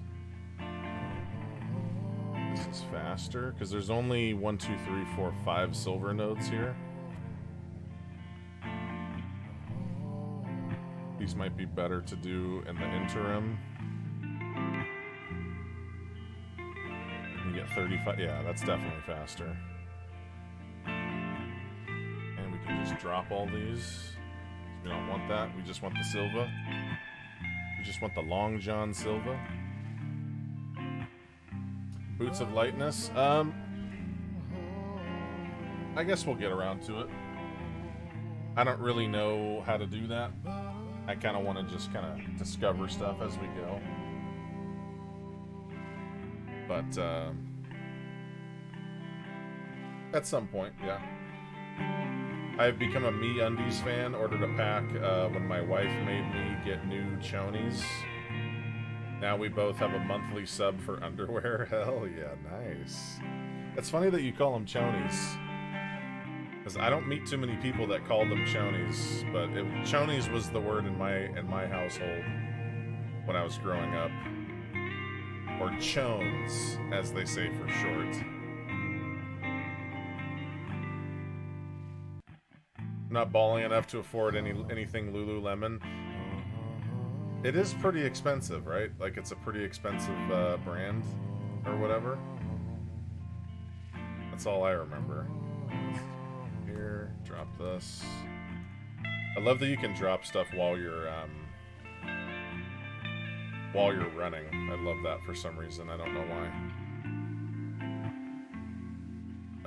Give me 1 second. I'm going to turn this down a tiny bit. A little better. That's a little better.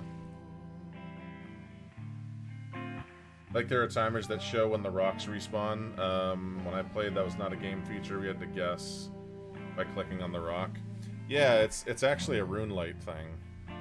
It's a RuneLite mining. I think it's a mining. Yeah, I think it's just this. So you can turn it on and off, which is really nice. One of the many features. The iron in the triangle formation is incredible. XP per hour. Yeah, I see people chilling right here a lot, yeah. Yeah. Been playing for a while. Consider taking a break from your screen. That's a really good idea. In fact, I'll do you one better, video game. Why don't we stand up for a while? We take a stand for gaming together. Let me unplug something, though. This. Unplug that. Okay.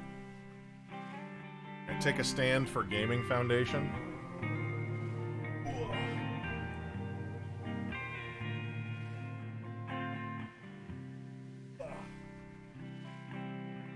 Much better. Don't forget to drink water. Also very important. Eat a whole orange in one bite. Also important. That way you're getting bodily gains while you're getting actual real gains.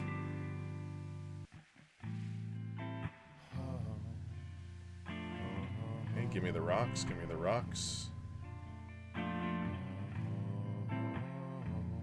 I'm afraid that, like, one of these days this sit-stand desk is just gonna poop out on me and just go like, I can't do it, boss. It's too damn heavy. You can do it, little desk. I believe in you. What brand did you get? I don't know what brand this is.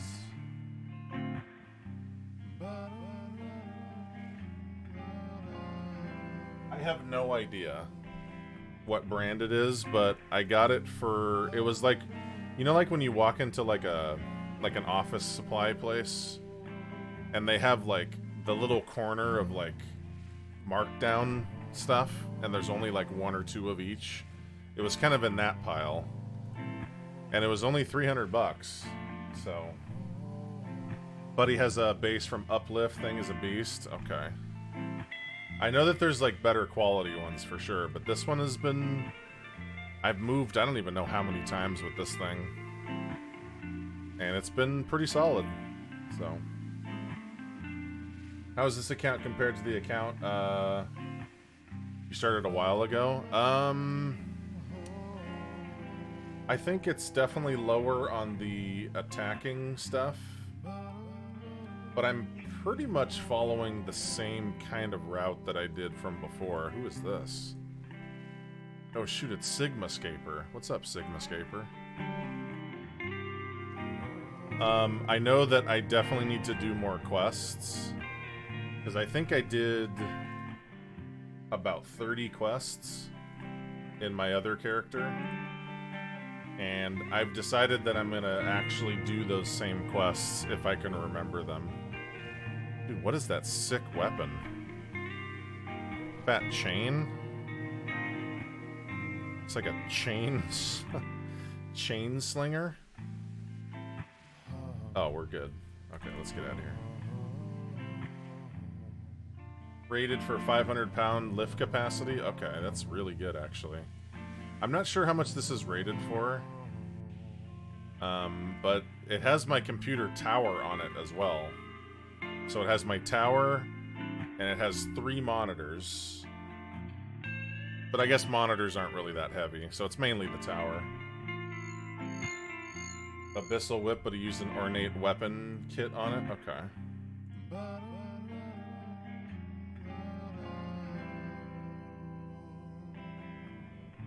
Went to IKEA, got the Island Center tabletop, basically a giant butcher's block. Weighs like 60 pounds just for the desktop. Damn. Guys, I'll be right back. Thank you so much for watching. I really appreciate it. I'm just going to hit up the restroom really quick. Get some water. You know what I mean? Thanks for watching. BRB. 1 second.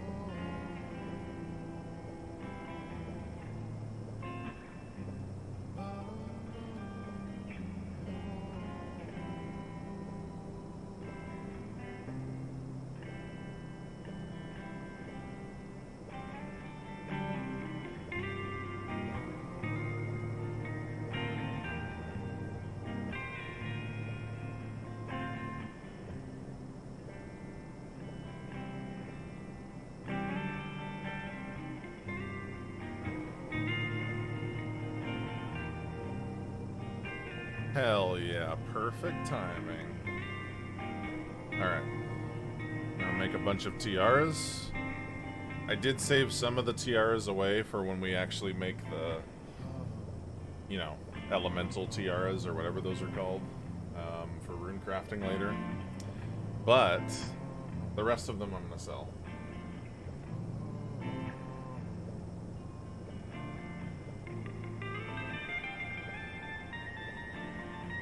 PC itself is probably around 20 kilograms. Yeah. Because I think my computer tower is actually kind of the bigger size. Like, it's definitely big. It's definitely not tiny. It's what you call your big boy.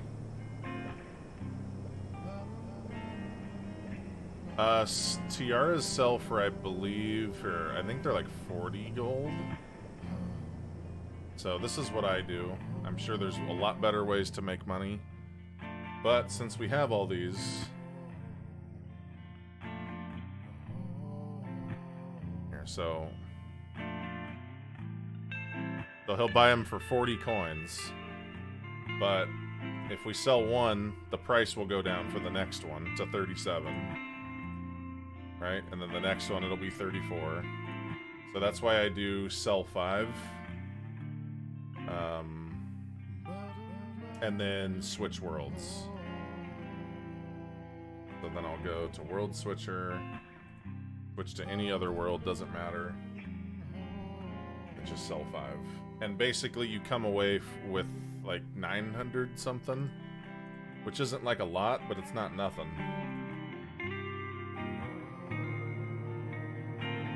Only takes a few seconds. 355, yeah, that's definitely more than I would need for sure. I guess I more so was worried about like the constant up and down, like, you know, that kind of wearing out, like the motors and stuff. But it's been staying pretty solid, so that's good. 5 here, and then switch to wherever. Switch to here.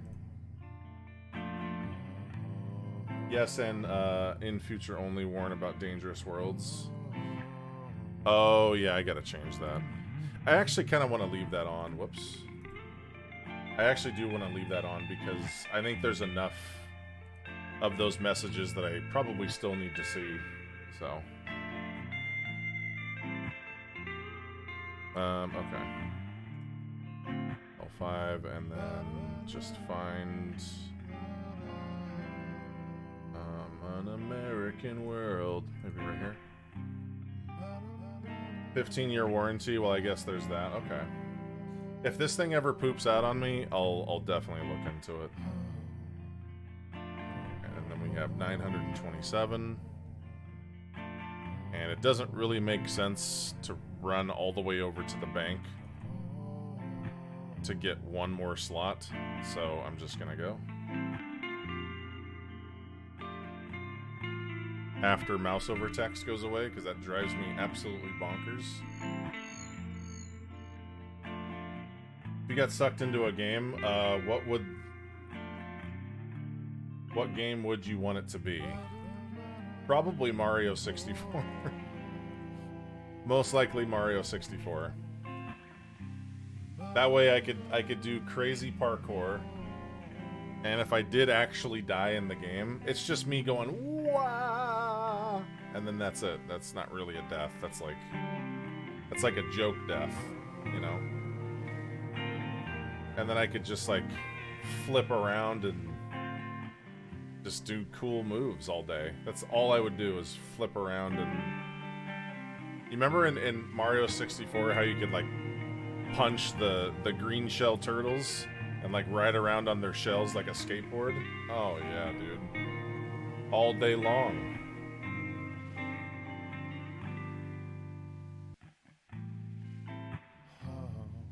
All day long. You say that because you get cake at the end? That was the best part of the game. It's funny because like after I beat the game and like did all the stuff, 120 stars, whatever, I remember going back to that game and being like, there's nothing, you know, this is before like speed running was a thing. And I remember thinking like, man, all I want to do all I want to do is just skate around on that little shell. Oh, I came over here too early. Oh well. Imagine getting sucked into Tetris. That would suck. Yeah, I would not enjoy that. My sister-in-law would enjoy that, though. She's like a Tetris... yeah, she's really, really good at Tetris.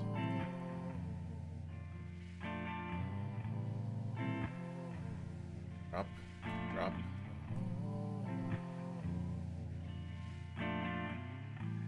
You would have asked me when I was 12, I probably would have said Tony Hawk's Pro Skater 2. Oh, yeah. If I couldn't pick Mario 64, I'd probably pick... What was the name of that, like, that PlayStation game? Maybe it was a Dreamcast game. Where you're like you're like this weird court jester looking person, and you just fly around through rings and stuff. What was the name of that game? It's literally just flying around. Maybe that game. That'd be kind of fun. Dreams. Nights into Dreams. That does sound kind of familiar. No, not Star Fox. Let me see. Nights into Dreams. Yeah, this is it. That's exactly it, actually. Yeah, that's exactly it. Nights into Dreams.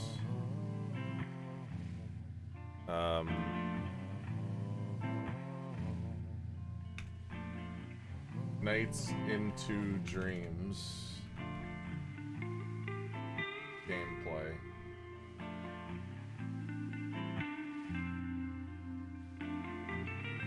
Okay.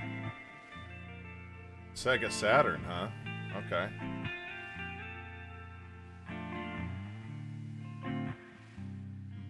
Yeah, dude.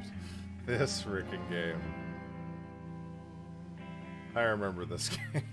I only ever played this game at Walmart, because I never actually owned it. A crazy little game.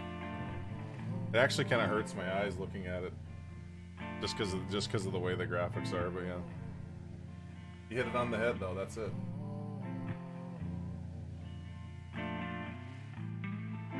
Game is wild. Yeah.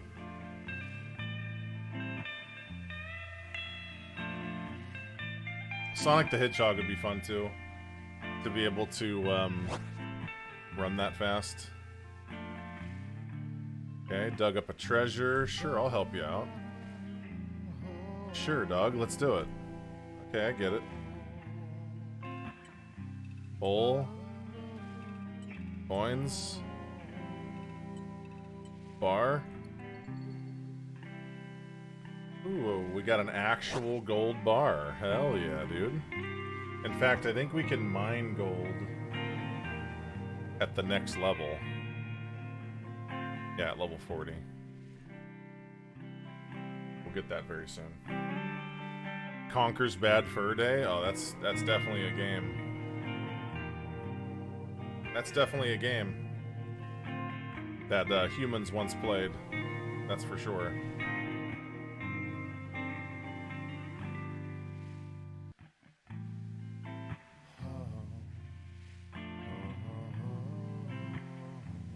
It's important that we can get gold too, so we can start making jewelry and things like that.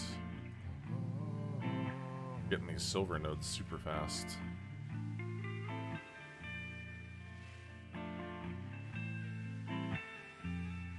Just some quick little cheat levels, just real quick, real fast. What's the last like sporting event that you all went to? The last sporting event. The last sporting event I went to was, I think it was a basketball game. I'm pretty sure. Oh, that's right, the Bruins game. That's right, I forgot you went to that. Hell yeah. Okay. I've only been to one hockey game, and it was like the AAA league. And it was awesome. I really, really enjoyed going there. I thought that was great. We even had like box seats and stuff too. I think it was like somebody's birthday or something. 8 years plus easily. Okay. San Jose Sharks. Nice. I guess we're done here. Never mind. Big into League. I went to MSI when I was here in Florida. What is MSI? Is that like a big League of Legends tournament?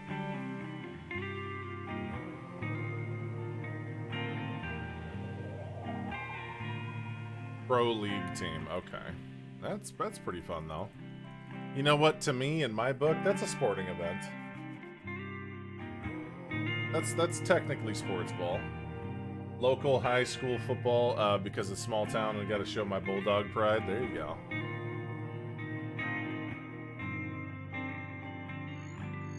Basically, Worlds in the middle of the season. Okay.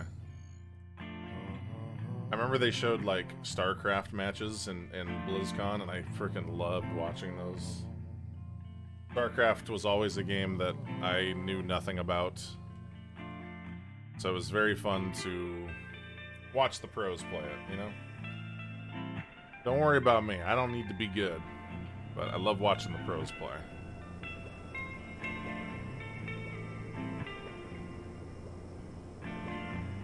I think the last sporting event I went to was with my ex-girlfriend. We went to a Rockets game. Rockets, it was Warriors and Rockets. And yeah, it was a really good game. The fun part about it was that we got on the kiss cam.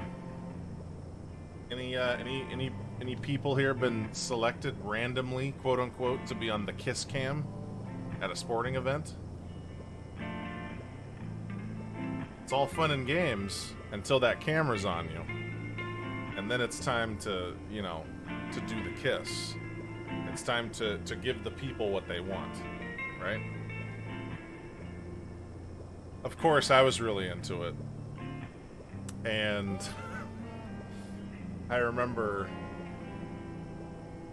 it's kind of crazy how this happened, because she had a friend that just happened to be in the crowd at that time, that we didn't know that she was there, right? Her friend was there. And somehow her friend whipped out the video fast enough, or maybe already had it out, and recorded the whole thing and sent it to her. So now it's like, you know, and basically, you know, I was ready to go. Like, let's do it. And she had this like deer in the headlights look, which was pretty funny. But after the game, this is the part that I always remember. After the game, we're walking out of the stadium, and this huge, hulking man of a security guard says, "Nice kiss, bro." Like, literally with this like super deep voice, "Nice kiss, bro." I was like, you know what? Hey, thanks. You know, I appreciate that, Mr. Security Guard guy. It's a nice thing to say. Sell 5 of these. And I gotta close my window because it's smelling smoky. What the hell?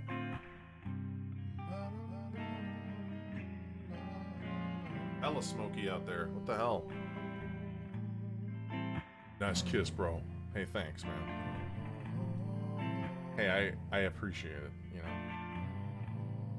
485.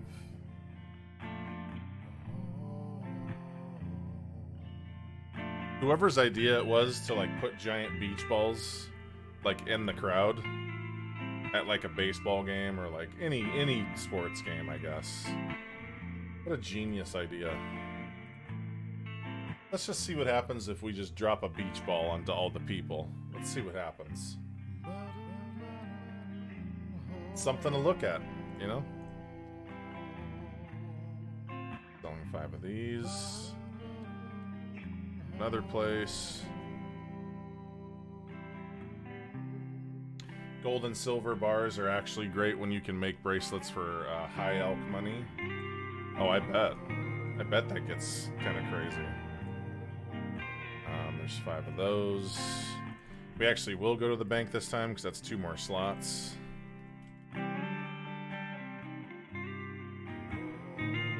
Just casually walk over here. Whoops.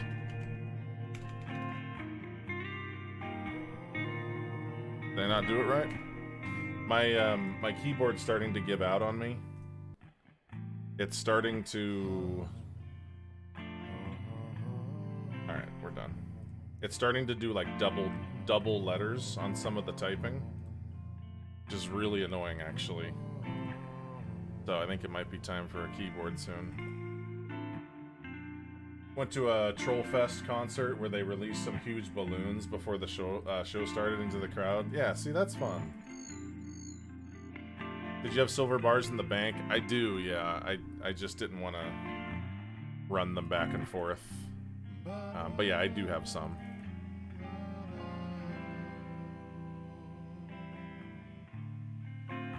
I think because at first I couldn't actually make the tiaras, so I was just kind of like mining it.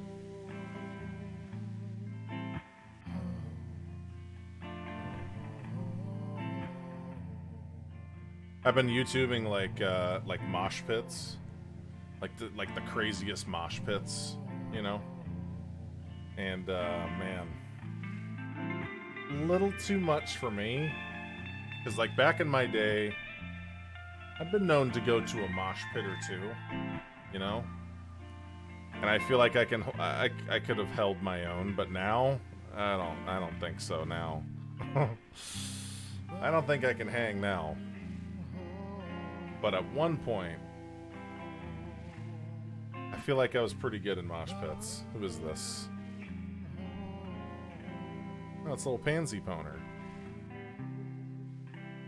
I'm going to a mosh pit tonight. Black Flag is playing here. Nice. Hell yeah. That'll be fun. And it always depends on like how big the venue is, and you know, because if it's like a huge venue, I mean, that could birth a massive mosh pit, you know, a very big one.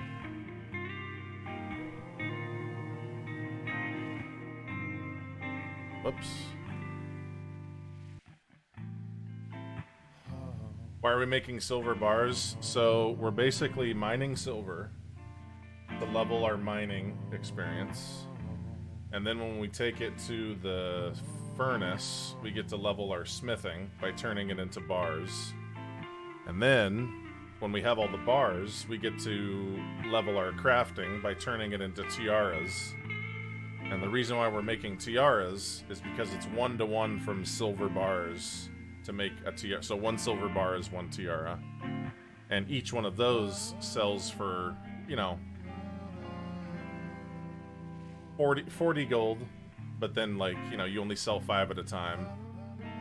Because the more that the vendor has on them, the cheaper it'll be. So it's kind of like doing a bunch of things at once, if that makes sense, yeah.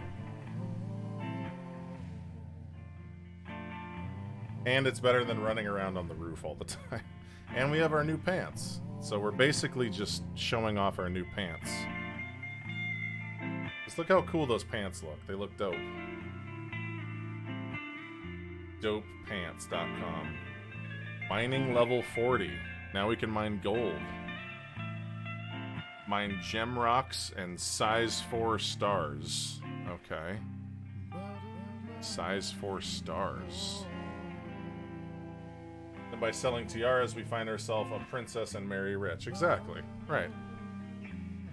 Well, in this case, we're going to use the money from our tiara fund, our tiara earnings, to purchase runes to cast spells to basically level our magic. So it's kind of like one thing affects the next thing. I really do think Graceful looks fantastic. Yeah, it kind of looks like a... It kind of looks like a camouflage, like a desert-themed camouflage, kind of.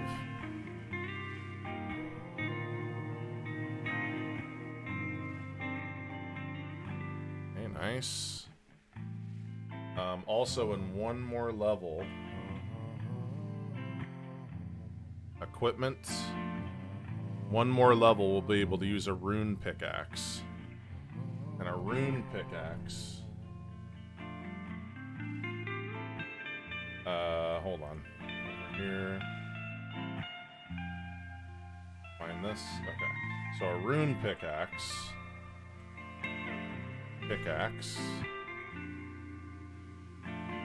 Rune pickaxe. 32,000. 32,000. Very expensive. Considering I have less than 3,000. So we're not going to really worry about the rune pickaxe right now. Because that's kind of expensive for how much money we're making right now. We'll get into that later on.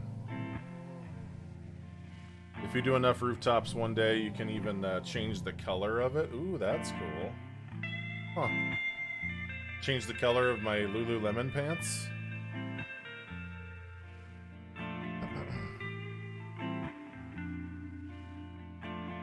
Don't you need 40 attack also to use it? Actually, it's 40 attack to actually equip it, right? I think this one requires 30 attack. But you can, if it's in your inventory, you can still use it even if you can't actually equip it. I'm pretty sure. Pretty sure. But like right now, but it's nice to be able to equip it because it's one less slot where you can carry stuff. You know what I'm saying? Hey, Rocketized, welcome. How you doing? Hopefully everyone is having a stellar day. It's a fantastic word, by the way. Stellar.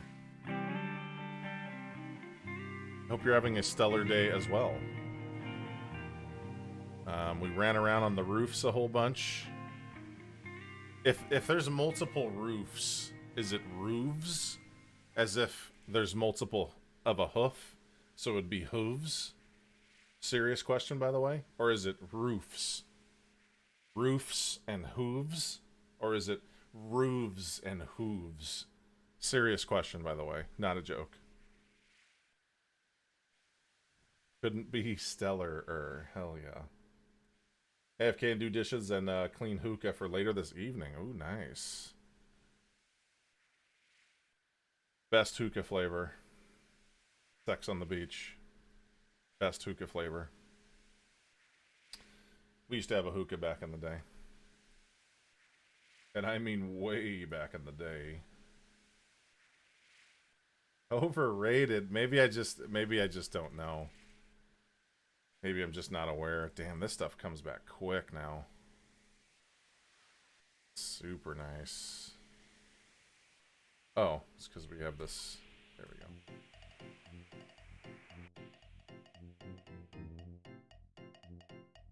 Strawberry? Yeah, straight up strawberry. You're a mint man these days. Okay. Mint Maine. Mint Maine. Okay. And mint can be kind of intense on the throat, I think, because, you know, I'll never forget, like, we used like a pepperminty shampoo for our little dog, who had fleas. And apparently it's like good to get rid of fleas, but geez, it was so concentrated. Like, I felt bad even doing it because it was like, I'm pretty sure that the dog was like, this is too much.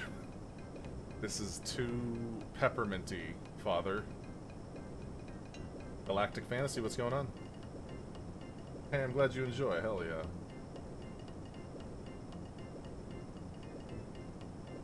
You know what's funny is the word stellar, like as an adjective, like those shoes are stellar. I hope your day's being, you know, is going stellar. The only reason I really know of that is because of Incubus. Is that weird? Weird or not, it's the truth. So we're getting smithing experience now, and then we'll switch to crafting experience, and then we get to sell it all. There are levels of mint. Fumari mint is right for chain bowls. ML mint will clear your sinuses, your neighbor's sinuses, and ruin a house. Yeah. Yeah. Oh, the hose. I see. Okay. Yeah.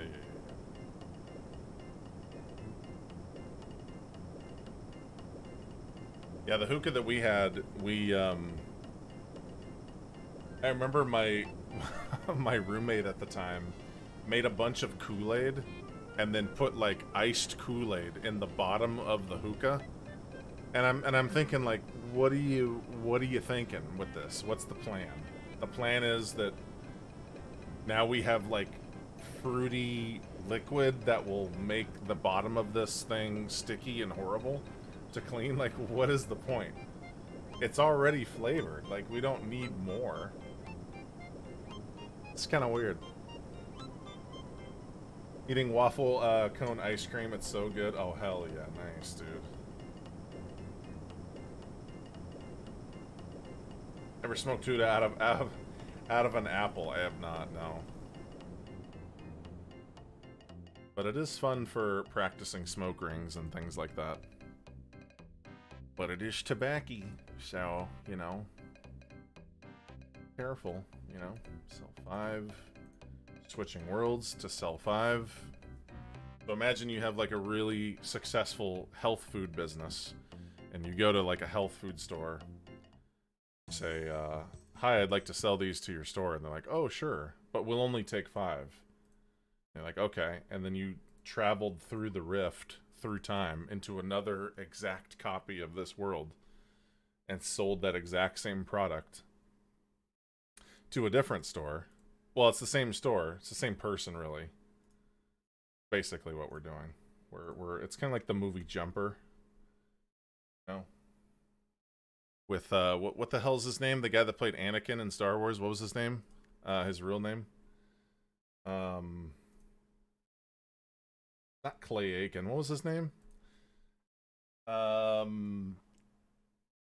Dominic? No. What the hell was his name? Not Dominic. Here, please. Hayden Christensen. Not Dominic. Hayden. That's what I was trying to remember. Hayden Christensen. That's it. On 727. You're out of here. See that double T? Keeps happening. Thank you, Darksiders. Plays in the movie Jumper. That's right. Hayden Christensen. Yeah. Okay. What I'm trying to say is it's basically Jumper. So there you go. Overwhelming amount of ice in my base, so Cool Smoke plus mint with a sip of Pepsi or Coke is the best feeling. Drink some water, and it's like cold water, even if it's room temp. Damn. Okay, so you got it down to a science then.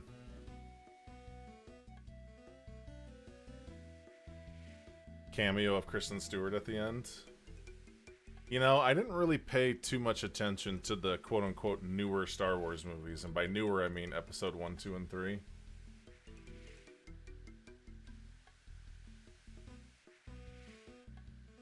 I think there was things about Episode 1 that I liked, and things that I didn't like, but that's okay.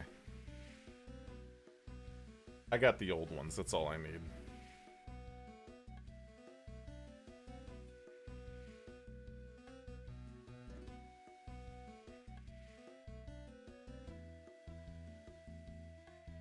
So glad we have Lululemon pants now. Oh my god, they're so gorgeous looking. And it also just like screams expensive.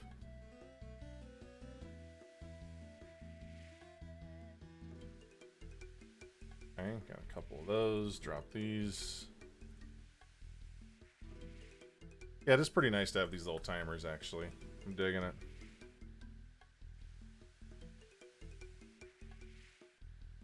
Okay. So, big question of the day. Huge question here. What did since it's a food stream, I mean, I'll just continue off of the fact that it's still a food stream. What did everyone have for breakfast this morning? Every single person. What did you guys have for breakfast?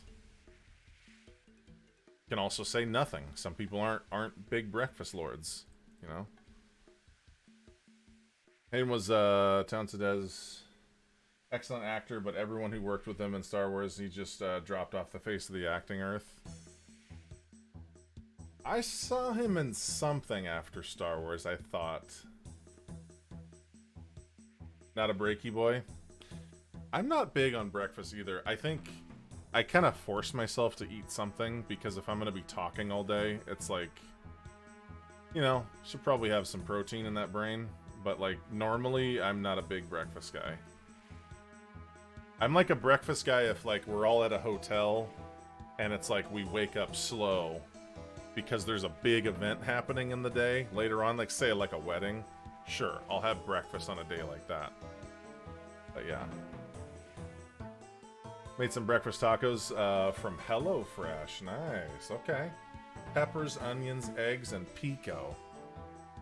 Short for pico de gallo. Nice. So I can follow you on pico. I know exactly what you meant by that. Hash browns plus maple sausage, onion, portobello, mushy, and egg scramble with breakfast brie. Breakfast brie, by the way. Very, very wooden shoe. Very sophisticated. I like it. I'm digging it. I'm digging it. Yeah, brunch. Yeah, brunch is what I'm talking about, Black Mage. I'm a brunch guy. I'm a bruncher. I'm definitely a bruncher. I'm a brunch lord. Yeah, definitely a huge brunch head here. Anytime someone else cooks breakfast is amazing to me. I'm too lazy. I knew this girl that made the best coffee I've ever had in my life. And what she used was those, you know those little kettles? I think it's like, here, let me see. Like aluminum coffee kettle. Yes, it's one of these. Okay, so this is it. So it's like one of, it's basically like one of these. It's like one of these. So it screws, you put like all the coffee, I don't even know how it works, but you unscrew this part. And the best coffee I ever had came from one of these in my entire life. And I remember she used the brand Illy coffee that comes in like the metal container. Oh my god, it was so good. But it's in like really, really small cups. So when I was there, I was, you know, I smashed the first one. And then I'm like, excuse me, is there any more? Can we have some more coffee, please? Just a little bit. Perhaps one that could fill 20 ounces. Like, it was so good, but I don't know, I just felt bad because I really wanted more. Use the last of the maple sausages tonight and make some biscuits and gravy for dinner. Hell yeah, now you're talking.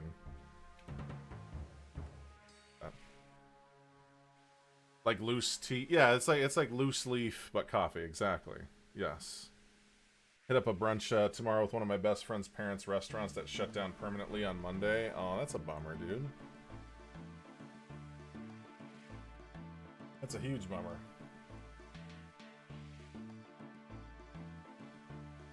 Grab a couple of these. The reason why we're throwing them on the ground is because we're just trying to wait for these to respawn. We don't actually want this iron ore. I mean, it'd be nice, but you can't carry it all with you, you know? All I want is a proper cup of coffee made in a proper copper coffee pot. I don't care what it's made in. I don't really drink coffee anymore, but I have also never slept better in my life. But that doesn't mean I don't like coffee. I freaking love coffee. It's delicious. You ever been to Vegas? I have technically been to Vegas, Yaddlezap. And by technically, I mean I've been on the tarmac in Vegas waiting for us to change. Well, like we basically flew from Sac to Vegas, and then we had to wait for people to get off the plane and get on the plane, and then we continued on. I think that's when we were going to St. Louis. I can't remember. It's when we were going on baseball trips. So technically I haven't really been to Vegas. Like, not really. But kind of. I've been to the tarmac. It's the closest I've been to Vegas. If I ever go to Vegas, the only thing I want to do is... Mainly, I want to go to shows. Like, I want to go to, like, magic shows. I want to go to, like, Cirque du Soleil. I want to go to all that kind of, like, visual eye candy shows. And I also want to play No Limit Texas Hold'em as well. I would also love to play some poker. But that's it. I'm not a big gambler. I just really like to play poker. It does still count because you can gamble at the airports. Yeah, but we were still in the airplane though. Like, we landed and didn't get off. So I didn't even make it to the airport. Smithing level 30, very nice. Smelt steel and steel daggers, hell yeah. Whoops. Okay, there we go. I want to yell, I'm all in, baby, just once in my life. I'm all in, baby. Okay. In, baby. One of my favorite poker players is Umberto Brenes. Did I do something wrong here? What the hell? Umberto Brenes. And he's like this older Spanish gentleman. And his whole thing is like, he'll go like, all in. That's like his signature move for going all in. All in. Love that. I'm a fan of craps. I've never played craps myself, but my my friend is a big craps guy. He's a big craps lord. The smelting animation makes... I know, he's like putting them... Like, if anything, you're gonna singe your forehead on this metal right here. Like, what are you doing? Back it up a little bit. I completely agree.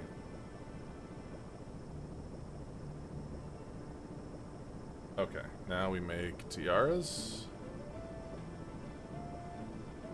Craps can be a good rush when you get a good roller. See, I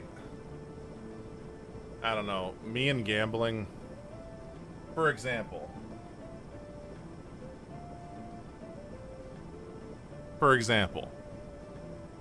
Like, watch this roll. 12. I feel like that's pretty much my whole life is rolling 12s. I'm a 12 roller. Crafting guild, ruby necklaces. Nice. Okay, good. If you see someone splash the pot with their chips, get ready because you're about to see some violence with extreme prejudice. I mean, we would splash the pot in like home games, but yeah, at a casino, definitely don't want to do that. Definitely not good. It's a reliable roll. I mean, it's not terrible. I don't know. I can't roll like the cool kids can roll, you know? Like just straight up 18s and 20s all day long. Like I can't do that.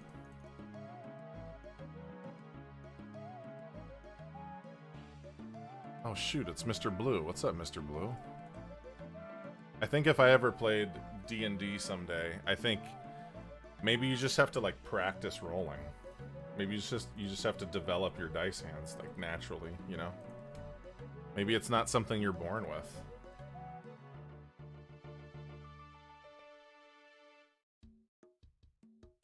I don't know. I feel like some people are born with it. Just not me, and that's okay. I don't mind being unlucky gambly guy. That's fine. It is wisely of you. I shouldn't play this though. You talking about gambling? Yeah, I mean, I think some people got the bug more than I do. And like I've won big from gambling before. Big to me is like $500. Like that's big. It's like winning big, right? To like a high roller, that's like nothing. That's like who cares about $500? But like to me, that was like a big deal. Y'all have inspired me. I'm gonna play some rummy tonight in honor of this convo. Y'all have a good night. Hey, Rocketized, don't forget to say your signature line. And even if it's not a game you can't even go all in on, just say it anyway. You know, who cares? But have a good night. Good to see you again. Oh shoot, he has 8. No, I don't want that. Already has 8 tiaras? I don't think so. Who's selling all these tiaras over here? Who's the tiara lord? Oh, sell that one. Alright, so we have 18 plus... We'll probably do like 2 more screens. Who is this? Oh shoot, it's Morgoth. What up, Morgoth? Probably do like 2 more screens. Just to get like 4 or 5k. Which I know is not much. But it's enough to work with right away.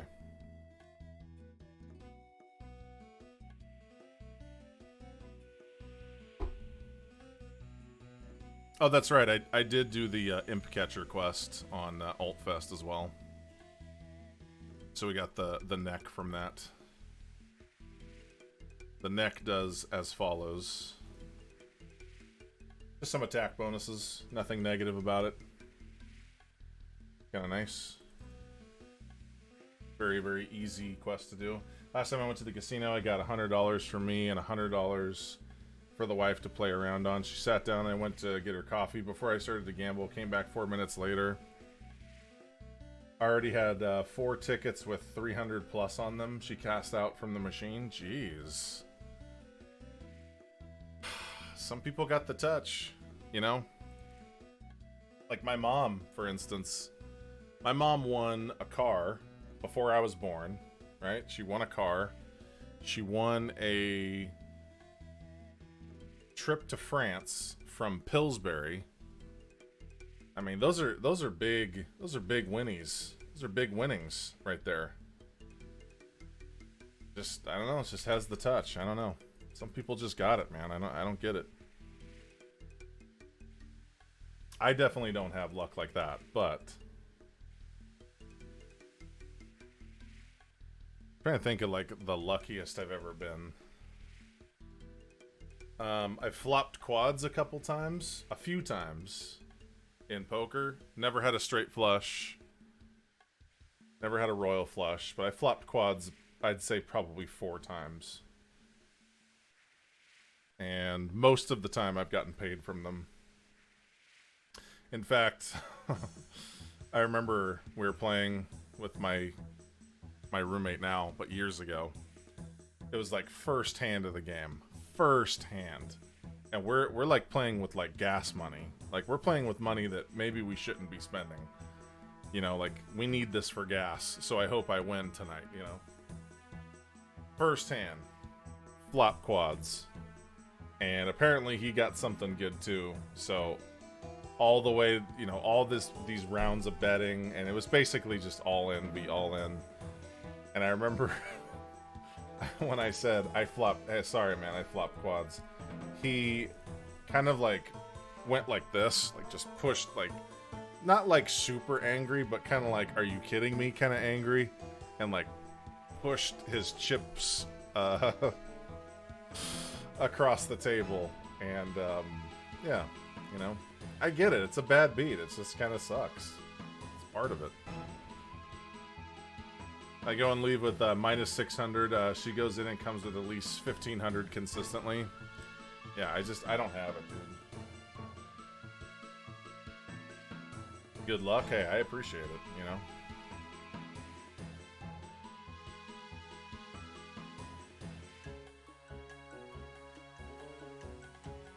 But I'm fortunate enough to not be a, who is this? Oh shoot, it's Marshmallow.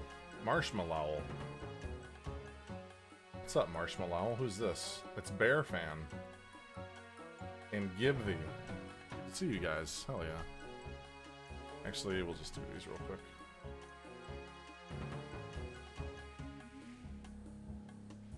We had a proverb for this anyway, why we haven't had this luck. I think that, you know, think of it as like character stat points, you know? You can't put all of your points into luck. Well, I guess you can, but like the question is, would you want to? I don't know if I would. I don't think I think just good old fashioned natural luck just feels good.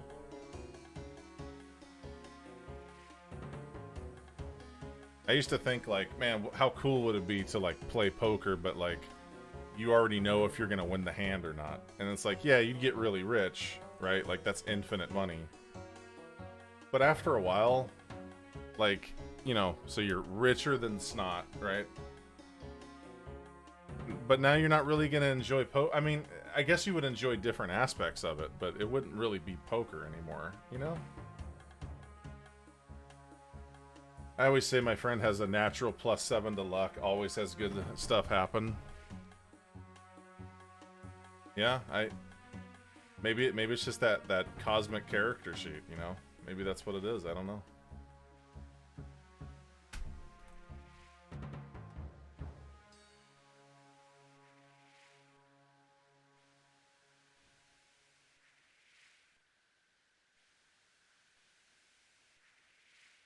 I mean, I've had moments where it was like a close call. Like, I've had close calls for sure. Like, when we went to Magic Mountain, I remember I was driving my friend's car. And she had like a Mazda 6. Hey, Keela, what's going on? Welcome. She had a really nice, well, to me, it was a really nice car. A Mazda 6, right? Like, right when they came out. And I was supposed to like turn to like get on the freeway. And I missed the turn. Or the turn was like coming up like real soon. And I had to get over like 4 lanes. And so I was driving and I went like as if I was just gonna go. But there was cars there. It would have been a wreck. It would have been bad. And so, you know, narrow escapes like that I've definitely had. Where it's like, ooh, baby, that was a close one. Good thing that didn't pan out. Because that would have been horrible. So, and it wasn't my car, you know, and there's like other people in the car. Like, it would have been bad. So, but it's funny because I always think about that moment, and I think it kind of made me a safer driver ever since that happened. Like, let's not turn that into a reality, you know? Kids coming to my casino and use their infinite blood donos Isaac's Heart glitch. Well, I mean, we used to go to the casino to get free drinks. Specifically, free non-alcoholic drinks.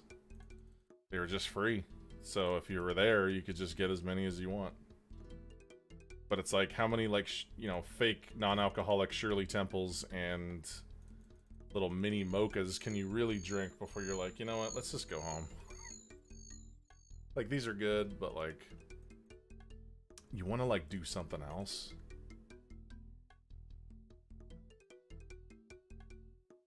Maybe it's warm today.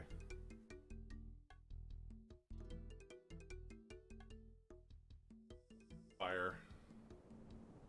Definitely a fire somewhere. That's for sure.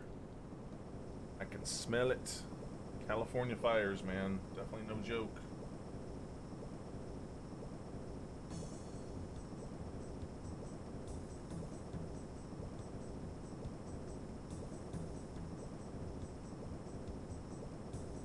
Where is... Let's put this on.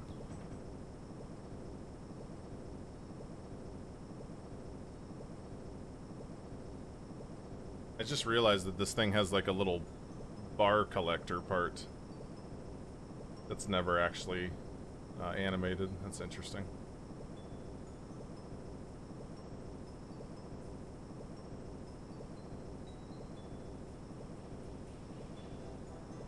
You can use that part to smelt there too, really? Right here?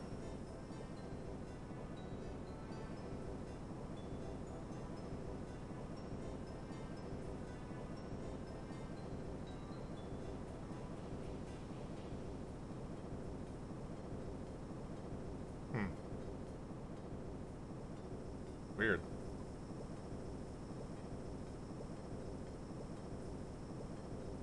Yeah, I can already notice the ash like hitting my window. There definitely must have been like a huge fire around here. California fires are no joke.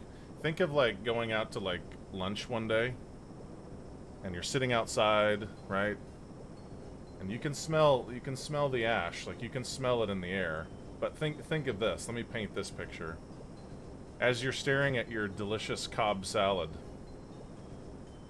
little tiny tricklings, I'll use that word, tricklings of ash are actually falling into your food. It's California for you.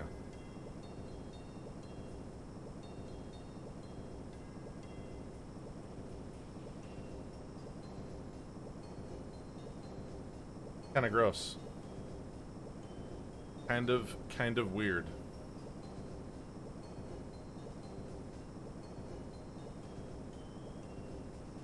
Kind of hotter today, though. A little bit. Just a tiny bit.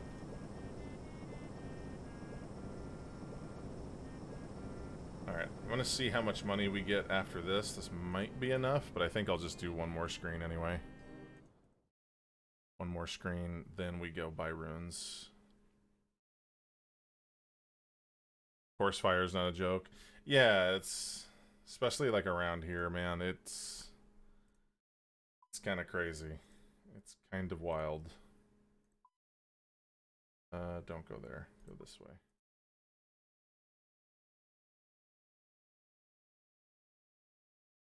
Fatty infinite teleport you might enjoy. The Artie cloak. I haven't messed with Artie cloak yet. 5. I probably should though, because that would be nice to have. Shoot, I'm still getting used to the minigame teleports, which to me are just, I don't know, pretty awesome. Pretty sweet. Infinite teleports to the monastery. Ooh, that is nice. So that's like a better fishing trawler teleport. 5 here. And you can spam it. That's cool. So you just have to do like a whole bunch of like diary achievement stuff. This.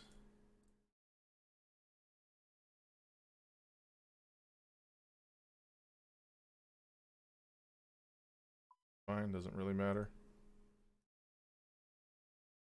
We're close to a fairy ring when you unlock those. Only the easy are down achievements, so not much at all. Okay, I just want to see.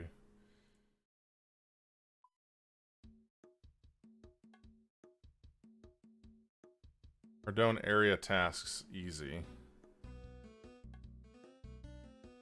Okay. Sell silk. Okay, got it. Steal a cake. Got it. Use the altar in the church. Go out fishing on the fishing trawler. Enter the combat training camp north of West Ardone. Identify a rusted sword for you. Use Ardone lever to teleport to the wilderness. Ugh. View Alex Hunter's Emporium in Yanil. Okay. Check out what pets you have insured with Probita in Ardone. Okay. Doesn't seem too bad. Let's just do one more screen, though. Just a final screen, and then we'll go buy runes. So you guys can't hear this fan going off? It's getting pretty warm in here. I gotta turn a fan on. Damn, I need to turn on this fan. Oh shoot. Left the tiara behind. Uh-oh. Well, goodbye, sweet tiara. See you again.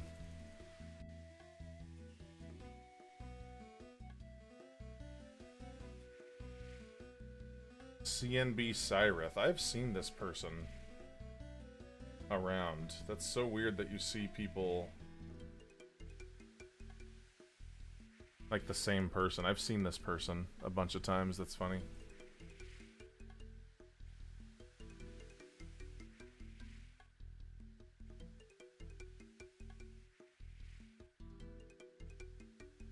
Don't mind me, scorpions. So you know how they have like, remember those like old, here, I'm gonna see. So epoxy.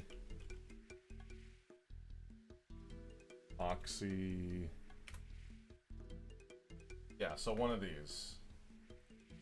So it's basically like a scorpion that's like encased in epoxy resin or whatever. So I had one of these as a kid, and they're supposed to be like paperweights or whatever. I inherited one from, I think, like my aunt or something. And then I saw the movie Jurassic Park, and I was like, you know what? I'm gonna chisel down to the core. I'm gonna chisel down.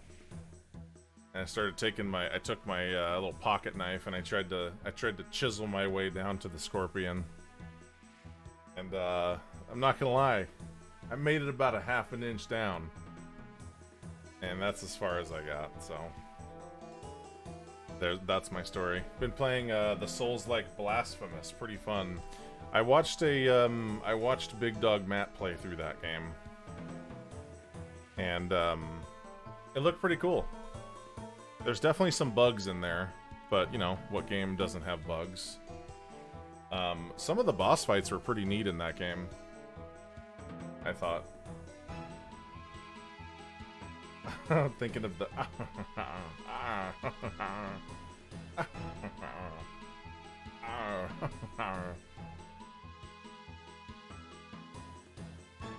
Mr. Shamney, how you doing? Welcome. Mr. Shamney with an N. Good to see you. Some scorpion species are fluorescent and glow when UV is shined on them. Really? That's pretty cool. That is really neat. That's very neat, actually. That's pretty good. Hey, you know, I've listened to that that song for way too long.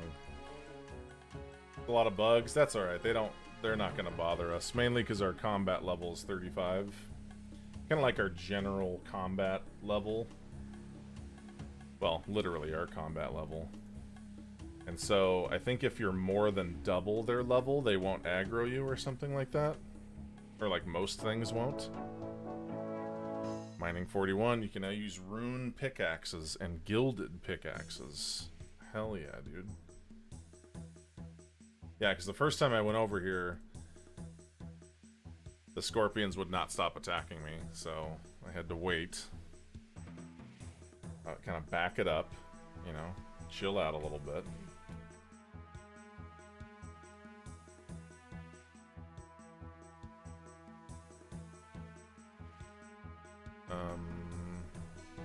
One more of these.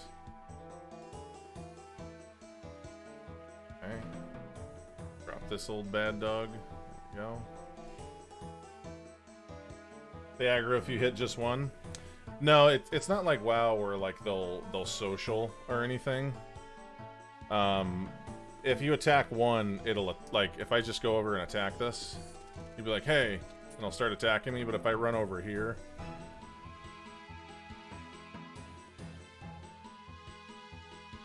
if I run over here, he'll. There we go. So now I think he won't attack me now. Yeah. But they don't follow you until you die.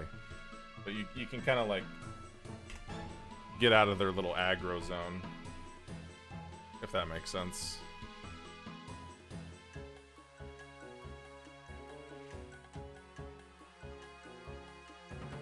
Nothing bad happens in California. No, I know what you mean, yeah. It's actually kind of crazy because last year, personally, California was actually pretty tame as far as... I mean, there's a couple fires, but like the years before that, like I'd say 3 straight years, probably even more, we had some pretty nasty fires here. I think it was a little worse this year than it was last year, but still. I think in 2020 was probably the worst I've seen. 2020 was like really bad for fires here. That's when like I remember like the sky was like orange for like multiple days. It was a little crazy, actually. Every other year, yeah. I mean, there's always like something, but like, yeah. I remember it feeling weird that there wasn't a fire for like a long time. Like even this year, it wasn't too bad, but worse than last year, I think.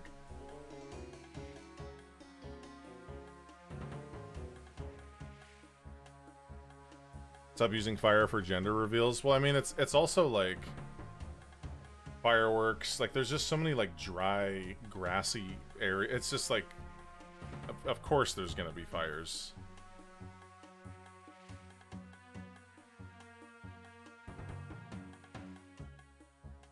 PG&E, yeah. They actually had to start like telling people to like start flexing their. I remember like flexing your power was like a thing when I was a kid. Like, don't forget to flex your power, bro. But they've kind of like reinstituted that a little bit, I've noticed.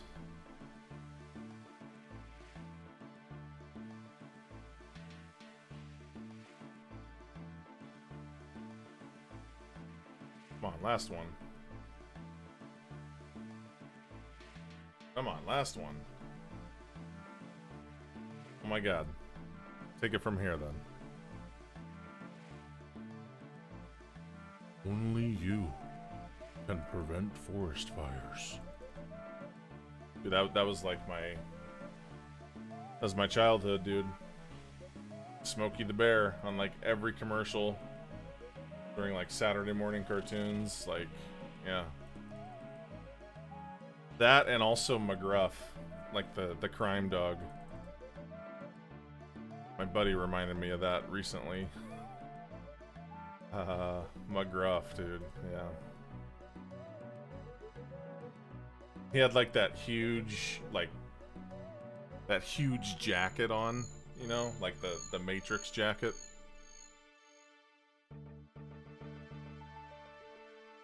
The Dare lion. I don't remember the lion, but I remember Dare. I definitely remember Dare. I remember there was like people who would come into school to do like plays, like little, hey Jessica, want to try some drugs? You know, it's like a weird little, you know, mock-up. like a little play, you know. Yeah, trench coat, there you go. Trench coat. That's exactly what I mean.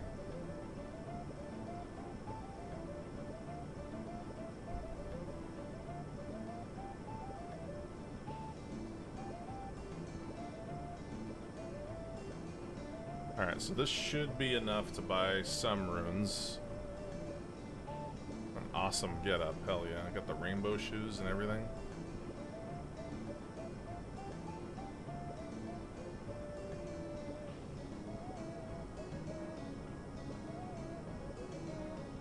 So then we're just gonna buy a bunch of runes and go back to the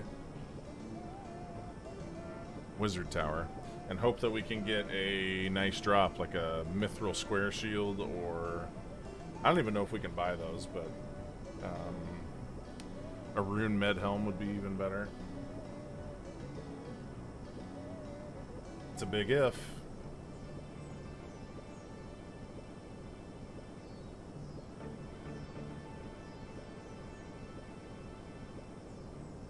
Speaking of trench coat, did you guys ever wear ponchos? Poncho.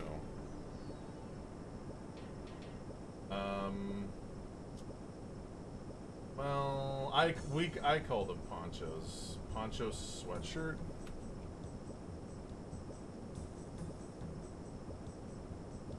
I guess more so like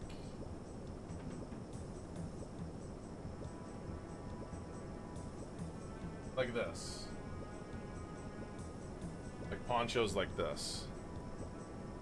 Right, where it's got like the little cutout where you can like hide like burritos and stuff in there and like whatever. I used to wear stuff like this when I was growing up, but like they just got like way too hot for me. Like way too freaking hot.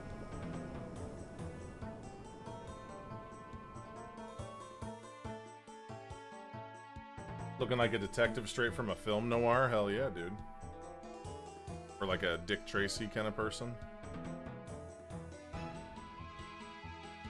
Off. Here. I always turn the sound off, or the music off, because it keeps like starting songs every time you go to a different world. Last time we gained the extra hour from daylight savings ending. Really? Okay.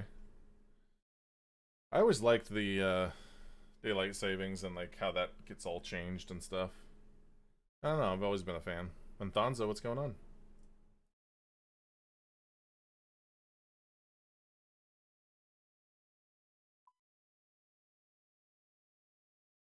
I like Poncho, I don't know, look on man's could be weird for me. I think my problem was like I was really tall. Am really tall. I guess I say really tall. I was really tall for like maybe high school, but kind of more normal height now. But yeah, I think it just overcooked me, dude. Overcooked the goose. Yours ended tonight? Okay. I actually kind of I like daylight savings. I like that it's constantly changing. Fan of it.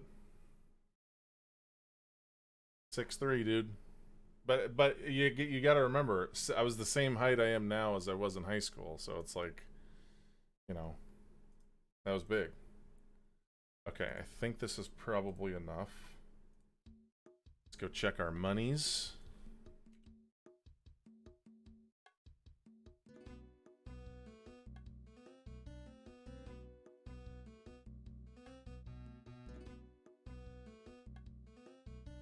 Beautiful Sunday morning here. Figured it was time to relax a bit. Hell yeah, nice.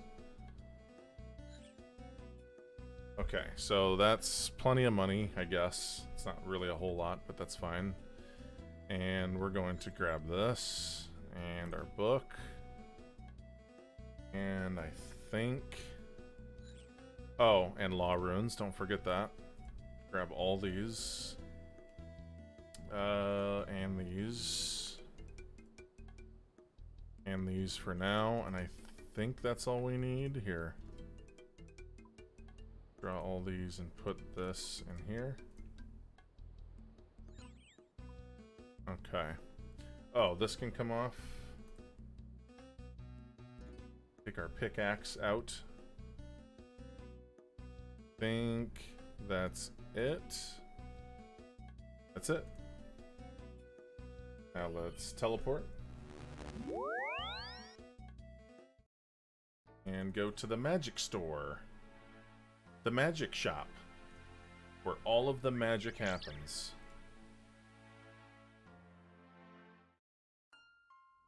After we level magic for a bit, we're gonna do some quests. Questies.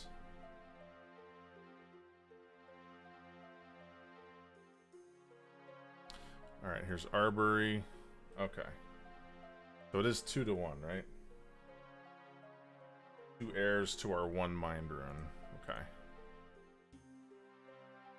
So buy 10 of these.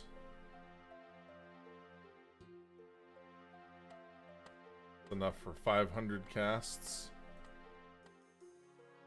And the rest just buy these.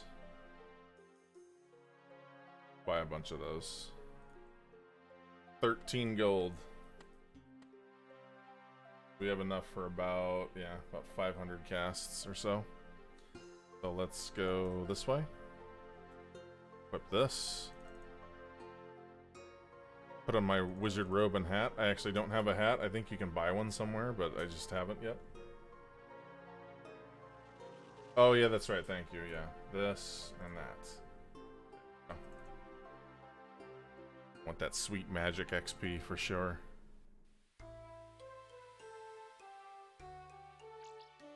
Surprised Imps never dropped you a hat. Honestly, I got pretty lucky with the beads.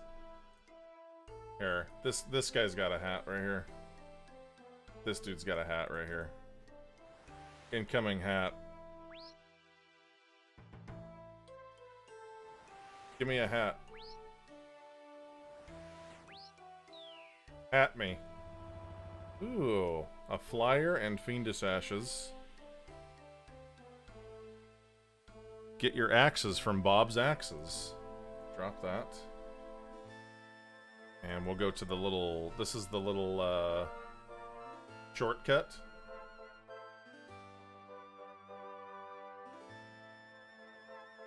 Alright, I'm taking her down. Taking her down. Give me 1 second. Shortcut.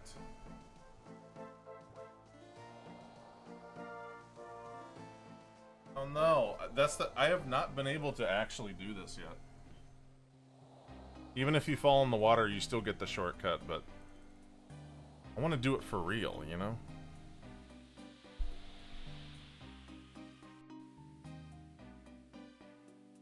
The mages in the tower drop it? Really? Okay. I thought you can, like, buy one somewhere. I swear there was, like, a place in Varric you could buy them. But it's no worries.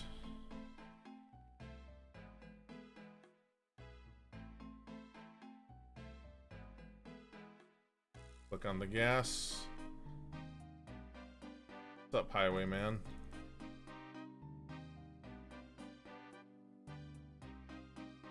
I like this song. Unknown Land.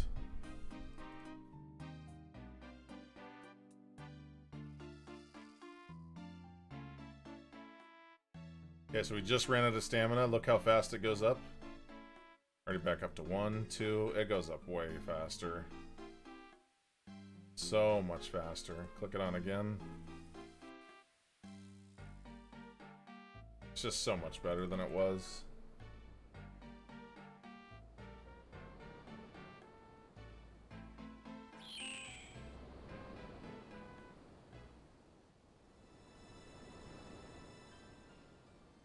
We also have to get a lighting source too. By lighting source, I mean an actual lamp.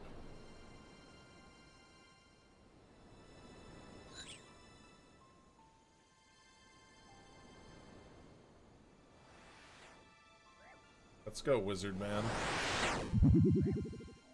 Give me your hat. Just wizard bones.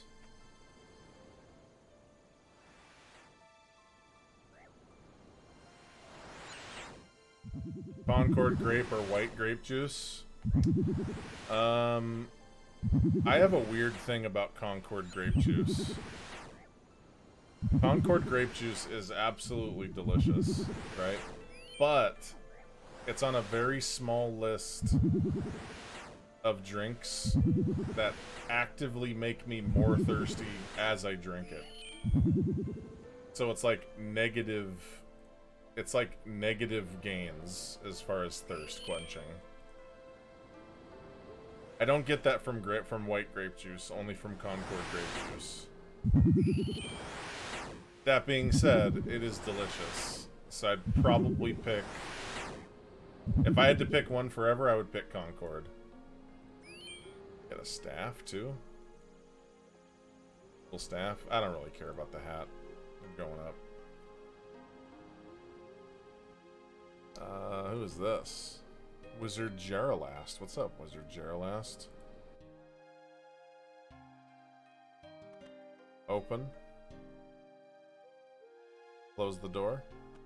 Feel more secure.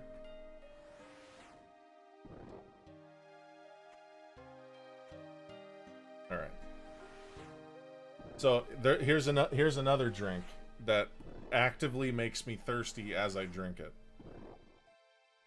It's the soda known as Squirt.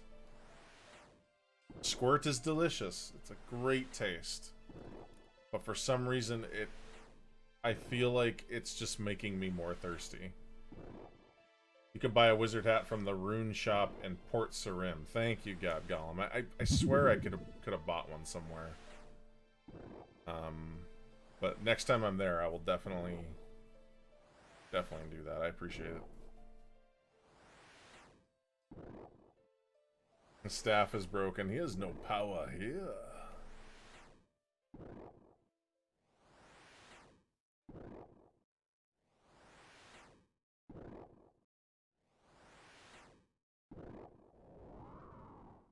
Let's see.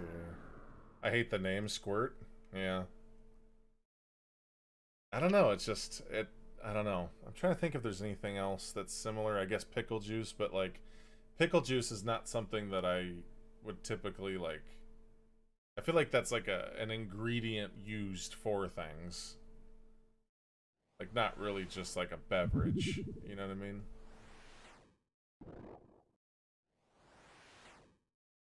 My brother made fun of me growing up for using the word beverage a lot. Like a cold beverage, perhaps a tasty beverage. It's a great word. No reason not to use it. It's a great word. I have to use Squirt as mixer with like cranberry or any cran fruit mixtures. Yeah, I love cranberry juice. That's great. Dasani bottled water, since it's literally a byproduct from Coke and cut with salt. Oh no. You know what else Dasani has? I mean, the fact that it's incredibly expensive, like anywhere you go. I have not got a Rune Medhelm from him, no, not yet. I dropped a Mithril Square Shield, but I didn't have my magic high enough to be able to grab it. Beverage, yeah. Beverage, you know.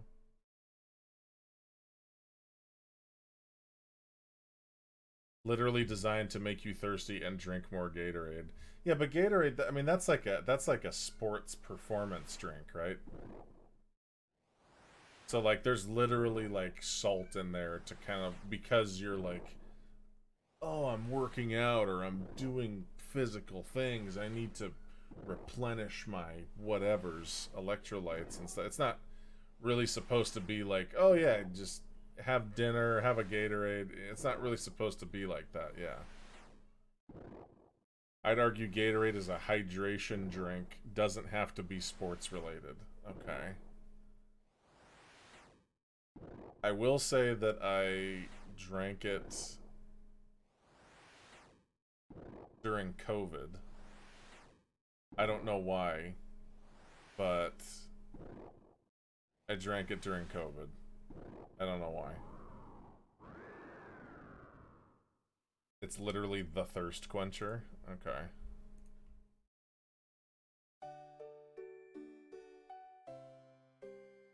Passion fruit gives me like pre-hives, very lightly allergic to it. Uh-oh. Y'all tried Malta? No, I've not heard of that.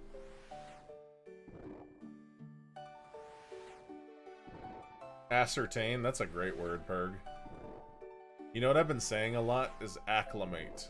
I've been saying acclimate too much, to the point where my roommate says acclimate. Magic 42, very nice. Very nice, very nice, very nice.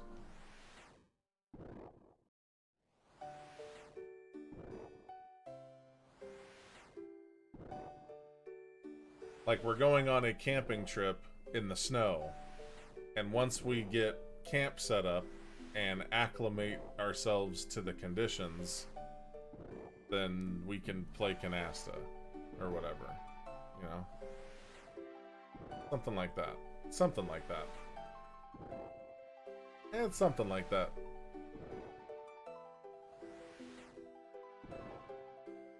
Well, it's definitely bath time. Oh, I can hear it. Oh, I can hear it happening.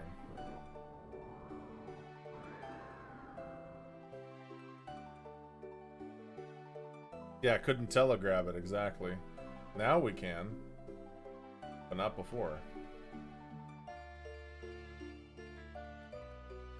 When I drink passion fruit things, but it does not happen with, for example, passion fruit ice cream. I know exactly what you mean, Purg. I hate that feeling of, like, nausea setting in. That's a really, really bad feeling.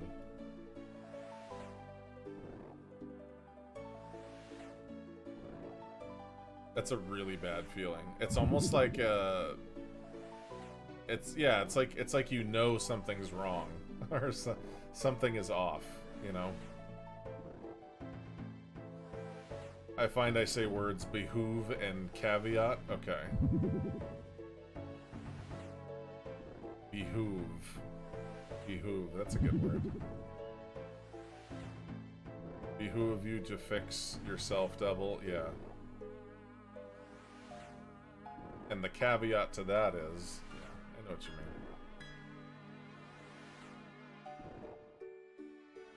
Yeah, acclimate's like my new overused vocabulary word. I think before then it was, well, when I was streaming it was interesting. I say interesting way too much. I think of what else I say way too much.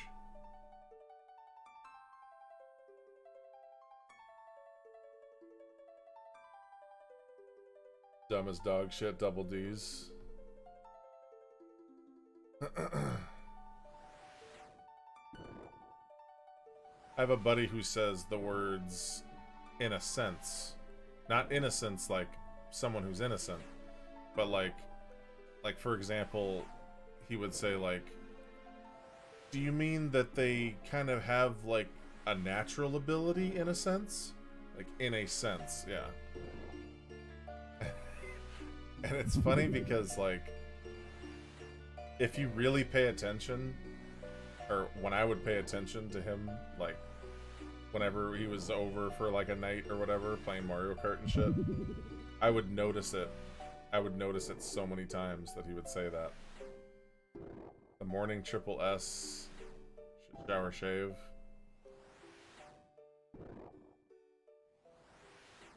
In a sense of, yeah.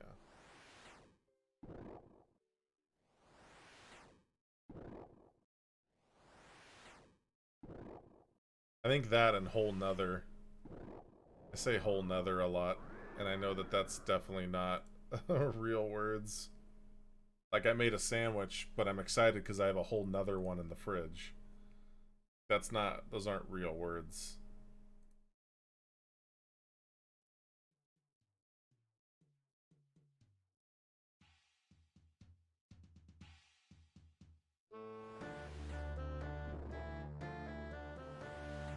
This above all to thine own self be true. British crazy words I think will break my tongue. Yeah.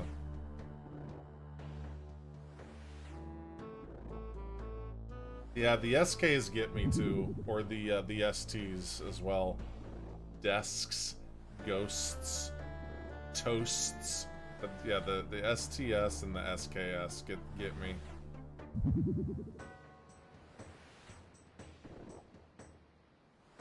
Demonstrably false. The fact that you poured milk in the bowl before pouring the cereal in is demonstrably false. Is that spoken correctly?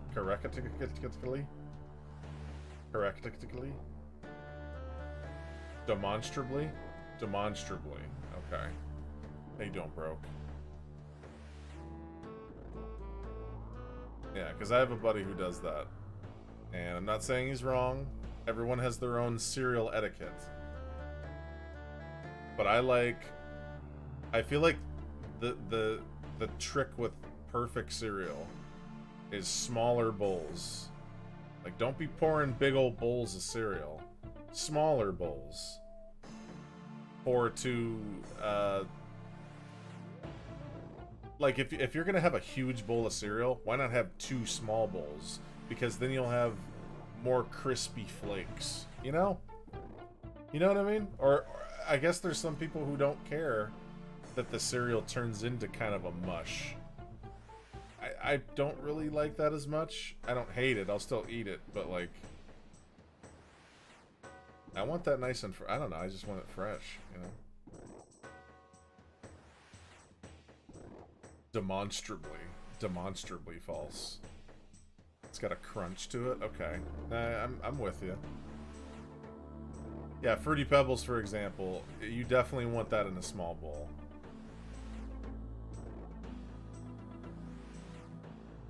More times made you maybe break my tongue too. Yeah.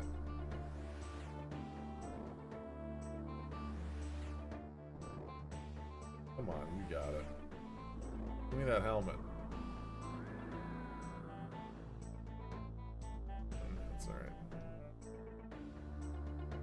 That's a trick to get Big Eater to slow down, makes him seem like you've already eaten a full plate. Yeah, I definitely get that. Psychological terms.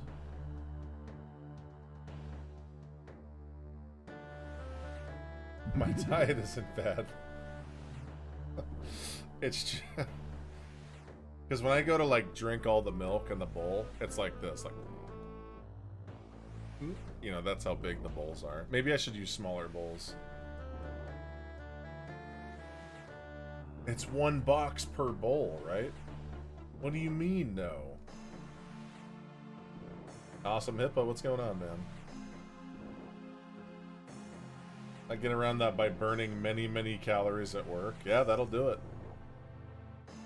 That'll do it. Man, when I worked at Whole Foods, dude, like, I think if you just work in a grocery store at all, especially one that, like, gets you to do, like, go-backs and, like, cart runs and stuff like that, like, you're gonna walk a lot. More than you really realize. So yeah. Bust out the mixing bowl. Yeah. I always like that part in Forgetting Sarah Marshall, where, like, in the very beginning, when, like, she calls him and she's like, "What are you eating?" And he takes like another chew and goes like, "Salad." He has this huge bowl of cereal. Oh my god, I love that so much. Salad. Hey, thanks for the follows. I appreciate it. You're killing RuneScape Diablo? Kind of. We're just trying to get some rare looties that he has on him. Rare lootage. I use ramen large bowls for hearty cereals like mini wheats or raisin bran. I use a cup for things like Fruity Pebbles, and normal bowls for things like Fruity Loops, Captain Crunch. Okay. Fruit Loops and Captain Crunch. Okay. I guess I gotta step up my bowl game, because, like, honestly, I just use any bowl we have. I don't really care. There is one thing that I do that's a little odd, but I think, to me, is a life hack. Okay? You know when you have, like, a pint of ice cream, right? Like, you don't just take the lid off and take it up, you know, take it upstairs or sit down or whatever and start eating it. What I do is, here, I'm gonna do this for you. So I get a paper towel, fold it in half. Okay? Fold it in half. Then let's pretend that this is the bottom of the ice cream thing. I put this on, like, the bottom, give it like a little paper towel dress. The reason is, when you're enjoying it, it doesn't just, you know, melt like the outside, you know, it kind of like makes that, you know, the condensation, whatever, like it Yeah, it's just it's a better experience when it's the way that I do it. I don't know. I don't know. Totally underrated cereal, Cinnamon Life and Special K with strawberry. Special K with strawberry is a new discovery that I have made, and I 100% agree with that. Special K with strawberry is very good. In fact, that's the only cereal we have in the house right now. My one backseat of the day, you should be doing this to something you can drop a rune simi. Well, this thing can actually drop rune med helms and mithril square shields. And I just wanted something to AFK. But yeah, and I do have the stuff to grab it. But yeah, I know what you mean. Layer of insulation for the cold, because we all know it's not going back into the freezer. Exactly. It's not going back in there. It's either gonna die. It's gonna die in your hands. It's not going back. It's not going back.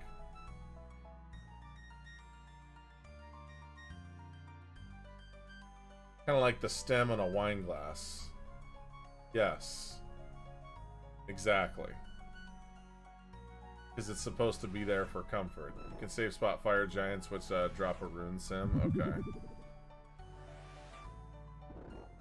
When you open a pint of ice cream, just throw away the lid. Yeah. Well, it's funny because... it's funny you say that. It's funny you say that because...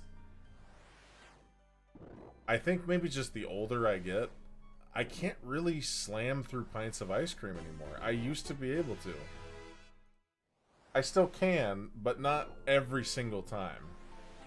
Right? So, like, sometimes, maybe it's because of the kind of ice cream that I'm buying, where it's like, oh my god, this is so rich, I just can't finish this.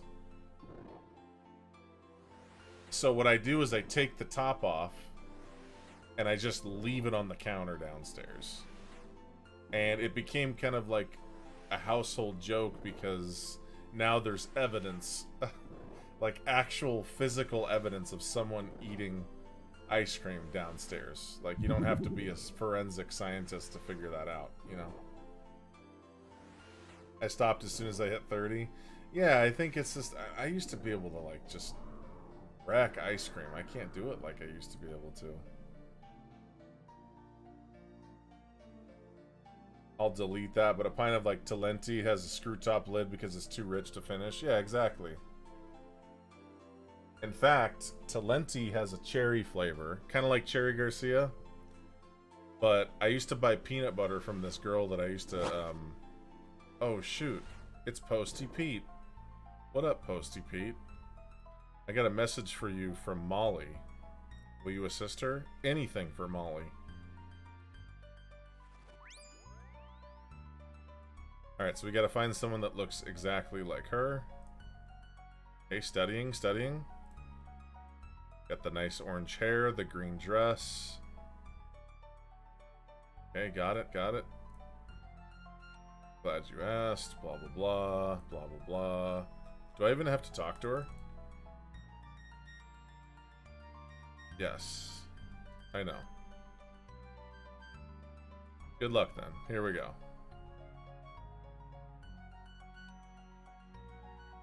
Oh, I see her. Oh, I see her.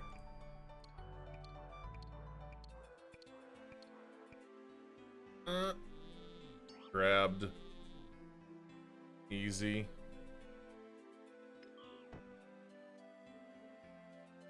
I like how she cheers for us. Well, I guess it's more of a wave. Okay, come next door and talk to me, see what you got.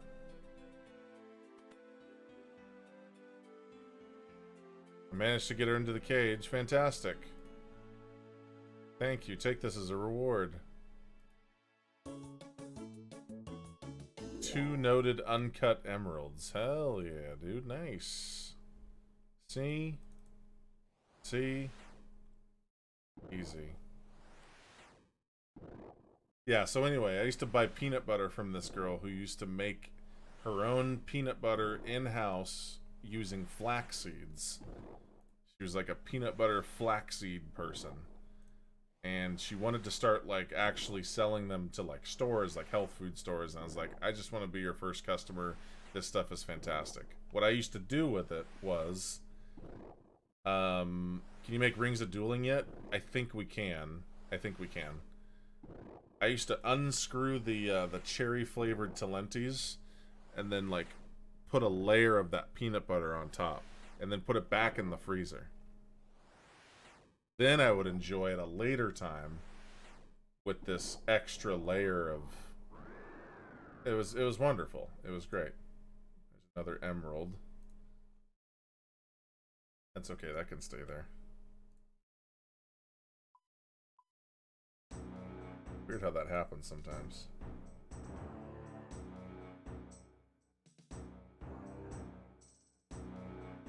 2 double shots with Chaser, like when I did when I was a kid, puking in like 30 minutes, yeah. Yeah, I can't handle that stuff anymore, Black Mage, like not even close. People drink a fifth of whiskey in a night and be fine. Yeah, there's no way I could do that. I'll tell you what I can drink a lot of is water. I love water, that's for sure. That we can be sure of.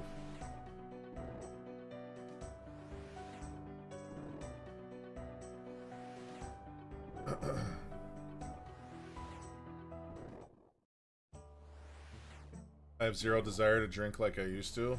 Yeah, same. Yeah, I just... I can't do it, nor do I really want to, but... Yeah.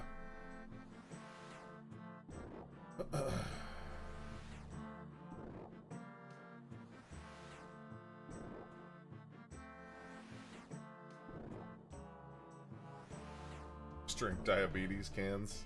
I mean, I'll treat myself to a soda here and there, like if I go to like a movie theater or something, but I don't know, I just really like water. Big water main.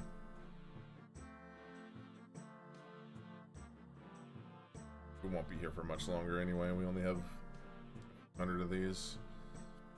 Then I think we're gonna do Demon Slayer, I think. Demon Slayer?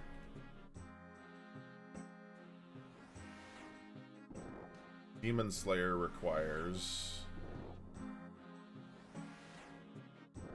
bucket of water, 25 bones, 1 coin, good because we only have 13, 15 combat level, armor and food, fast travel. Yeah, we'll do that after this.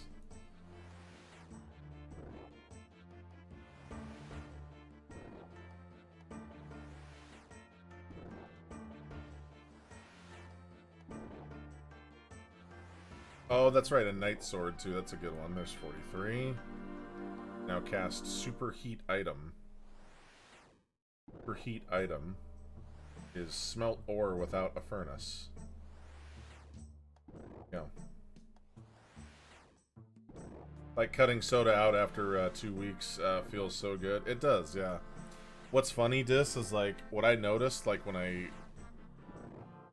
cut like sodas pretty much for good, aside from like, you know, certain like movie theaters and stuff. Whenever I would go to the store, like any store, you start noticing like walls of sugar. Like you'll look down an aisle and be like, oh yeah, that's all stuff I don't want to drink. Like every bit of that is all sugar water, essentially. You know, but like you don't really look at it like that until you quit it, I guess. I don't know. At least I didn't. I've cut down a lot on sugary drinks for sure. I used to drink 18, 24 cans a day. I drink 4 to 5 a night now. Maybe sugar-free white can Rockstar at work. There you go. It's hard, man. Sometimes that's like the hardest thing for people is to get rid of like the drinks. Especially energy drinks, man, because like I feel like those are just as addicting as anything else, really. Like if you get really hooked on like energy drink stuff, especially if you have a job where you're like more mobile, you know. I remember getting to work and just pounding like they were energy drinks, but I think they were called like They're called highballs. That's what they were. They're highball energy drinks. And they had like sugar-free ones, but man, they were effective. But yeah, I can't really handle that stuff anymore. You can actually teleport to Camelot if you drink a Wizard's Mind Bomb bought in Valador Pub for 3 gold pieces. That's cool. I didn't know that. Okay, Steel Full Helm. We already grabbed one of those, so we don't need to grab that. Brand loyalty. Whatever name brand, like Coke or Pepsi product. Yeah. I made a pact with my buddy years ago to only drink Coke. If we're talking cola, it was Coke only. And, you know, years go by. He started dating this girl that tried, you know, she heard about the pact. And she grabbed a Pepsi on the way to his house. And was like, hey, babe, you want a soda? And he's like, sure. And so she pours him, you know, this Pepsi into a glass with ice, and she's like, here, have this Coke. And she even like said it kind of like almost like she was trying to give it away. And as soon as he smelled it, as soon as he like brought it up to his lips and smelled it, he was like, this is Pepsi. And he just called it out. Didn't they drop the drink because highball was a slang for upper drug? Oh, I have no idea. This was like years ago. This is like back in 2018. It's probably the last time I've had a highball, but yeah. I didn't know if they changed it or not. I'm not sure. Root beer, IBC, cream soda. Oh, cream soda is freaking great, dude. Oh my god. Monster used to be my supper back in 2017. Yeah. He dumped her. They are not together anymore now. No, he dumped the Pepsi. Yeah. The Pepsi person. This soda betrayal I can never forgive, yeah. I just thought it was so funny, because it was kind of funny that it's like this stupid pact. It doesn't mean anything. We were just like, you know, like when you and your buddy just decide to be like diehard fans of whatever, like insert, you know, whatever word here. It's just like one of those. It's like this or nothing else. I don't even want to look at anything else. You know what I mean? It's just like a little pact.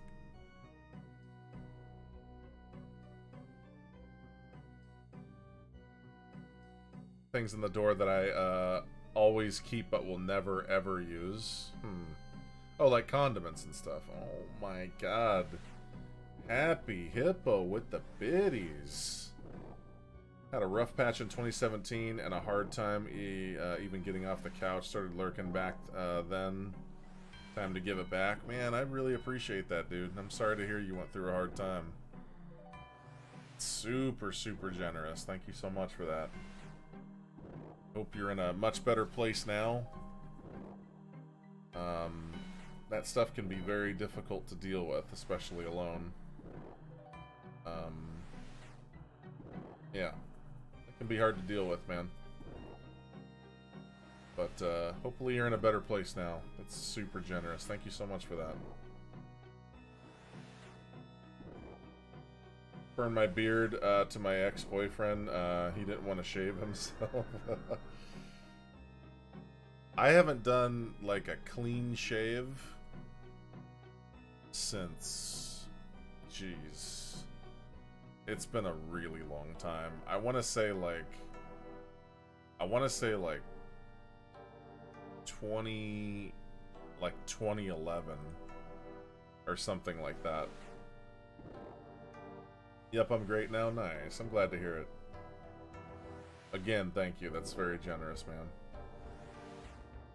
Reminds me of a time I worked at a local pizza joint. Coworker used to spike their fountain sodas with alcohol, not their hair. I convinced one of my straight edge friends to take a drink. They immediately knew what was up. Karma paid me back later for that one though. Yeah, I mean I get the temptation there, like I really do. You know, I get it. I get it. I remember we were playing games one night, like a game night thing, and this was right when I was like, all right, I don't want to drink any more alcohol. I'm done. Like, I don't want to drink any more of it. And it just happened to coincide with like a drinking night for them, and I was like, oh no, you know, I'm good, you know. And they went through all this trouble to buy all these different mixed drinks and all this stuff, and I know this is bad, but I kind of felt like I was... Steel Axe, don't want that. I felt like I was the one dude who wasn't... It was kind of a peer pressure thing, but it wasn't a big deal. It was just, I think it's as big of a big deal as you make it. Like, I had just stopped, so it's like, alright, I'll, you know... This is kind of like time with friends, and that's it. I don't want to be that guy, I guess, but yeah. HXC Noel with the Prime. Appreciate that. Thank you so much. Of all places to use the Prime, thanks for using it here on this channel. Super nice, thank you. Spike their hair with alcohol, just like a crusty ass fireball hair. Oh yeah, dude. Oh yeah.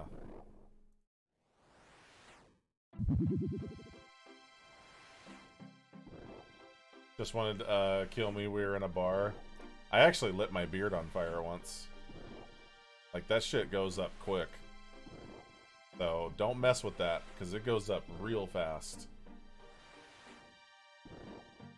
Like a little brush fire on your face. Not cool. Not cool. Gotta watch out for that. And it smells really bad, too, yes. So don't do that. Fire runes. Got it. You ever thought about making little animation shorts for RuneScape like you did Isaac? Kind of missed those, not gonna lie. You mean my little GeoCities? Look, it's like he's walking, like those things. I really enjoyed making those. Those were very fun to make. They took way longer than they looked to make, and I think that most of the time was like if I had like an image I wanted to use, let's say I wanted to use like this wizard for instance, each picture I had to go through and like kind of clean up the edges. It was not there's way better ways to do it than the way that I did it, but it was a fun time.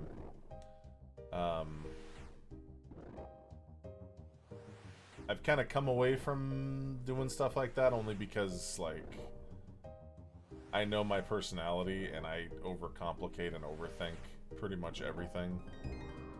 But I did enjoy, I did really enjoy making those. One of my lesser brain-celled friends lost half of his beard to a barbecue. Oh yeah, dude, that'll do it. That'll do it. Gotta be careful. When I was in Boy Scouts, I was part of a group called the Society of Singed Eyebrows. Nice. Society. Not just a member. Part of this society. Like, there's multiple people who have done this. Okay. Multiple people.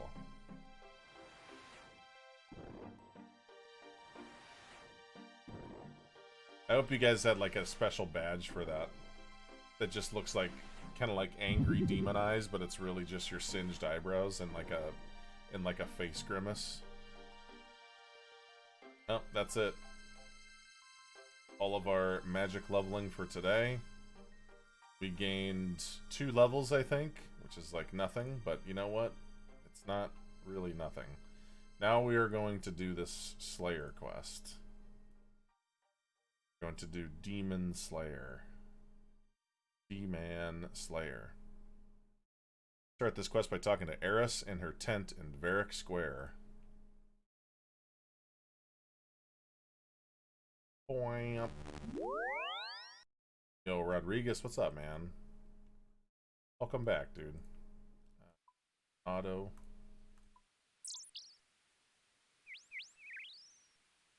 Kind of wish I'd stayed in. Eagle Scout rank looked good on a resume. Okay. Doing pretty good, Rodriguez. Just chilling, man. Just chilling upon here.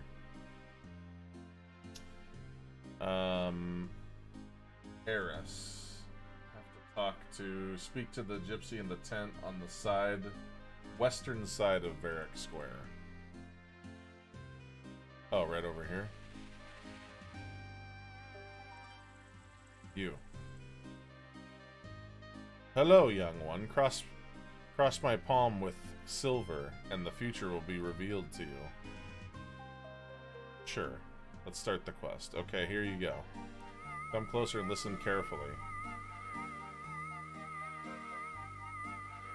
To what future holds for you. As I peer into the swirling mists of the crystal ball, I can see images forming. I can see you. You are holding a very impressive looking sword. I'm sure I recognize that sword. There's a big dark shadow appearing now. Arg! Hey, Fear Renegade for 67 months. Yowza. Long time. Welcome back, buddy. I appreciate that. Are you alright? It's Del the funky Homo sapien. It's Delrith. Delrith is coming. Who's Delrith? Delrith. Delrith is a powerful demon. Oh. I really hope he didn't see me looking at him through my crystal ball. He tried to destroy the city 150 years ago. He was stopped just in time by the great hero Wally. Lucky Delrith. Using his magic sword Silverlight, Wally managed to trap the demon in the stone circle just south of the city. Ye gods! Silverlight was the sword you were holding in my vision. You are the one destined to stop the demon this time. How am I meant to fight a demon who can destroy cities? If you face Delrith while he's still weak from being summoned, and use the correct weapon, you will not find the task too arduous. Do not fear. If you follow the path of the great hero Wally, then you are sure to defeat the demon. Where is he? I'll kill him for you. Ah, the overconfidence of the young. Delrith can't be harmed by ordinary weapons. You must face him using the same weapon that Wally used. Wally doesn't sound like a very heroic name. Yes, I know. Maybe that is why history doesn't remember him. However, he was a very great hero. Who knows how much pain and suffering Delrith would have brought forth without Wally to stop him. Looks like you are going to need to perform similar heroics. How did Wally kill Delrith? Oh, cutscene? Wally managed to arrive at the stone circle just as Delrith was summoned by a cult of chaos druids. Die, foul demon. Oh, Wally looks like a full-on Chad Lord. Hell yeah. What was that incantation again? Gabindo, Aber, Perchai, Camarinthum, Carlum. GAPCC. Gap CC. Gabindo, Aber. What was the name of that ultimate fighting guy? Uriah Faber? So Gabindo, Uriah. How much do these cost per chai? Like if I want to buy multiple chais, like how much does each one cost? Oh, that's $5 per chai. Okay. Camaranthum. I don't know. Thumb on the end. James Cameron's thumb. James Cameron's thumb. And Carlum. I don't know. Just the word Carlum's fine. I'm the greatest demon slayer ever! By reciting the correct magical incantation and thrusting Silverlight into Delrith while he was newly summoned, Wally was able to imprison Delrith in the stone block in the center of the circle. Well, good for Wally. Delrith will come forth from the stone circle again. I would imagine an evil sorcerer is already starting on the rituals to summon Delrith as we speak.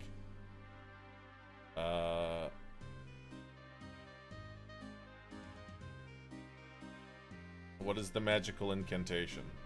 Let me think for a second. Alright, I think I've got it now. Gabindo, Uriah Faber, How Much Per Chai, James Cameron's Thumb, and Carlum. Have you got that? Yes, I think I got it. Where can I find Silverlight? Silverlight has been passed down through Wally's descendants. I believe it's currently in the care of one of the King's Knights called Sir Pryson.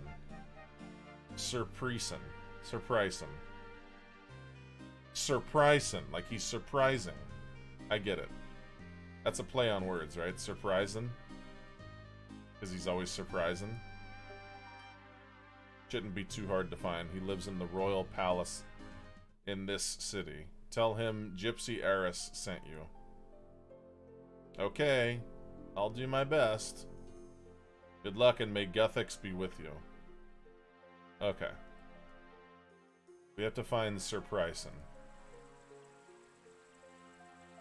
I love the White Knights, hell yeah. A lot of my family was in the military. I was going to enlist when I was younger, but the recruitment guy said I needed to lose 40 pounds to prove that I'm dedicated. Never did that. 40 pounds is a lot, dude. That's a lot, dude.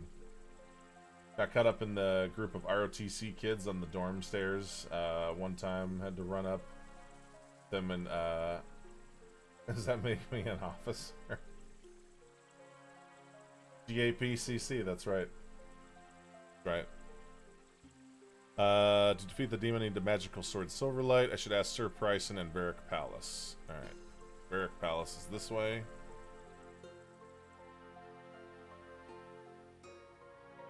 My first thought was like Sir Pryson, like he's pricing stuff at a yard sale. But if it's Pryson, Sir Pryson. Oh, there he is right here. What's up, Sir Pryson? Hello, who are you?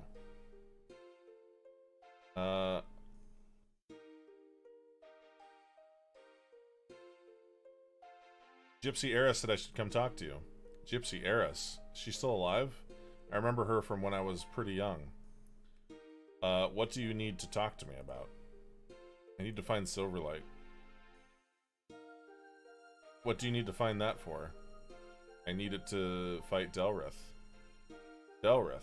Thought the world was rid of him, thanks to my great-grandfather.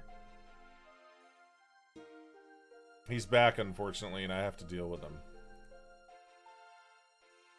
You don't look up too much. I suppose Silverlight may be good enough to carry you through, though. Problem is getting Silverlight. You mean you don't have it? Oh, I do have it, but it's so powerful that the king made me put it in a special box, which needs 3 different keys to open it. That way it won't fall into the wrong hands. So give me the keys. Well, it's not so easy. I kept one of the keys. I gave the other 2 to other people for safekeeping. That's smart. One I gave to Roven, the captain of the palace guard. I gave the other to the wizard Treyborn. Can you give me your key? Well, there's a problem there as well. Managed to drop the key in the drain just outside the palace kitchen. Just inside and I can't reach it. Drop the key in the drain just outside the palace kitchen. Just inside and I can't reach it, okay? Where can I find Captain Roven? Lives at the top of the guards' quarters in the northwest wing of this palace. Where does the wizard live? Wizard Treyborn? He just wanted to say that. He's one of the wizards who lives in the tower on the little island just off the south coast. I believe his quarters are on the first floor of the tower. On the little island just off the south coast.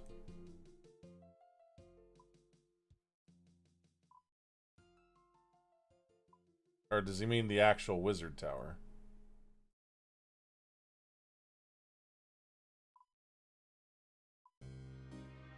Yeah. Okay. So I think he just means in here somewhere. Let's see. Wait, why can't he give me his key? Oh, because it's in the... Okay, got it. Okay, I understand. Alright, so... Gonna get back to Propaganda Simulator 2022. Still haven't beat the campaign. Nice. Take care, Broke. Really multiple games inside a game. Yeah, so the questing in this game, Rodriguez, all of the quests are like really kind of like this. Like they're not, like the quests aren't really like WoW quests in that they're like kill 10 boars, kill 20 oxen or whatever. They actually have a skill in the game called Slayer, which is basically a whole bunch of kill 10 or 40 or 50 or whatever amount of things. So it's like a skill in the game, which is kind of funny because it's basically like WoW questing where it's like kill 10 boars or whatever, but they just rolled it into a skill. So the actual quests in this game are actually really well written, like very, very well written. And there's a whole bunch of them. There's like, what, 154 quests? And they all have like, crazy, they're not really simple. Like, some of them are easier, but some are, like, kind of crazy. Captain Roven and Varric Palace.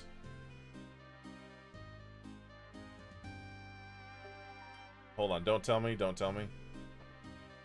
it up here? Nope. It's a regular guard. Power. Captain Roven, you out here? Where's Captain Roven at? Captain Joe Roven. Actually, I think he was over here, actually. Ah, there he is. Okay, so we gotta climb up to there. So let's go back down. Close, but no cigar. What's up, Sammy Pond? Back down here. Other side of this cool looking castle.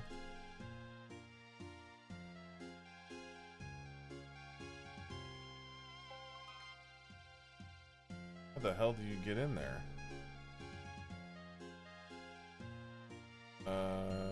Hold on. Go down. Down the stairs. Is that a door? Wait, didn't it say kitchen something? Yeah, doing pretty good, Sammy Pond. Older brother was in the army. He had a horrible experience, so I'm glad I didn't join. Not to say that everyone's experience is bad. One of my classes a few years ago, we had to read a letter to a young army ranger, matched up with what my brother said about the army. He was going to join the Air Force, but who knows what that would have been like. Yeah, I think it's for different people. Like my brother was in the Navy. Did the Navy thing for a long time. He still does stuff, I think, for them, but he's not really like in the Navy anymore. Like more of like a contractor kind of. But yeah, I think it's just a different for different people, I think. All right, Roven. What are you doing up here? Only the palace guards are allowed up here. Well, I'm one of the palace guards. No, you're not. I know all the palace guards. I've had extensive plastic surgery. What sort of surgery is that? I've never heard of it. Besides, you look reasonably healthy. Why is this relevant anyway? You still shouldn't be here.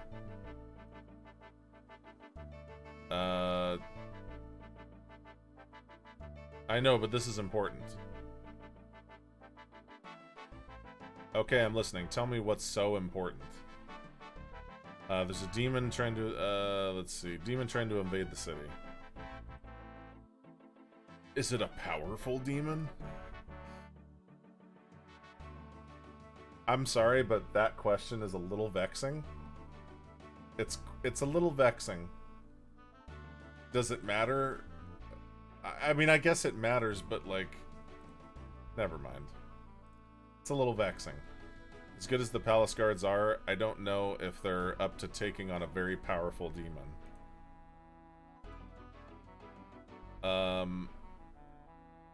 It's not them who are gonna fight the demon. It's Jaboy. It's me. What? All by yourself? How are you going to do that? I'm going to use the powerful sword Silverlight, which I believe you have one of the keys for. Yes, I do, but why should I give it to you?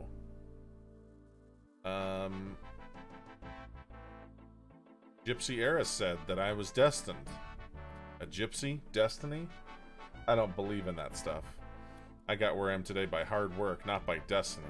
Why should I care that mad old gypsy says? You know what I love is when it shows, like, that they're angry and stuff. I love the different faces. It's so awesome. Otherwise, the demon will destroy the... otherwise, it'll destroy the city. Can't fool me. How do I know you haven't just made the story up to get my key? Sir Pryson said you'd give me the key.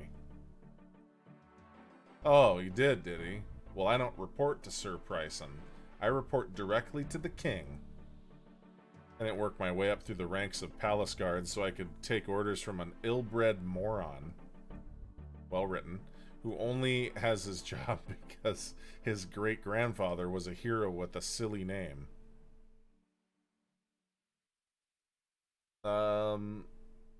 Well then, okay. Why did he give you one of the keys then? Only because the king ordered him to. The king couldn't get Sir Pryson to part with his precious ancestral sword, but he made him lock it up so he couldn't lose it. I got one key, and I think some wizard got another. Now, what happened to the third one? Pryson dropped it down the drain. Haha, the idiot. Okay, I'll give you the key, just so that, you know, it's you that kills the demon and not Sir Pryson. Captain Rovan hands you a key. Excellent, excellent. Key number 1 attained. What else do we need for this quest? Hold on a second. So we need bucket of water. We need 25 bones. We can get that right outside. The ability to defeat a level 27 demon. Yeah, that's easy mode. Okay. Armor and some food, and okay, so and 1 coin. All right, got it. Game is very choice heavy. I love that. Reminds me of the Fallout series. I will say that the choices for the sorry, it's getting really dark outside. The choices in like the quests and stuff. It's not like infinitely huge. It's not like every quest, every time somebody says something, you have 7 things you can say. A lot of times it's like a few, and it's like they don't... It's done in such a way to where, yeah, you want to see what all the options say, but like that's it. It's really like on the surface. It's not like crazy. Sometimes it's deeper than others, but a lot of times it's not like super complex. Which I appreciate. I don't want it to be, like, crazy long. You know what I mean? This is not where we're going. After you choose something, can you go back? You can kind of, like, go back through his dialogue. So, like, if you talk to him again... well, we already got the key, so it's different now. But, like, if we didn't get the key, we could basically restart him, kind of thing. So, yeah. Or Gypsy was a bit of a slur, and Roma... Yeah, I've noticed that, yeah. Not using the quest helper and Runelight, that's cool. I'm not. I have a weird way of doing quests in this game. I just like to look up the lists. Like, look up the items required. Because a lot of times, like, it's like, oh, you forgot that one thing. It's like, I don't want to... I didn't really like that. So I decided to at least look up the shopping lists, so to speak. Climb down. Here. And, Rata Hamburguesa, good to see you. It's a great name, by the way. Or your choice matters, though, but it's rare. Gotcha. Okay.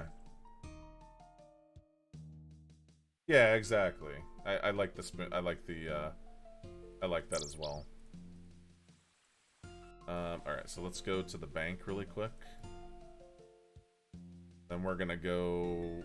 Actually, we're gonna mess with the sewer part. This, Oh, here, hold on. Take off this. Take the graceful pants off. Take the pants off.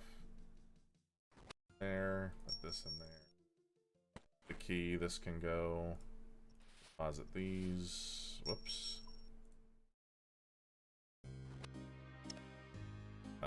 Put these in here. These away. These away. Put these away. Keep the money. I don't know what I'm gonna do with a random staff. Oh my god, we only have 6 charges on this? That's horrible. So put on... Whoops. Put on our normal action gear. I think that's everything. Oh yeah, we need a bucket, right? 1 bucket.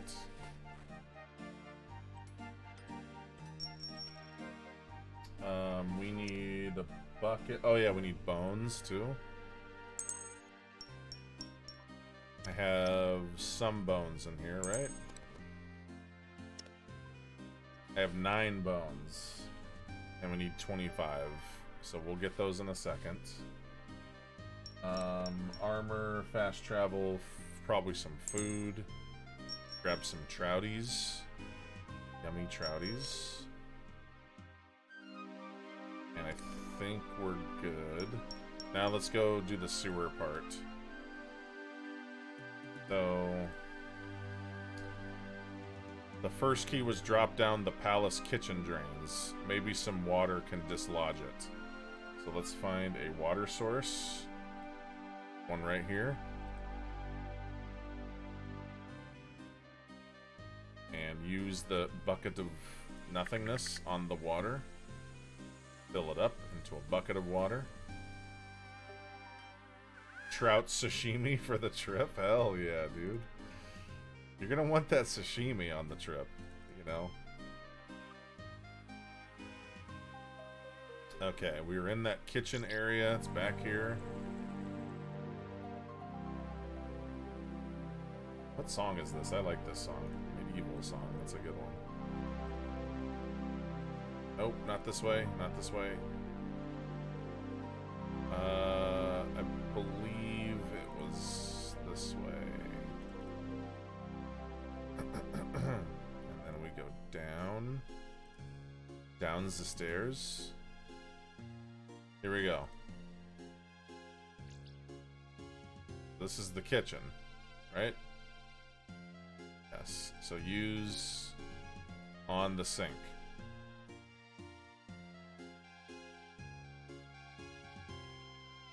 Is this not the kitchen? Nothing interesting happens. Oh, here we go. The drain. Search the drain. That must be the key Sir Pryson dropped. I don't seem to be able to reach it. I wonder if I can dislodge it somehow. Okay, so we'll pour water into here. Okay, I think I've washed the key down into the sewer. I better go down and get it. Okay, and the sewer entrance is very close. Oh, can you not get out this way? Whoops. I think it's... Can't remember exactly how to get in there.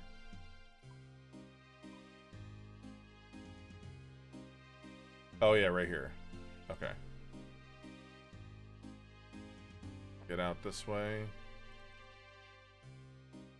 Sir Bryson couldn't think of that. It's funny because the key is just like sitting there. Like you can actually see it.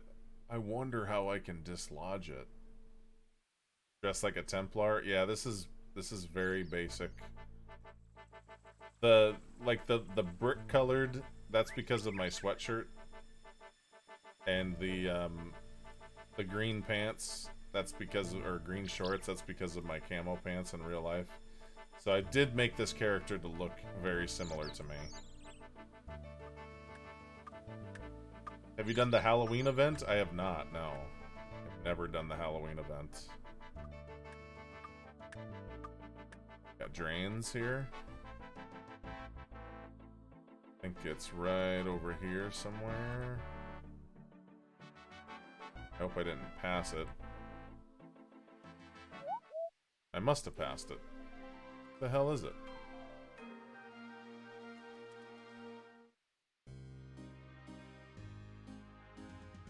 Where is it? Oh yeah, I way past it. It's way over here. Okay. Way past. There we go. Manhole. So climb down the manhole. It's limited to 2 weeks. Okay. Hey, Kombucha. Good to see you, man. Welcome back, dude. Okay. So we have level 6 Ratas down here.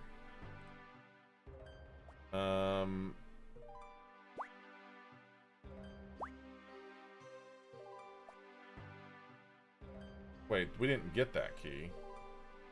No, we still have to actually... I've washed the key down the drain. I should go down there and fetch it. Okay, so we have to actually get the key. Can't remember where it was. It's like in some pipe or something. I think it's over here, actually. It's in... Yeah, here we go. Rusted key. Thank you. Perfect. You pick up an old rusted key. I have the first key and the second key. Now we need to go to... Draenor. So how about instead of using this, I'm just gonna teleport to Lumbridge. It's my fam. Hell yeah, dude. Little ratas. Rata muchachos. So basically a free hearth. Then we go turned around here. This way.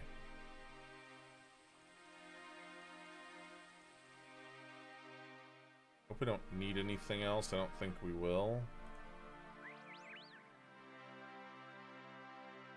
Follow it this way, and then it's kind of weird. There's like a little hidden trail right here. It's not really hidden. It's just a lot of times in MMOs, like people tend to stick to the roads, the main roads. This one has like a nice little. Oh shoot, it's Duffman. What up, Duffman? Oh shoot, it's Mr. Swine. What up, Mr. Swine? Argentine metal band Rata Blanca. Hell yeah.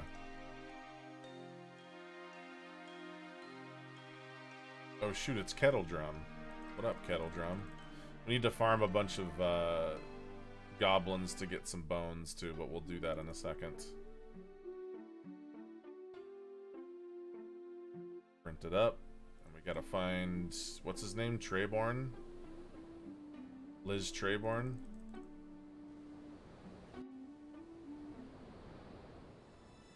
Don't forget to drink water, chat. It's important.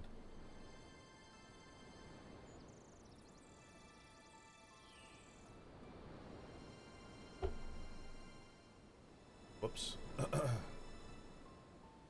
This dude right here. This dude has a hat. Give me your wizard hat, wizard. 6 spells, dude. 6 spells. Give me your hat, wizard.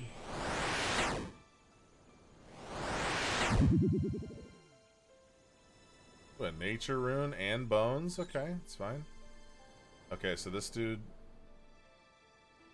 is on the second floor, I believe.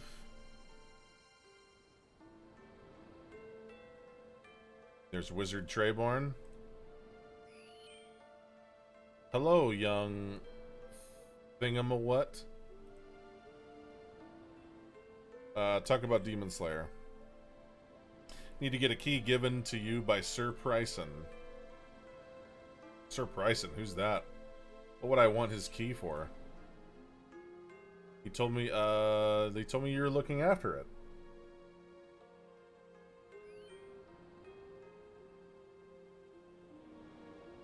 That wasn't very clever of him. I'd lose my head if it wasn't screwed on. Go and tell him to find someone else to look after his valuables in the future. Okay, I'll tell him that. Oh, that's great. If it wouldn't be too much trouble. Have you got any keys knocking around? Now you come to mention it? Yes, I do have a key. It's in my special closet of valuable stuff. Now, how do I get into that? I sealed it using one of my magic rituals, so it makes sense that another ritual would open it again. So, do you know what the ritual is? Let me think for a second. Yes, a simple Drazier style ritual should suffice. Suffice, that's a good word. Main problem with that is I'll need 25 sets of bones. Now, where am I going to get a hold of something like that? I'll get the bones for you. Oh, that would be good of you. That'd be very good of you. Okay, I'll speak to you when I got some bones. How many do I need? 25? 25. Okay. So, get me out of here. I'm down. I play free to play, so for me, are a sick drop. Yeah, I mean, I think that's why I actually really like Iron Man, because when you actually find that kind of stuff. Oh shoot, it's Digital Gohan. What up, Digital Gohan? When you find stuff like that, it's like more valuable because like instead of just going to the auction house and buying one, I don't know. It's more special when like you find it yourself, I feel. But one thing that's nice about playing non-Iron Man is you do get the thrill of the sale. It's the same thing with PoE. Like, the thrill of the sale is definitely fun if you're into that sort of thing. Oh my god, that dude's just skiing around. What the hell was that? He's just skiing on the street? Deposit all these. Deposit the bucket. This. Here, grab all these bones. Draw all these. Okay, so it's gonna be 28, 27, 26, 25, 24. We're gonna need 25, so we could put this book up too. Actually, here, let's do this instead. Take this shield off. And take the book out, put this away, and just equip this. And to the Gabos. I know there's Gabos very close.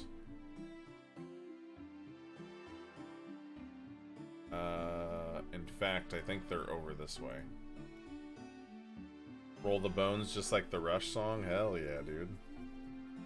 Or play the bones, like in the Goonies. These are quick, easy bones. We don't have a shield, but I mean, honestly, who cares, you know? Bones. Thanks for watching today, guys. I really appreciate it. Hope everyone's having a fine day here on planet Earth. I really hope so. It's almost Halloween. Any Halloween plans? Any Halloweenies out there? Halloweening it up? Alice in Chains, them bones. There you go. Oh my god, I just one-shot that poor dude. Goonies never say die, that's right. Taking the kids trick-or-treating, nice. What are you dressing up as, Sid? Ooh, a chef's hat. That's actually pretty buggy. Take a chef's hat. First one I've seen. Gonna blast some spooky synth sounds out my window. Oh yeah, good stuff. I want to watch some horror movies, man. Again, I would recommend what is it, Cabinet of Curiosities on Netflix. I would recommend that show. Guillermo del Toro. Might just do something corny for work. Okay. I always thought Jack Torrance would be a great Halloween costume, because essentially it's just dressing up in, like, you know, stay warm clothes, essentially. We don't need this. I'll take the... Nope. Yeah.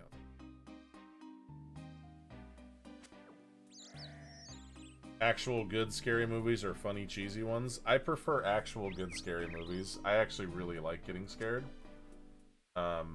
I allow myself to get scared when I watch movies and things like that, or even read, like, really creepy stories on Reddit, you know? I really enjoy that.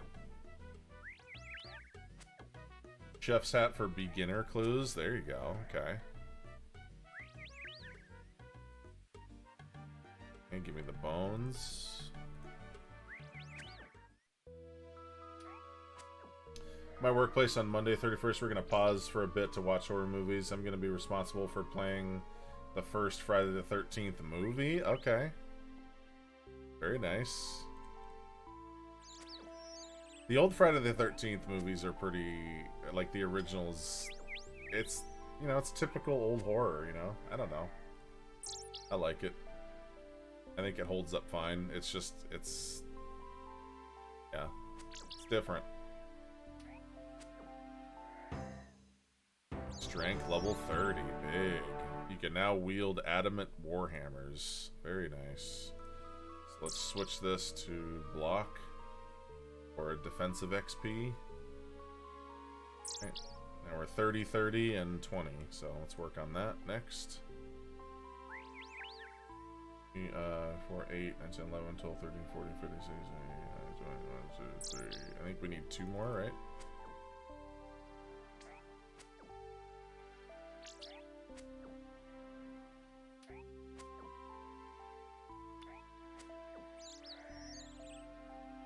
Gotta have a tennis ball handy for what? What do you need what do you need the tennis ball for? Sorry, little chef's hat. I gotta drop you. I want to rush 40 attack for Rune Simi upgrade. Yeah, I do need to do that. I like to keep them all even, though. I don't know why. Oh, Jack Torrance. Good one. Yeah, you're right. If there's like a lull in the trick-or-treating, you gotta, yeah, you gotta release some Jack Wiggles. Yeah. Horror's too scary? Yeah.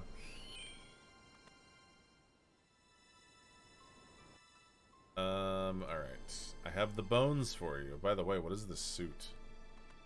That looks awesome. Look at that. Looks like a cardboard temple gear. That looks awesome. Hello, young thingamawhat. How you finding those bones? I have some bones. Give them here. Give him 25 sets of bones. Hurrah! That's all 25 sets of bones. Wings of dark and color too, spreading in the morning dew. Locked away, I have a key. Return it now, please, unto me. Kabloink. Treyborn hands you a key. Thank you very much. Not a problem for a friend of Sir What's-His-Face. Nice. Seem to remember having Friday the 13th having Bobber in it. What do you mean Bobber? Defeat a demon. I need 3 magical. Let's say I need the magical sword. So now I have all 3 keys. Just go and speak to Sir Bryson. Okay. So teleport here. Oh, I see what you're saying. Yeah, I'm pretty sure. I mean, a lot of old horror movies have that kind of. That's like typical old horror. Yeah. I thought you meant like fishing gear. I thought you meant like fishing stuff. That's what I thought you meant. Where are we going? We're going to Sir Bryson.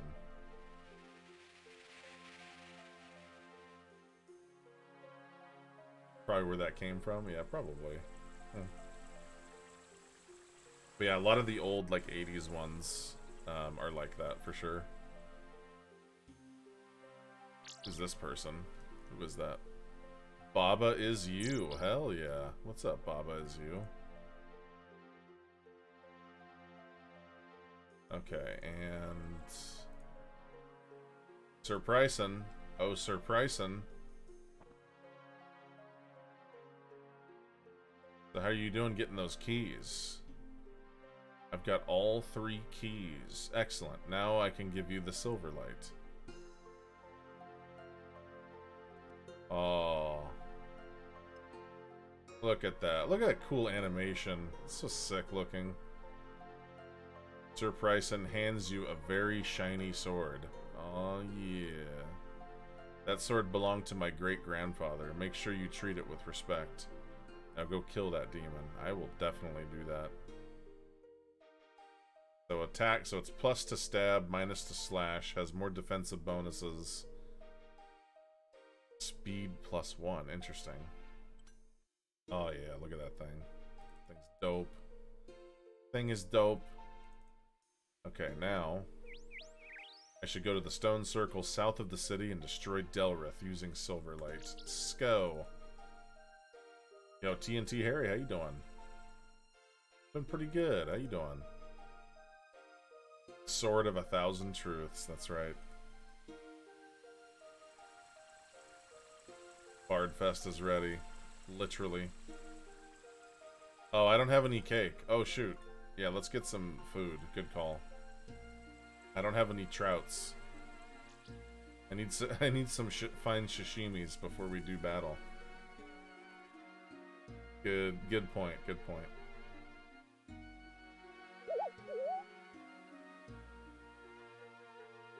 Disrespect the sword, the Silverlight? I would never. I could never do that.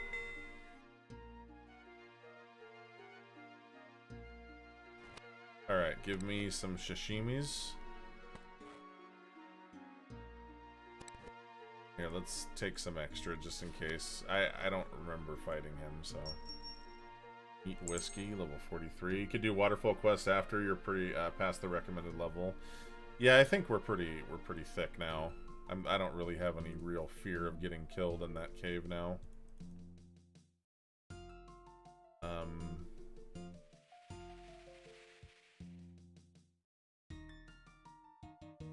Game is so peaceful and nostalgic.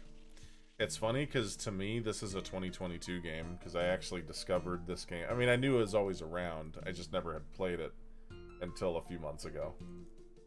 Very, very new to it. Only smokes the best trouts. I really like trout, actually. Trout is very good.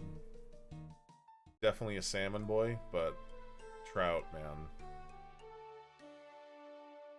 Alright, out of my way, idiots. Arise, O mighty Delrith. Rise, chicken, rise. Bring destruction to this soft, weak city. Arise, Delrith. Rise, chicken, rise.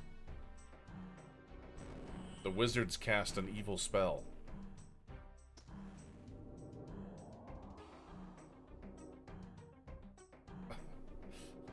At last you are free, my demonic brother. Rest now, and then have your revenge on this pitiful city. Who's that? No, not Silverlight. Delrith is not ready yet. I've got to get out of here. You wanna go? You sure about that? You sure about that? You sure you want to go? Let's go, big boy. Oh my god, I can't even hit him. Oh, I forgot my shield. Oh well. Kill all the wizards. Oh, a blood rune.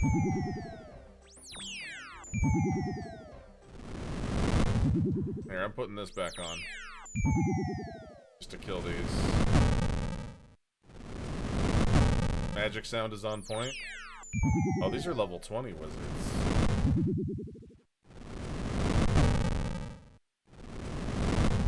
We can only fight one thing at a time. Chris Angel sound effects. Okay, he's dead. Here, pick these up. Yeah, pick this up, pick this up. All this. Do I have to kill this one too? I'm just gonna kill all these.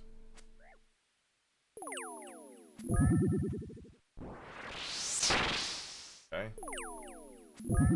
Yeah, so you can't have multiple things attack you unless there's like a little, like multiple swords, like in this little section right here for multi-combat. Okay, he's dead. Putting on Silverlight. Here we go. Give me this stuff though. Let's go, big boy. Oh shit. Oh, he just got wrecked. Congratulations, you just advanced a defense level. Your defense is now level 21. So that pretty much, that's basically the sword. So that's because we were using Silverlight. What was that incantation again? It was Gabindo. Uriah Faber. Uriah Faber.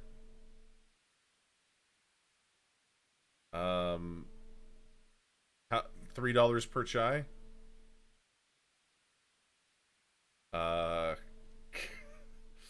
James Cameron's thumb. And Carlum. Delrith is sucked into the vortex.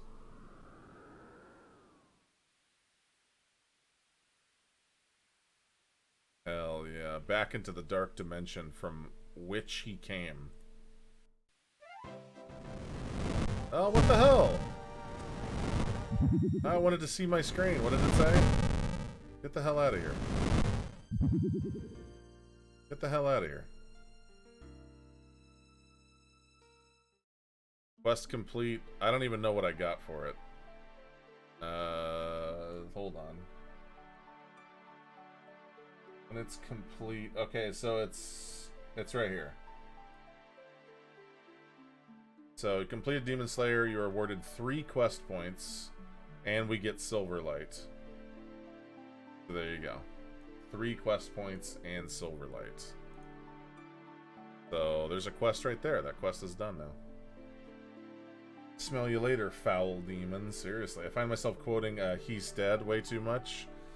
It's so funny, because that is such a interesting little story behind He's Dead. It's such an interesting little story. What is the name of the streamer that threw the cat? What was her name? Or what is her name?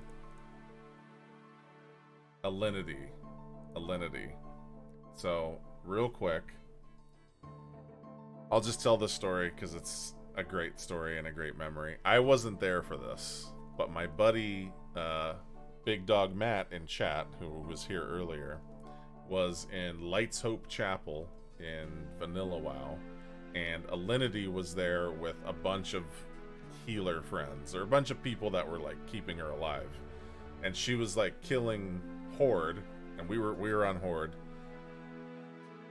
and she she started attacking Big Dog Matt, and you know, of course he's gonna fight back, like why wouldn't you? But she was getting like bomb heals, like just ridiculous help, like crazy help, right? And she was like streaming it at the time, and when she killed Big Dog Matt, she said so nonchalantly, it was kind of like one of those moments where you're just kind of like leaning into the computer and just kind of like you're just kind of playing like this. Like she was just kind of like playing like that, and then when he died and finally fell over, he goes, or she goes, he's dead. You know, just kind of like a little, just so everybody know, yeah, he's dead. Okay, he's dead. And it just kind of took off. Like we got a hold of the clip, and that has been a meme among the boys for a very long time. And yeah, interesting how that kind of stuff comes about, you know. He's dead. Take this off, and let's put this in equipment.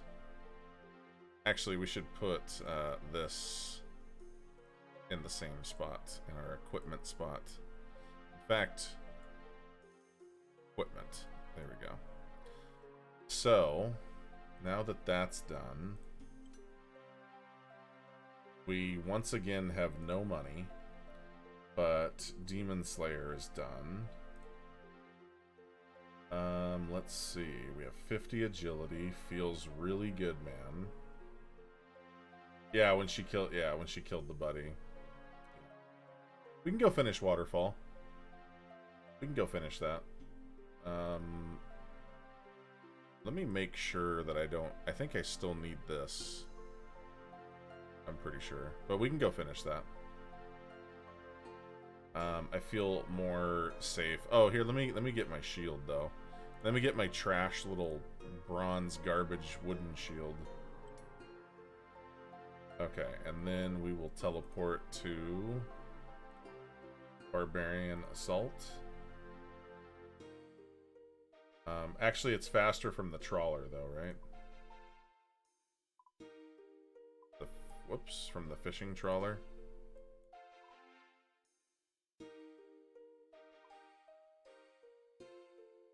Where's Barbarian Assault? God, I hate when it does that. Barbarian's faster? Okay. Oh, that's right.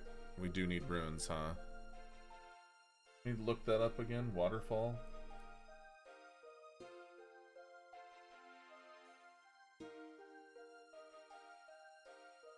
Waterfall quest requires, yeah, 6 airs. I need to buy 6 airs. 6 earths.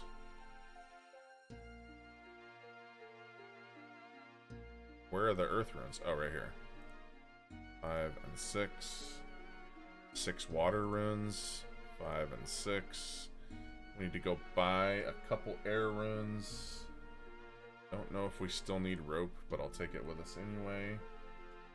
Food, games necklace, skills necklace. Okay, so we need to go buy just 6 air runes.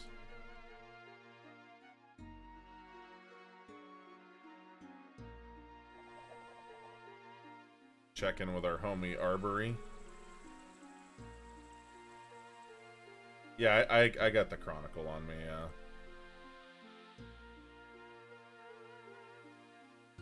I ain't leaving home without that.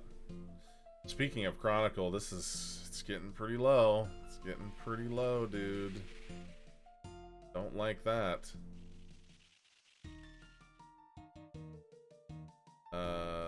Let's buy 5. Okay. Bar of Assault.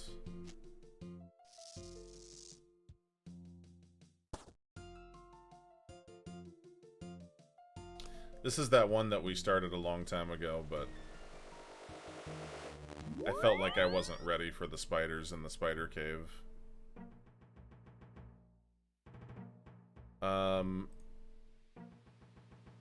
Is this the one where I have to leave all my stuff? Do I have to bank everything now?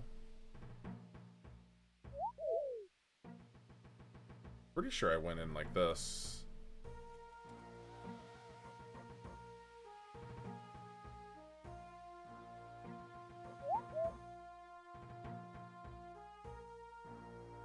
Oh shoot, the pendant, thank you. I forgot about that. I forgot about that. Where is it at? Got Hey, for sure, personally. Thanks for chilling today, dude. I really appreciate it. Yeah, don't forget this. I don't know if we need this either. Whatever.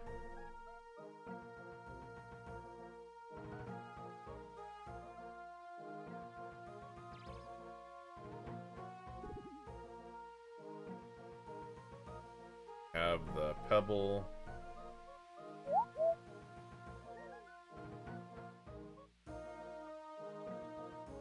Doesn't this look like some sort of like chocolate bark?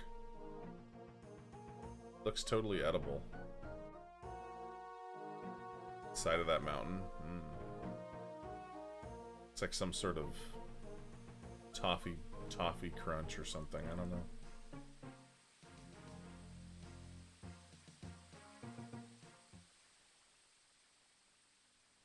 And our stamina comes back so much faster now. It's so much better.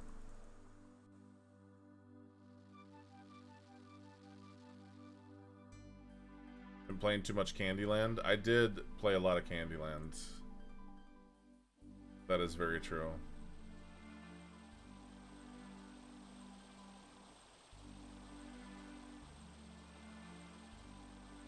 Come down here. Wait a second. No. No. That's the way to the tomb. We don't want to go to the tomb. We want to go on the raft.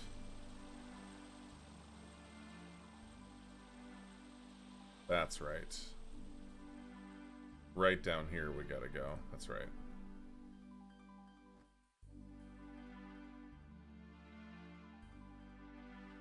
A nice song.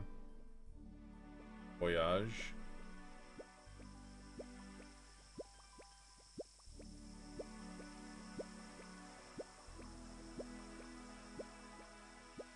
That whirlpool looks suspicious, yeah.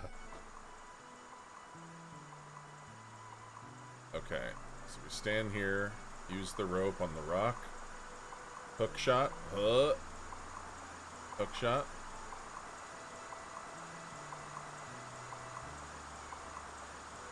Use the rope on the tree. Climb down. Okay, this is where we turned away last time. Level 52 spider lords in here.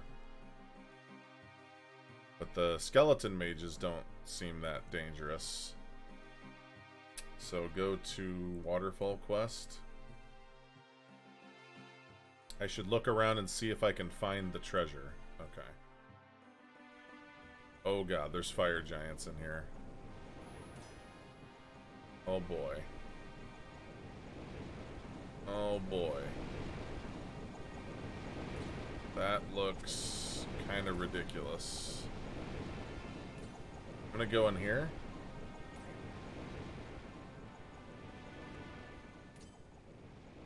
Close. I guess it doesn't matter. I do not wish to fight any of you. I'm going to search this crate. Search this crate.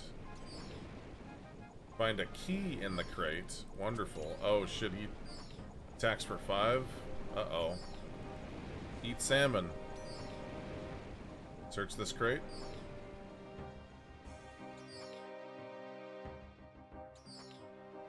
Eat more. Eat more. What's in this crate back here?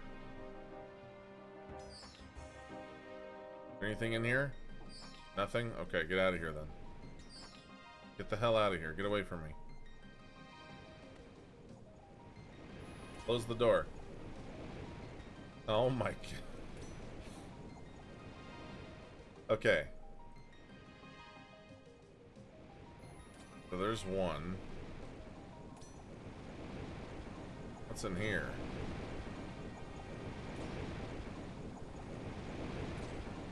Going in. Closing.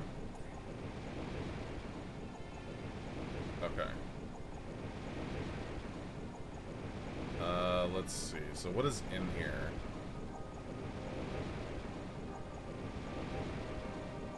Examine suit of armor.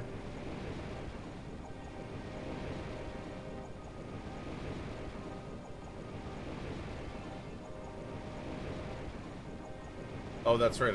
It's dots, right? It looks like we gotta run this way. Not in here. Don't say anything. I want to see if I can figure this out. Doesn't look like there's anything in here other than a bunch of fire giants. I think we gotta run through these guys into here and keep running. So here we go.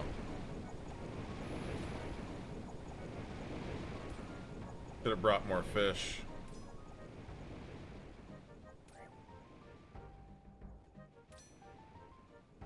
Alright, here we go. Full speed. Full speed to this door.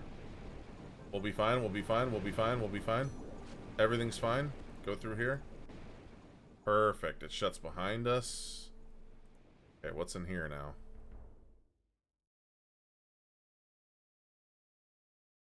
I don't trust this room. There's probably some sort of mega boss in here.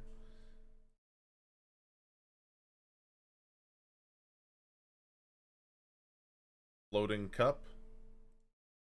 Examine pillar. Pillar has a rune-shaped dent in it. Okay. Examine the statue. Who the hell is this? Oh, it's Nacho Paladin. What's up, Nacho Paladin? What does this say? Statue of Glariel chiseled in stone. It has a rune-shaped... Okay. A rune-shaped pillar. Rune-shaped dent in the pillar. Okay. So we have these runes with us. But it doesn't say which one goes where. There's a weird design on the ground.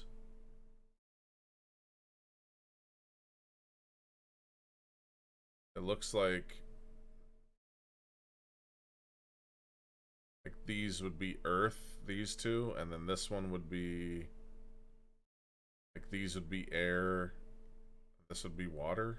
I have no idea. If I use this on here, you place the rune on the pillar, it disappears in a puff of smoke. Use an earth rune on this one.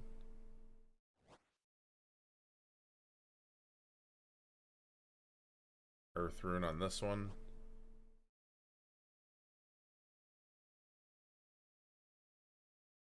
Air rune here. Air rune here. Air rune here.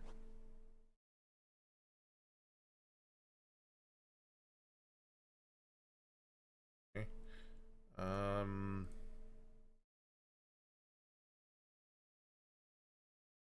Okay, so if I just used air there,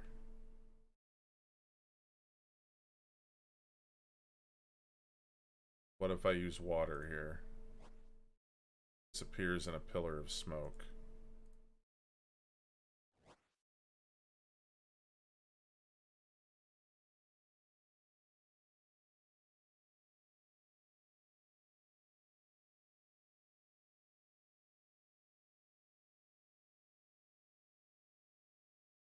That'd be, let's see, one on each. So that'd be water here, earth here.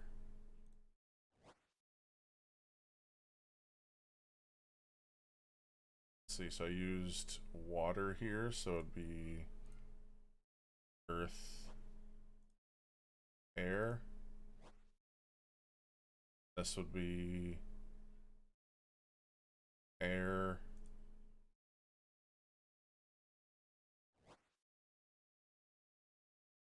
air, water,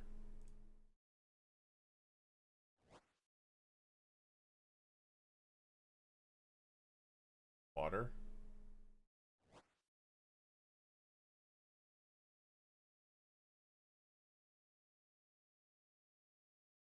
earth here.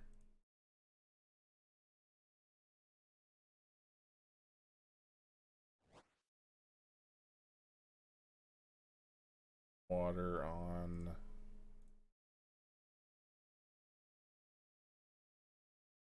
Already put that type of rune in this pillar. Okay, well that's good to know.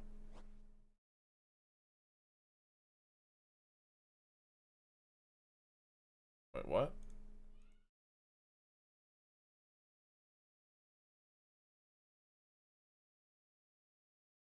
Okay, so I just have to come back here with the right amount and put a rune in each one, I guess? Did I must have screwed this up somehow. Hey, thanks, Rodriguez. You take care, dude. You have a good one yourself, dude. That's the only thing I can think of. But what's weird is that it did say... What the hell is this key for, then?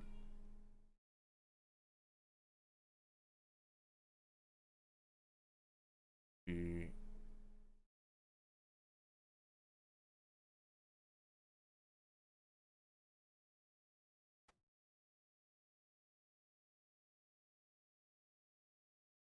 This...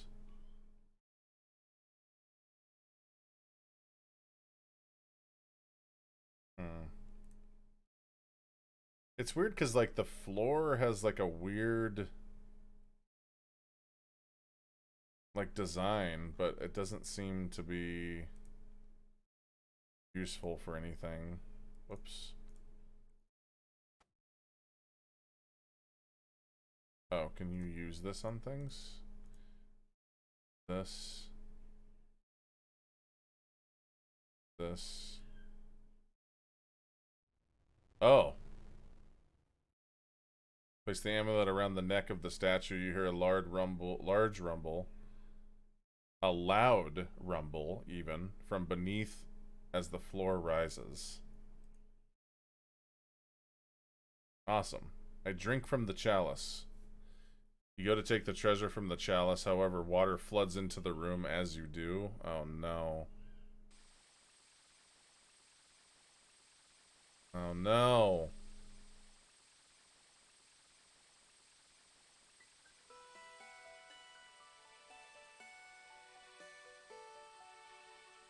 I don't want to talk to you, Gerald. Not in the mood right now, Gerald.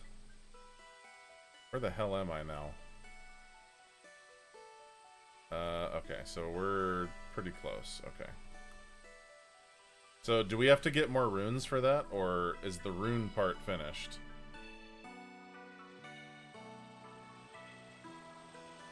It probably has something to do with the urn. You do have to get more runes? Okay, so we have to go back to town then. Fortunately. Because I don't have any earth or any air runes left. So, how are we getting back here? We could go...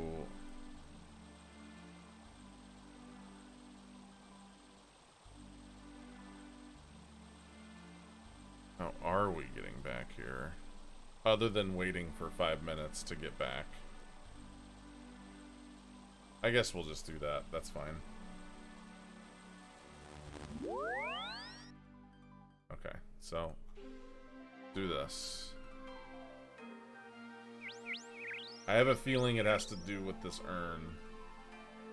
I don't get a key, though. I don't know. I guess we'll figure that out. Now you're living in a van down by the river. Damn it. It's okay. We gotta go buy runes anyway.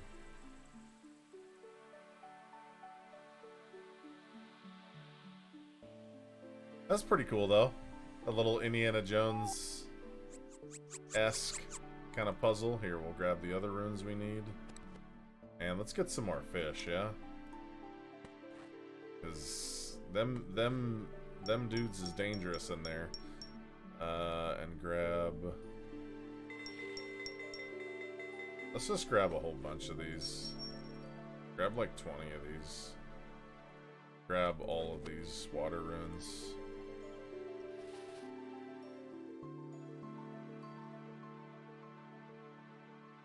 So many people get yeeted by the whirlpool.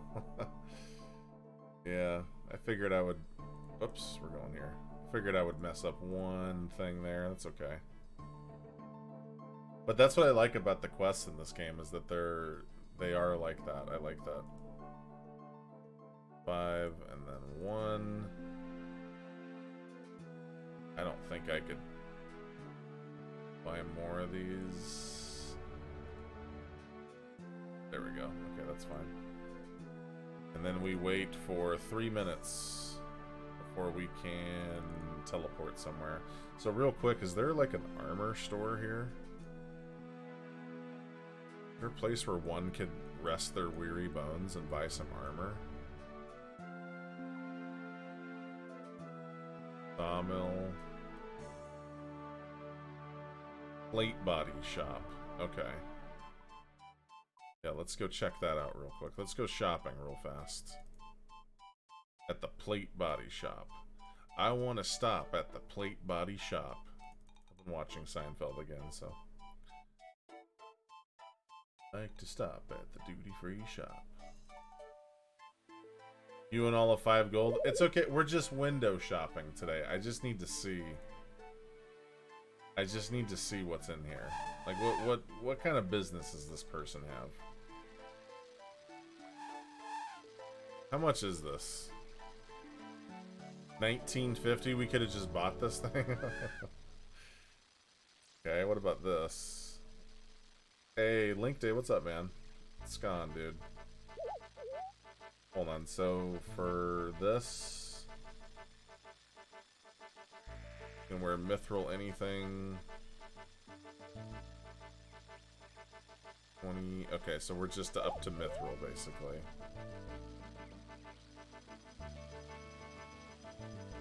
How much is this again? 5,200. Okay. Studded chaps. Okay. Plate body, way better than chain big time.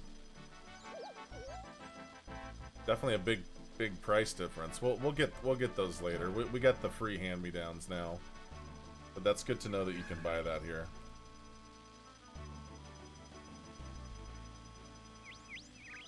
Get a sick drill, hell yeah.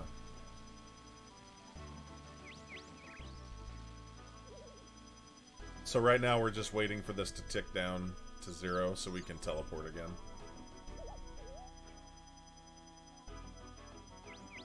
You can get a shield upgrade in Falador.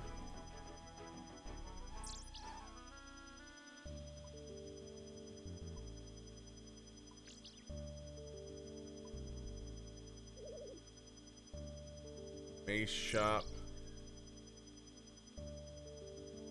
Chainmail shop, spinning wheel. Probably in the chainmail shop, maybe. Oh, wait, right here. Shield shop. Nice. Okay. Got it. Alright, so let's teleport now.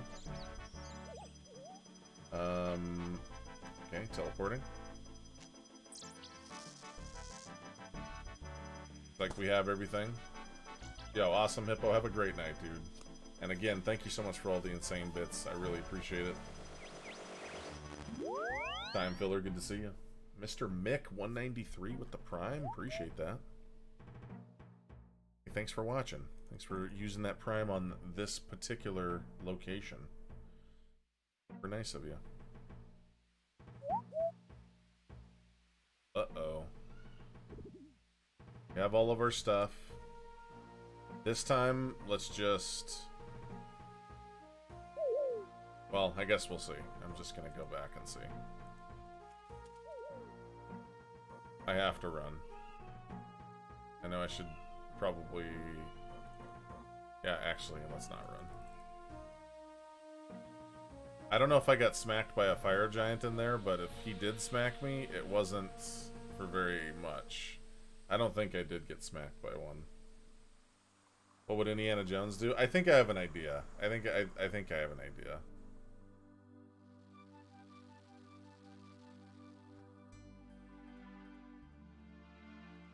I think I have a good idea of what Indiana Jones would do in this particular situation.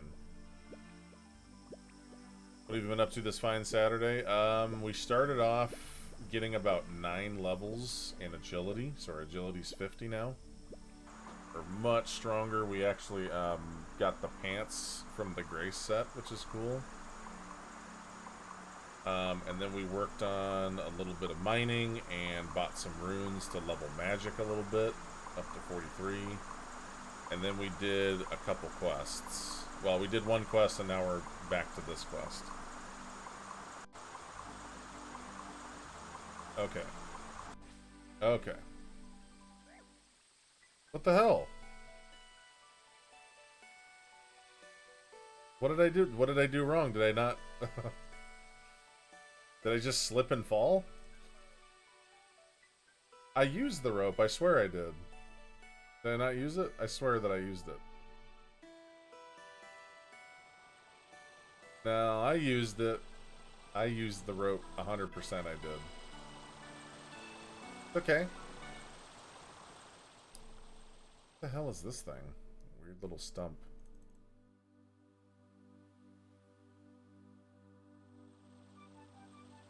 Okay. Conserve that. Conserve that. You were walking into the cave and it spit you out. That's what I thought. I thought we had already reached the ledge. Maybe I moved too early or something. I don't know. Pretty weird. Pretty strange and weird. Amulet I have... Well, I used it on the thing already.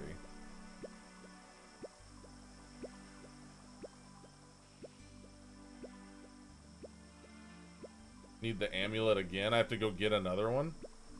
Oh my god, okay.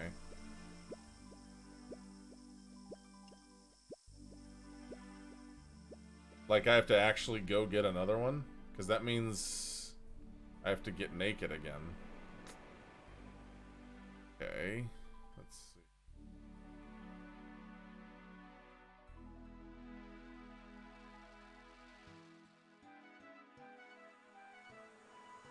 Let me see. Let's just run back. Gotta redo all that? Okay, that's fine. Okay, so we gotta bank all this.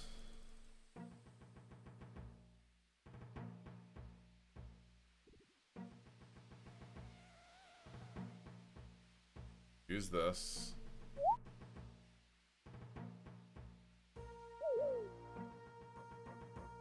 If you can get more than one amulet from the chest if you drop it on the ground. Okay. Okay. Okay, so all this has to go back. Deposit this, deposit this. I think you can take food in there. I'm pretty sure you can. Deposit this, take all this off.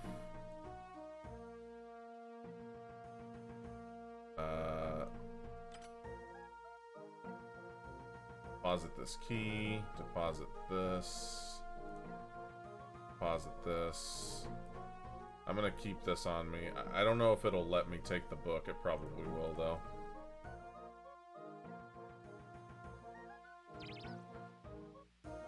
It's the tomb that you need to be completely naked, right? It's the tomb part.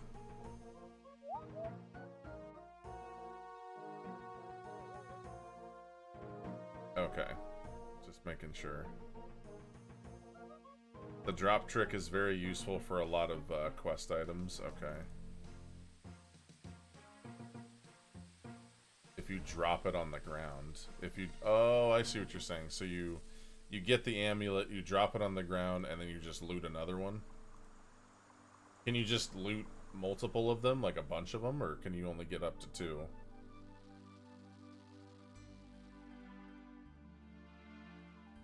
You can get okay, so you can get more than 2. Okay. That's good to know. That is good to know. Many as you want. Okay. Keep looting as long as you keep dropping. That's really weird, because it is kind of a... I mean, it's basically a consumable quest item. But if you can... I figured, oh, we'll go back into that cave and we'll be right back where we started. Or right back where we were, I mean. But I guess that's not the case. When I do this quest on a fresh account, I usually grab about 5. Okay. Use this here.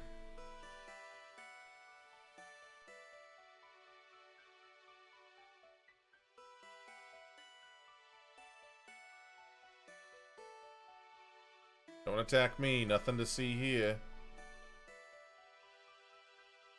Oh, is that where the thing is? I thought this is where the neck piece was.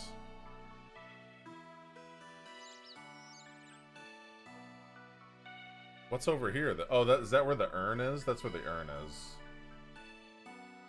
This is where the neck piece is.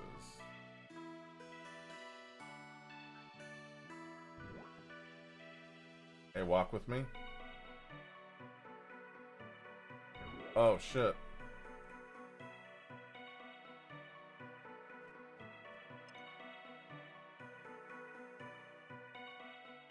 Okay, drop this.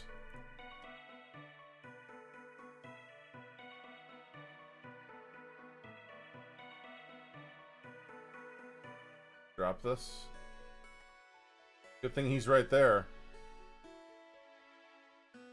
Grab like one more.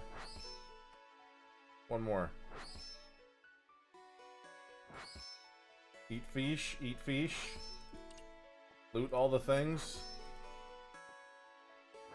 Get the hell out of here. Run. Okay. Alright, there we go. So that's done. Now let's go get all of our stuff back. It's kind of weird that you're not allowed to have any, like... Is there a lot of spots in the game where you can't wear, like, armor or anything? Is that like a normal thing?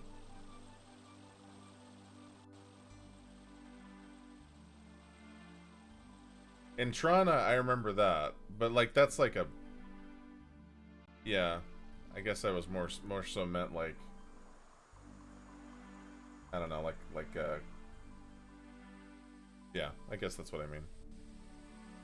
Clean the hookah, chilled out for a bit. Buddy calls me and asks me to help jack his car. Odd question, but okay. You know what? Some people really, really love having car friends. Friends who know all about cars. Because there's a lot of us out there that don't know nothing. Don't know shit about cars. So it's nice to have peeps that in your life that are big car people.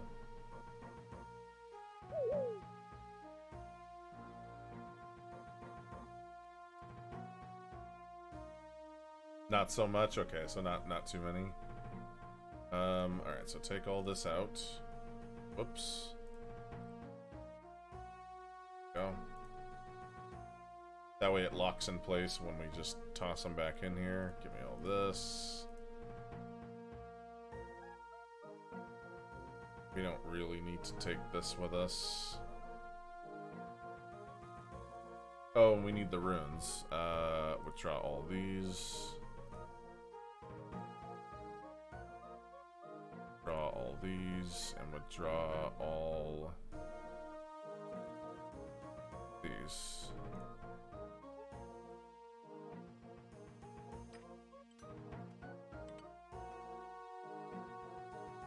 Okay, and then that just leaves neck piece. And just go like this. Let's grab some more fish. Grab some more fish. That should be enough. Alright, let's go. You have the amulet. Oh, whoa, wait. Don't forget this either. Where is that? Right here. Don't forget this. I don't know what this is even for. Take this too. Don't forget your shield.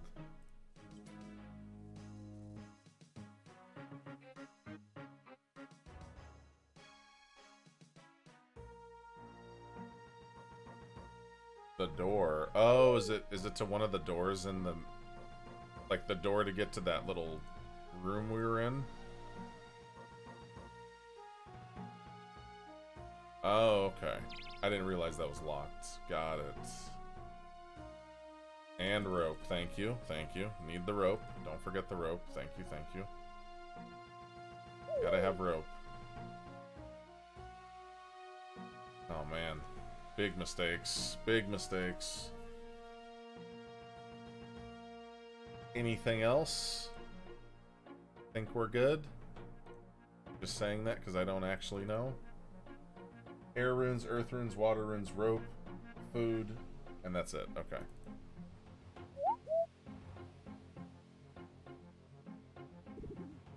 Fresh pants.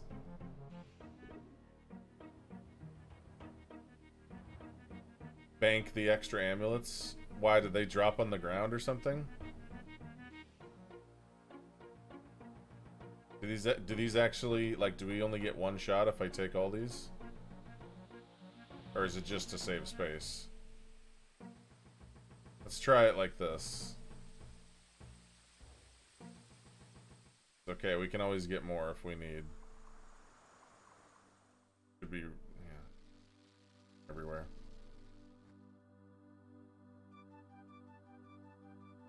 Don't want poopy pants, no. Nobody wants that. It'd only take one? Okay. I figured it would only take the one that's... Yeah, I don't know. I guess we'll find out. Let's test it. Okay, so down the stream.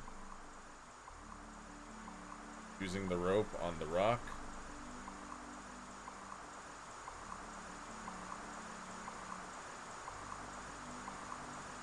Okay. Using rope on the tree. Here I am. Opening door.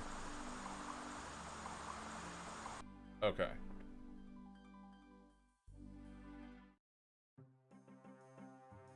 Okay, so now...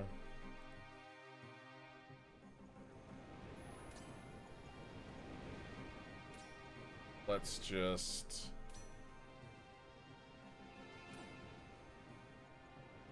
run through here.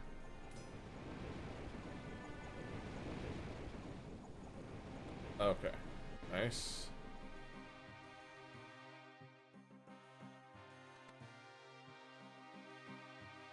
Okay. Oh, it's right here. Okay, so we don't have to do that thing again. So... use this right here. Here, eat a fish then. Use this right here. You'll need 5 free spots to do what? Okay. Eat fish for no reason then. 1, 2, 3, 4, 5. You carefully pour the ashes into the chalice and remove Baxtorian's treasure. There we go. There we go. 13,750 strength XP. 13,750 attack XP. 2 diamonds, 2 gold bars. That's why it needed all the space. What is this? Mithril seeds. And 1 quest point for that. So we went from... oh, wow. Yeah, that's 6 levels worth of XP on both of those. Damn. Yeah, that's fatty. Yeah, that's big. Those are big gains right there. Yeah, that's big. Very, very big. Awesome. Alright. Well, that's done. This quest is finished. Very nice. Let's see, what's one other thing? We could fish a little bit as we wind down. I think that's a good idea. Let's do that. Thick XP. I'm a little vexed that there's no defense XP. I like my defense XP. But you know what? 6 free, 7 free levels. I'll freaking take that. Better believe I'll take that any day of the week. It is nice to know. I like that the game kind of teaches you that even though there's things that maybe you can't actually fight. That like you could still like run past stuff. Like you don't have to like fight and kill everything that you come across, you know what I mean? Deposit all this. Deposit all these, and these, and these. No idea what to do with this key. Deposit all these. Take off everything I'm wearing. Put all that in there. Put this. Put all the trout away. Put this away. Mithril seeds. I have no clue what this is for. Who knows? Later on.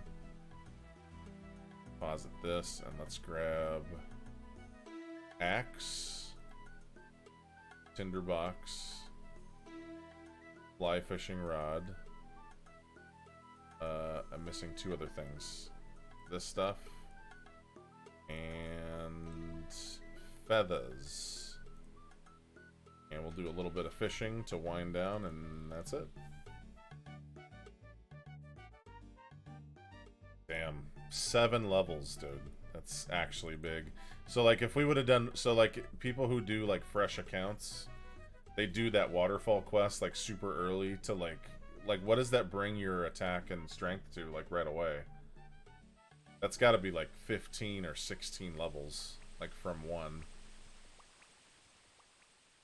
People do waterfall at level 3 and get 30 attack... Oh, geez. Okay, gotcha. Damn. Yeah, that's pretty ideal. That's crazy.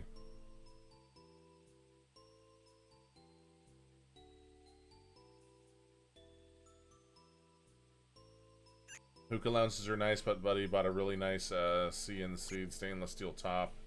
Has paid for itself versus the lounge experience and costs.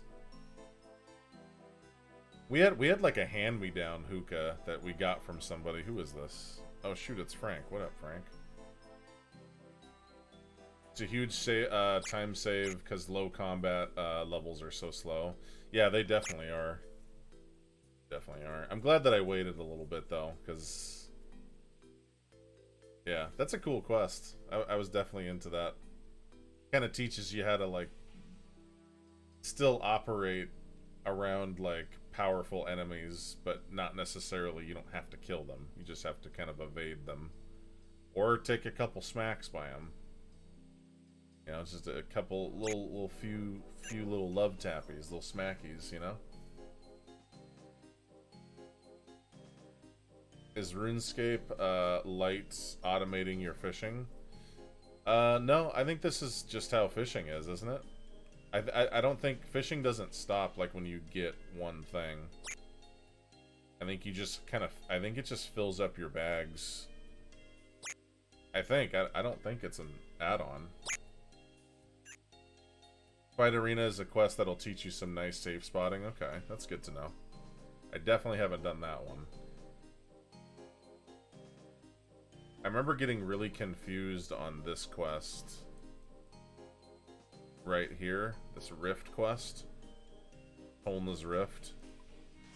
Because like I got to a part where I was fighting these like...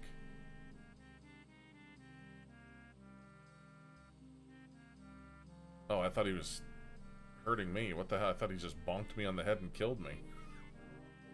That's what it looked like. That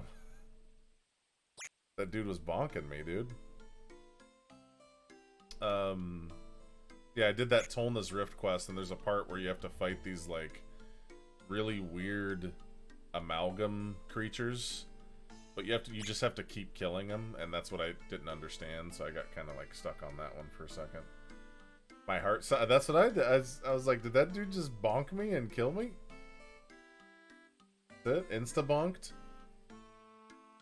Didn't do much fishing when I played. I just ran around collecting discarded fish from bots that were leveling to get lobsters. There you go. It actually feels really good to get to lobster because lobster heals for, I don't know, I guess any new fish usually heals for more.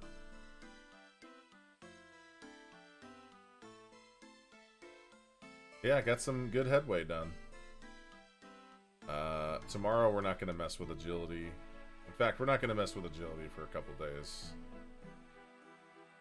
For a few days. Gotta get this defense up, though. Slacking behind. So gotta start farming. Gotta start rune crafting. Start hunting. Gotta start construction. Again, farming, hunting, and construction I have never done a single thing in. So.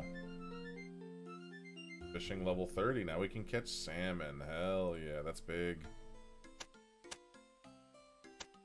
Salmon, very big.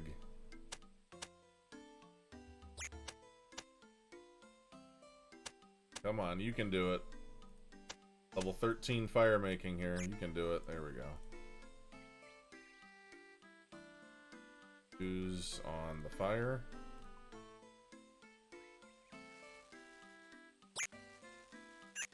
Progress is solid. Yeah, it's not too bad, right?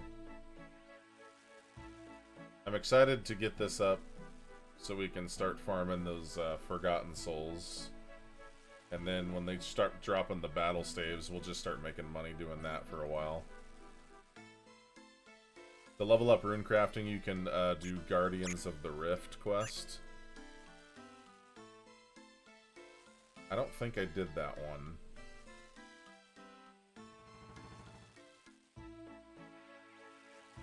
Is that a quest? Oh, it's a mini game. Okay, gotcha. Okay. Apple pies, tuna. Members can now cook wormholes. Nice. Cook wormholes? That's crazy. On the fire. Thank you. Cajun spicy barf. Hell yeah, dude. Only the finest Cajun spices from across the land. Thank you so much for the bits, man. Alright, sorry, but I'm dropping all these trouts. I ain't banking these. I ain't got no time. I just want the good stuff. And see, I stand over the fire to carefully warm the buns. Just carefully, though. You don't want to get burned. Temple of the Eye is the name for the quest for it? Okay. I definitely have not done that. Temple of Eye. Enter the Abyss. Level 10 runecraft. Okay, gotcha.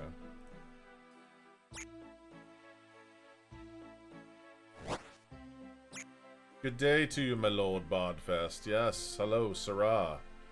Donating to the victims of crime to atone for my past actions. Oh, shoot.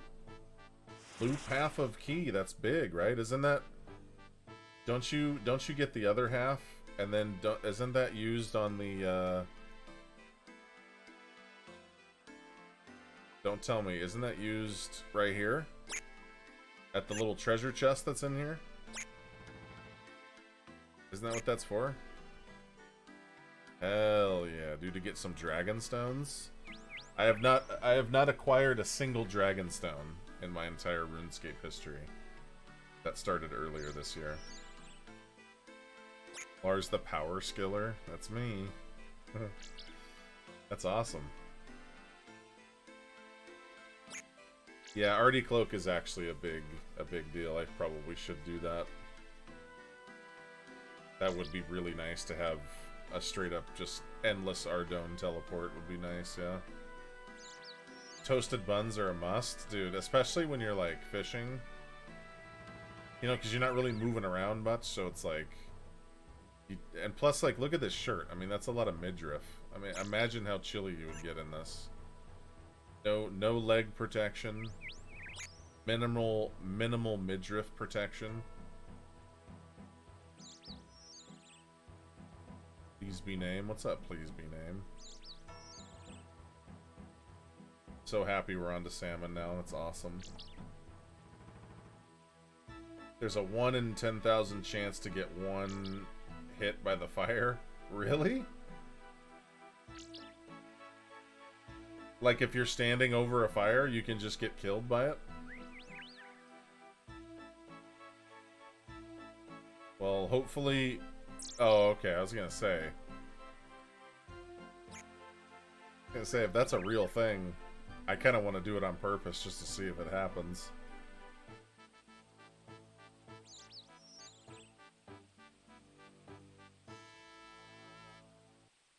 Okay, one more fishy, please. And then it's log time.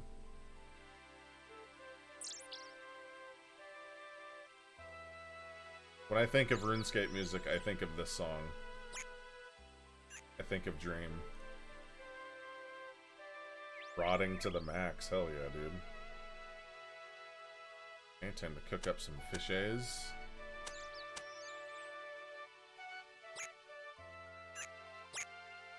Cook everything. I'm very proud of my purple hair, by the way. It's very important. What's up, Frank? That my character has purple hair at all times.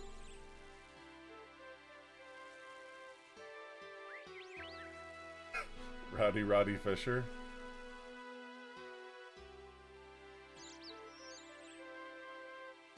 You know who my favorite wrestler was when I was growing up?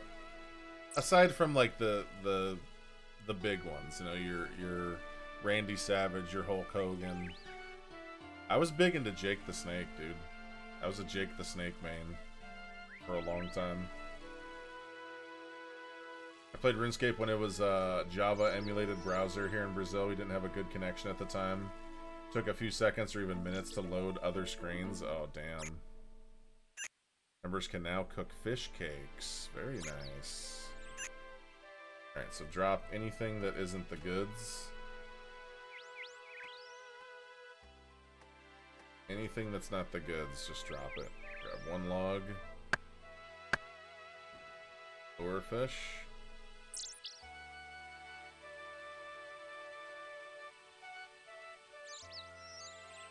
I like that he called people Chico.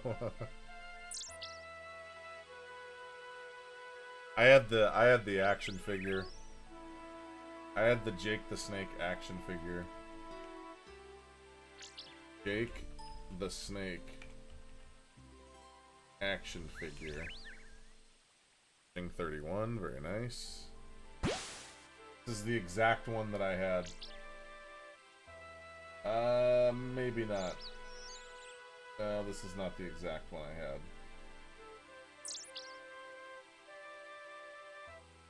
One that I had, you could squeeze his legs together. And he would, like, throw a dude or something. But I definitely know that he came with... Might have been this one. Oops. I'm gonna find it for you. This is important. I didn't watch much wrestling, but I remember my brother crying when Ultimate Warrior died. My parents had to break it to him that it wasn't real. Oh.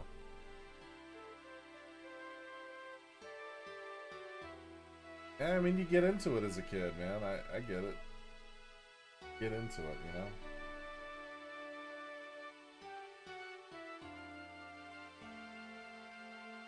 The Python Punch one?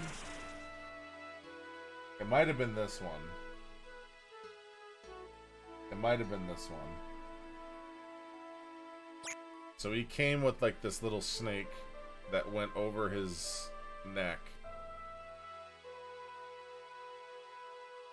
And, whoops. So yeah. Pretty cool, right? Pretty sweet.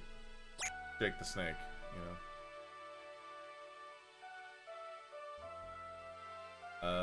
Use this on this. 1 in 10,000 chance to get one shot, so let's do it.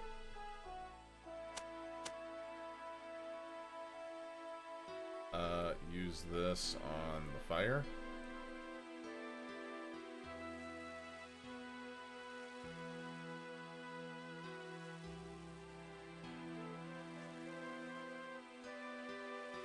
The only thing I remember from Ultimate Warrior was, like, he would do these interviews, man, where he would, like, stay in character.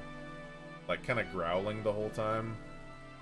That takes like a lot of dedication to keep that up. That is not easy to do. Even if it's just like a, you know,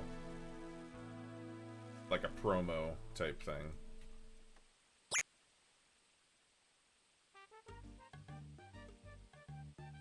But please, there we go.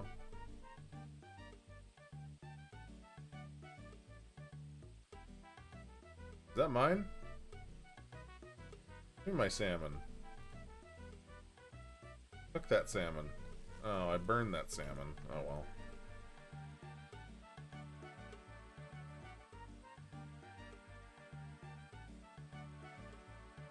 Let's see, so tomorrow...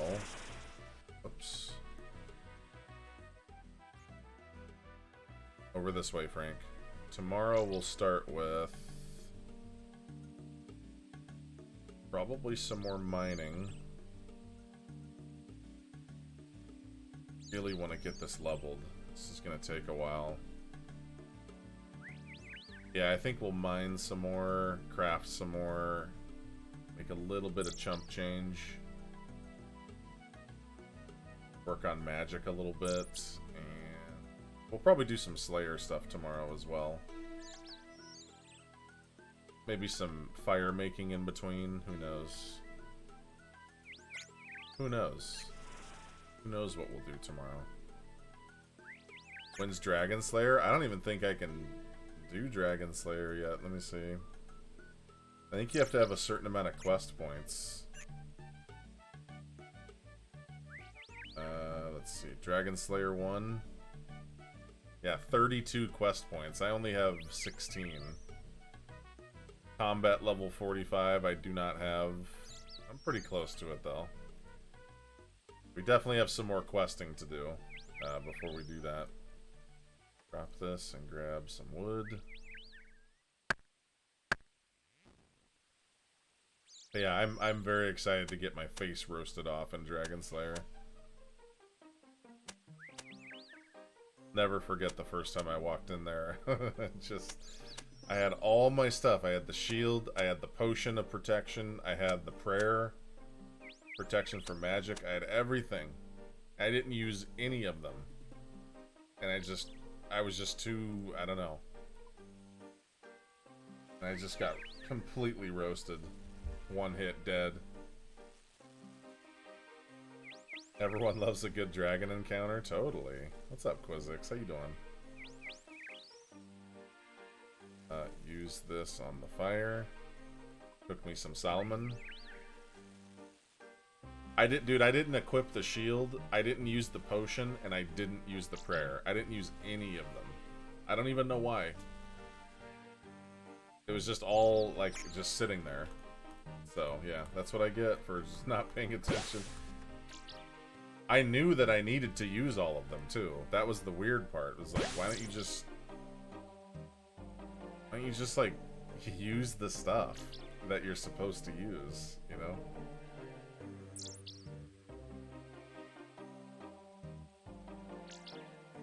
Love this song. Great song.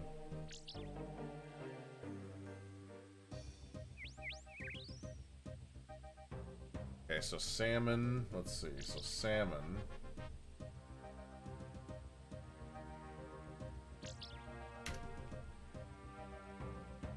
Salmon. Heals for... Oh, that's Jake the Snake. Gotta hear Jake the Snake. Oh, that's why. It's because it's screenshotting. I see, I see. Interesting. Salmon heals for 9 hit points. That's pretty fatty. 32. More, please. Heard the Barbarian song? I have. Yeah, I like that one, too. That one's cool. I like that one a lot.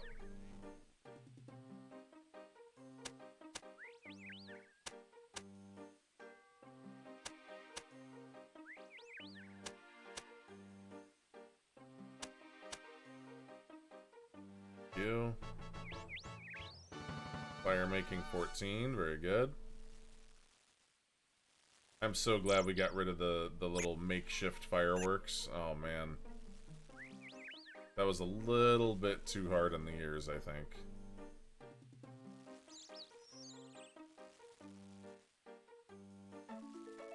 Cooking 32, very nice.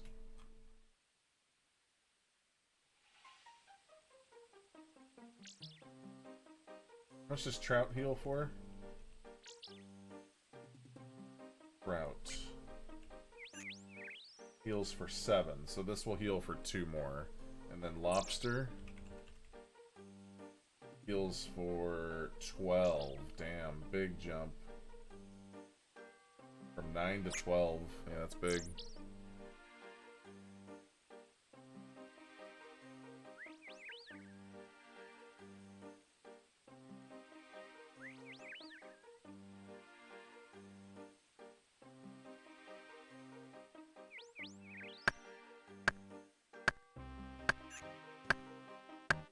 And 1 log, please. I require a log. Thank you for the log. Appreciate it. Hey, Whack-A-Mole. Whack-A-Mole 17. Glad to see you back. Yo, thank you so much. I appreciate the support. It's good to be back, man. This game has more players than WoW. Overall, I might agree with that. I don't know about like people playing like currently, like right now, but like overall,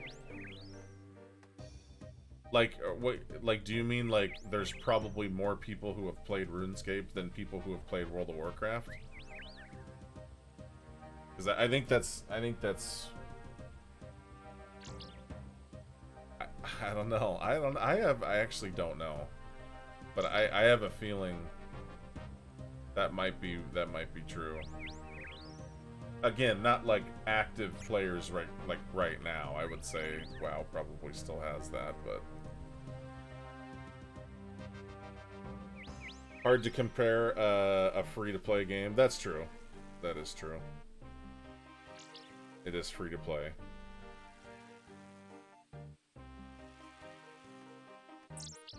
But good to have you back, Whack-A-Mole. I really appreciate you, man.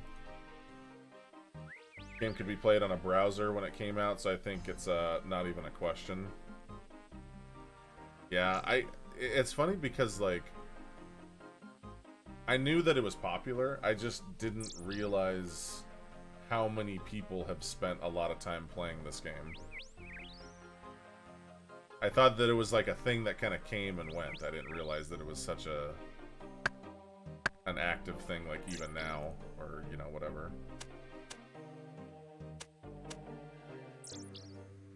Yeah, cook this.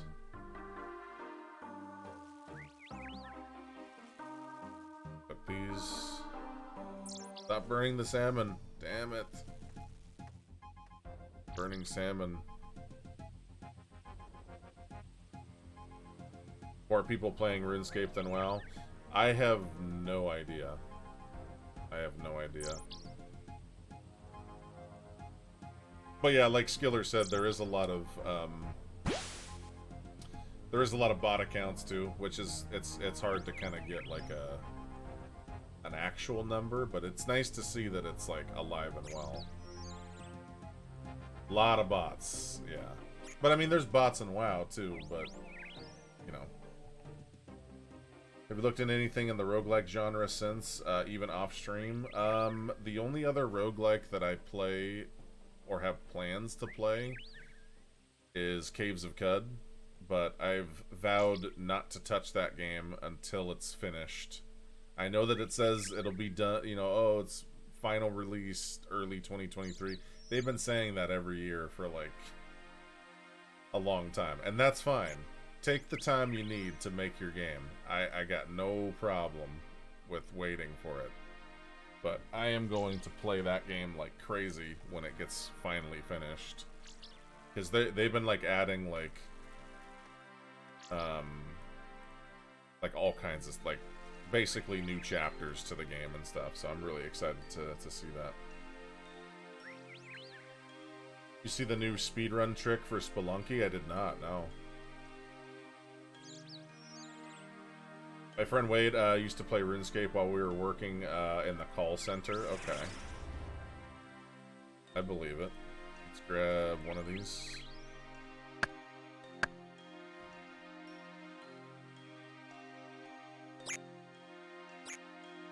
Game has so much memories and good time, and WoW is so much credit card number and bad community. I think it's different for each person. I mean, I've had really, really good memories in that game in WoW. I've always been kind of used to the fact that MMOs cost money, so I don't really... I don't know. That doesn't really bother me, I guess, but I can see it bothering people. Alright, I'm just gonna... Give me that back. Out of here. Alright, I'm just gonna bank these and come back.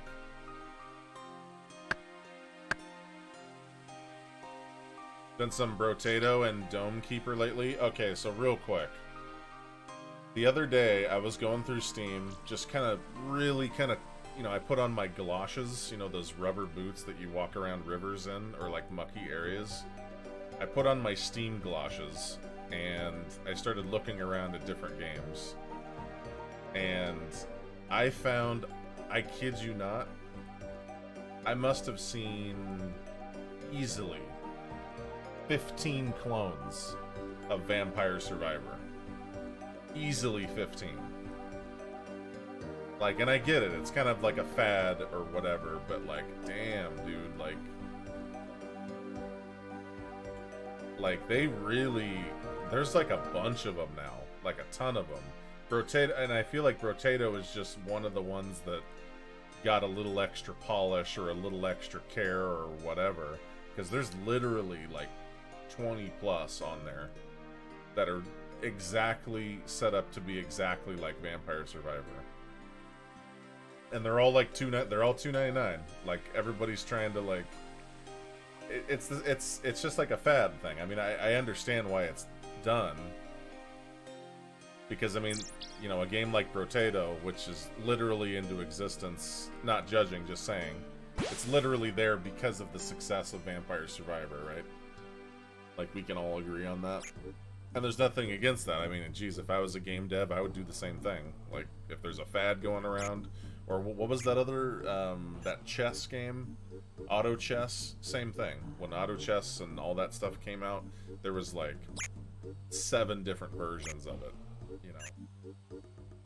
I just find it interesting that it's like this mad dash to like create the first clone of this little game. I don't know, it's just interesting to see. Done some, let's see, back in the day I just couldn't get behind $60 base game and then $15 a month. Yeah, I mean, I get it. I totally get it. My buddy loves Brotato. I've heard really good things. I heard a lot of people are getting down on that, so... Brotato for $5 is def worth it. Also, Vampire Survivors is legit. I had a really good time with that game. For what it was, I didn't play the finished version, or the newest version. You can now fish for Tetra, and try to net giant frog spawns. Nice. But from what I did play of Vampire Survivors, I enjoyed it.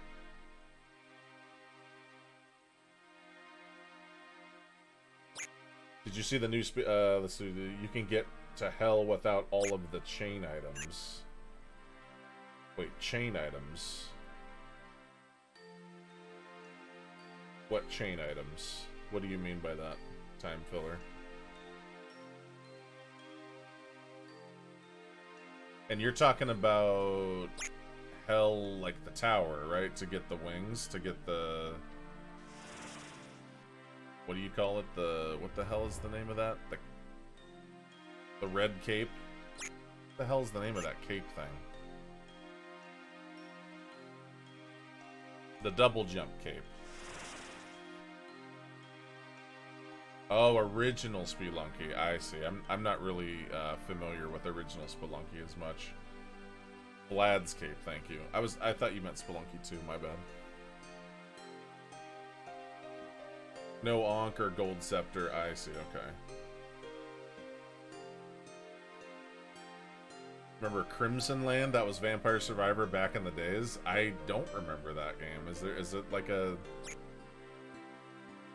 I mean, yeah, maybe Vampire Survivors is just like a reboot of something super old that just came at the right time, that was priced just perfectly to where a bunch of people played it. I don't know. But I believe it. I definitely believe that. Right here, brother. We shall share this fire and cook our fish together.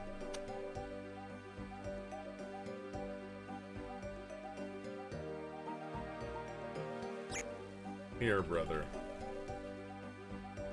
Cooketh thine fishies.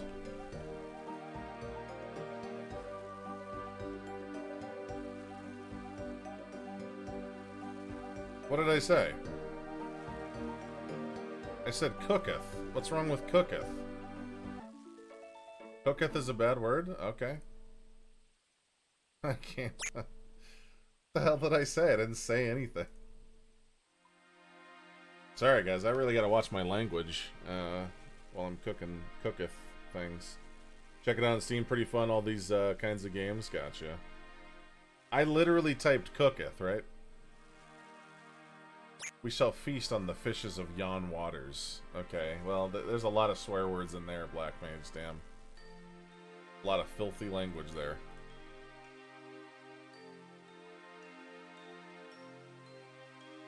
Makes me swear more than... Oh no, my fire's gone.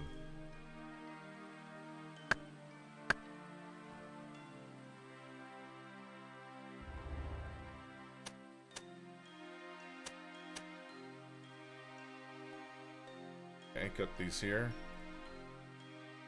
Another fire for to fill our bellies with fish. But only in the morning time.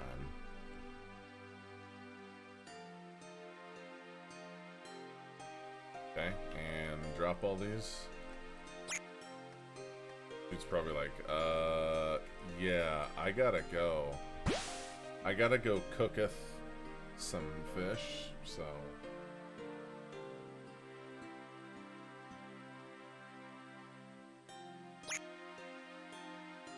Feast on the fishes of yon waters. That's pretty good. Yon is a really good word. Of yon waters. Y-O-N, by the way. That's perfect.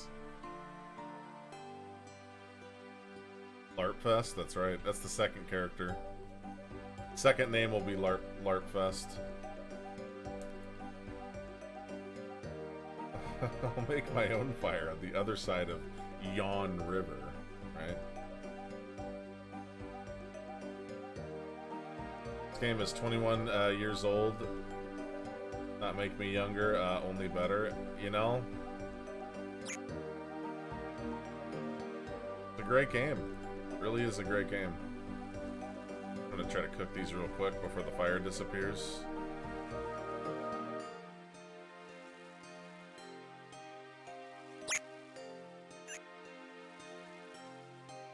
Go. Get rid of all this. What's up, Gee?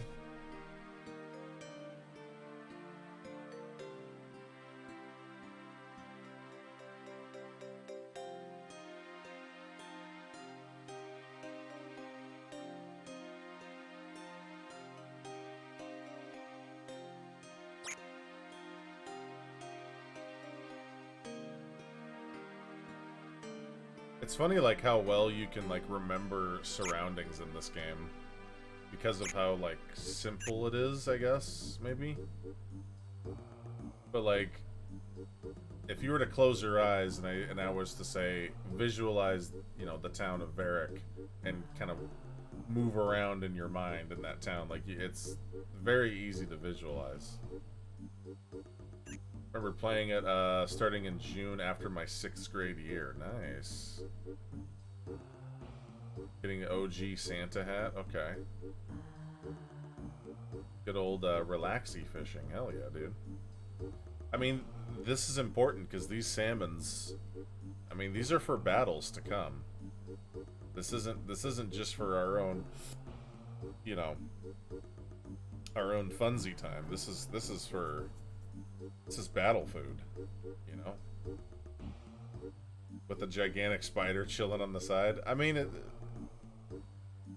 that looks like kind of like a little wolf spider, maybe?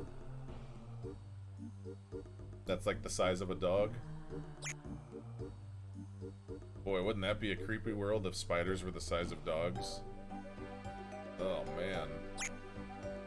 Not sure if I would enjoy that very much. Members can wear the angler outfit. Nice, cool. I don't think I would enjoy that very much. I'm not gonna lie. It's a little crazy for me.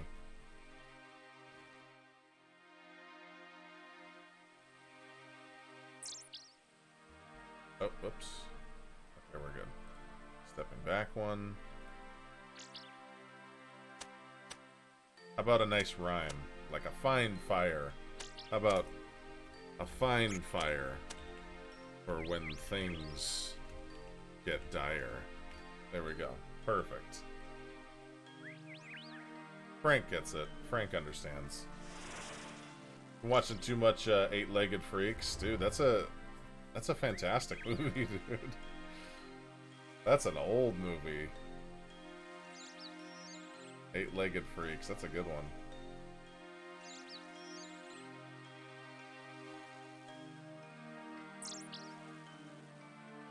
Okay, and a couple of Sammys. Why am I burning all of my meat? Stop doing that. Burning everything.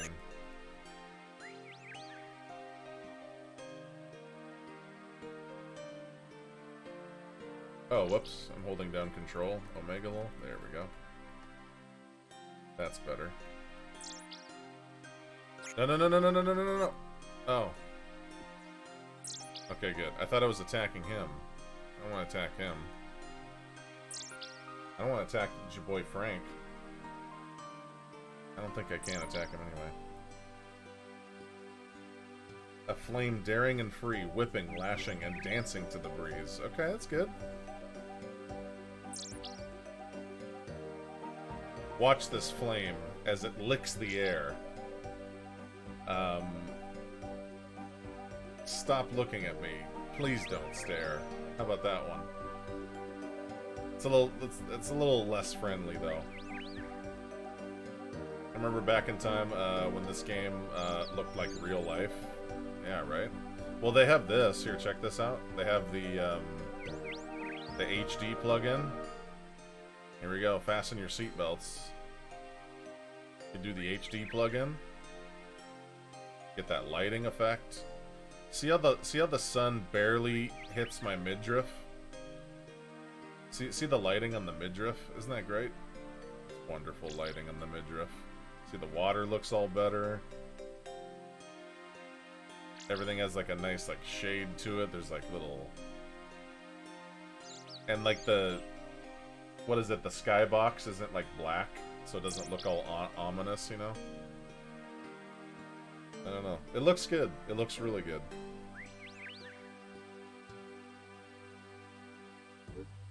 I'm glad that you can just kind of switch between them or whatever.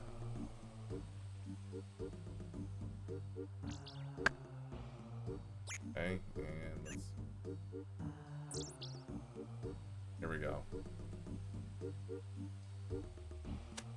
No, he doesn't want to hear my he doesn't want to hear my fire poetry. That's okay. Take this off. So this is like the original look, like the cook garden pie, wizard's mind bomb. Nice. So this is the non-graphics enhanced original version. Where like if you go too far away, it's like actually, which I actually don't hate, but I just much prefer this one. So it's just a cleaned up version of the same thing, which I really like. Imagine how wasteful that person, McDonald's would have been from the Richie Rich movie. Oh, man. I never wanted a a roller coaster in my house like more than that movie.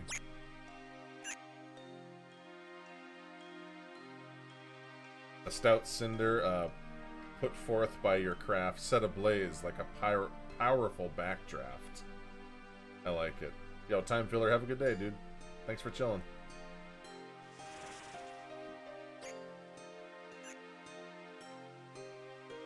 I feel like if you're gonna use a fire poem and end it with the word backdraft, you have to have Kurt Russell in there somewhere. Because Kurt Russell was in Backdraft, right? So you need to have, like... Let's see, a stout cinder put forth by your craft. And then you can have, like...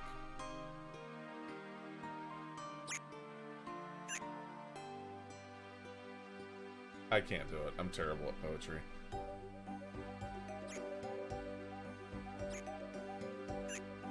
It's the thought that counts, though, you know?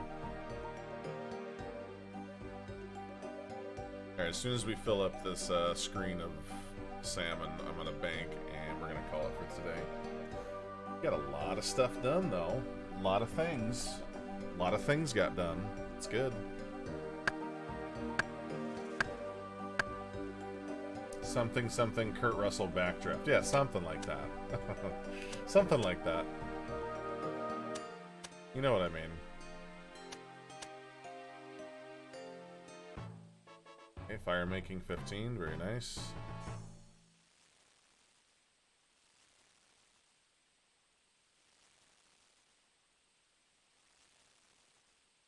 I am burning all of my salmon again.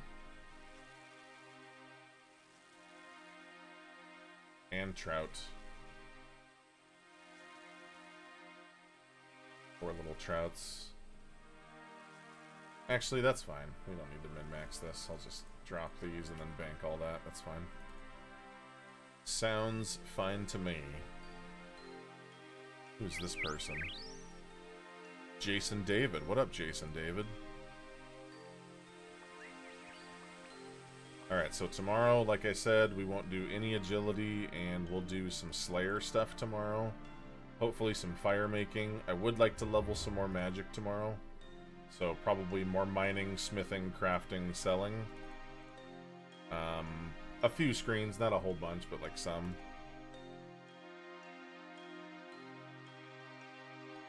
And we'll do some more quests tomorrow as well. That's what I like about this game, is you can literally, like...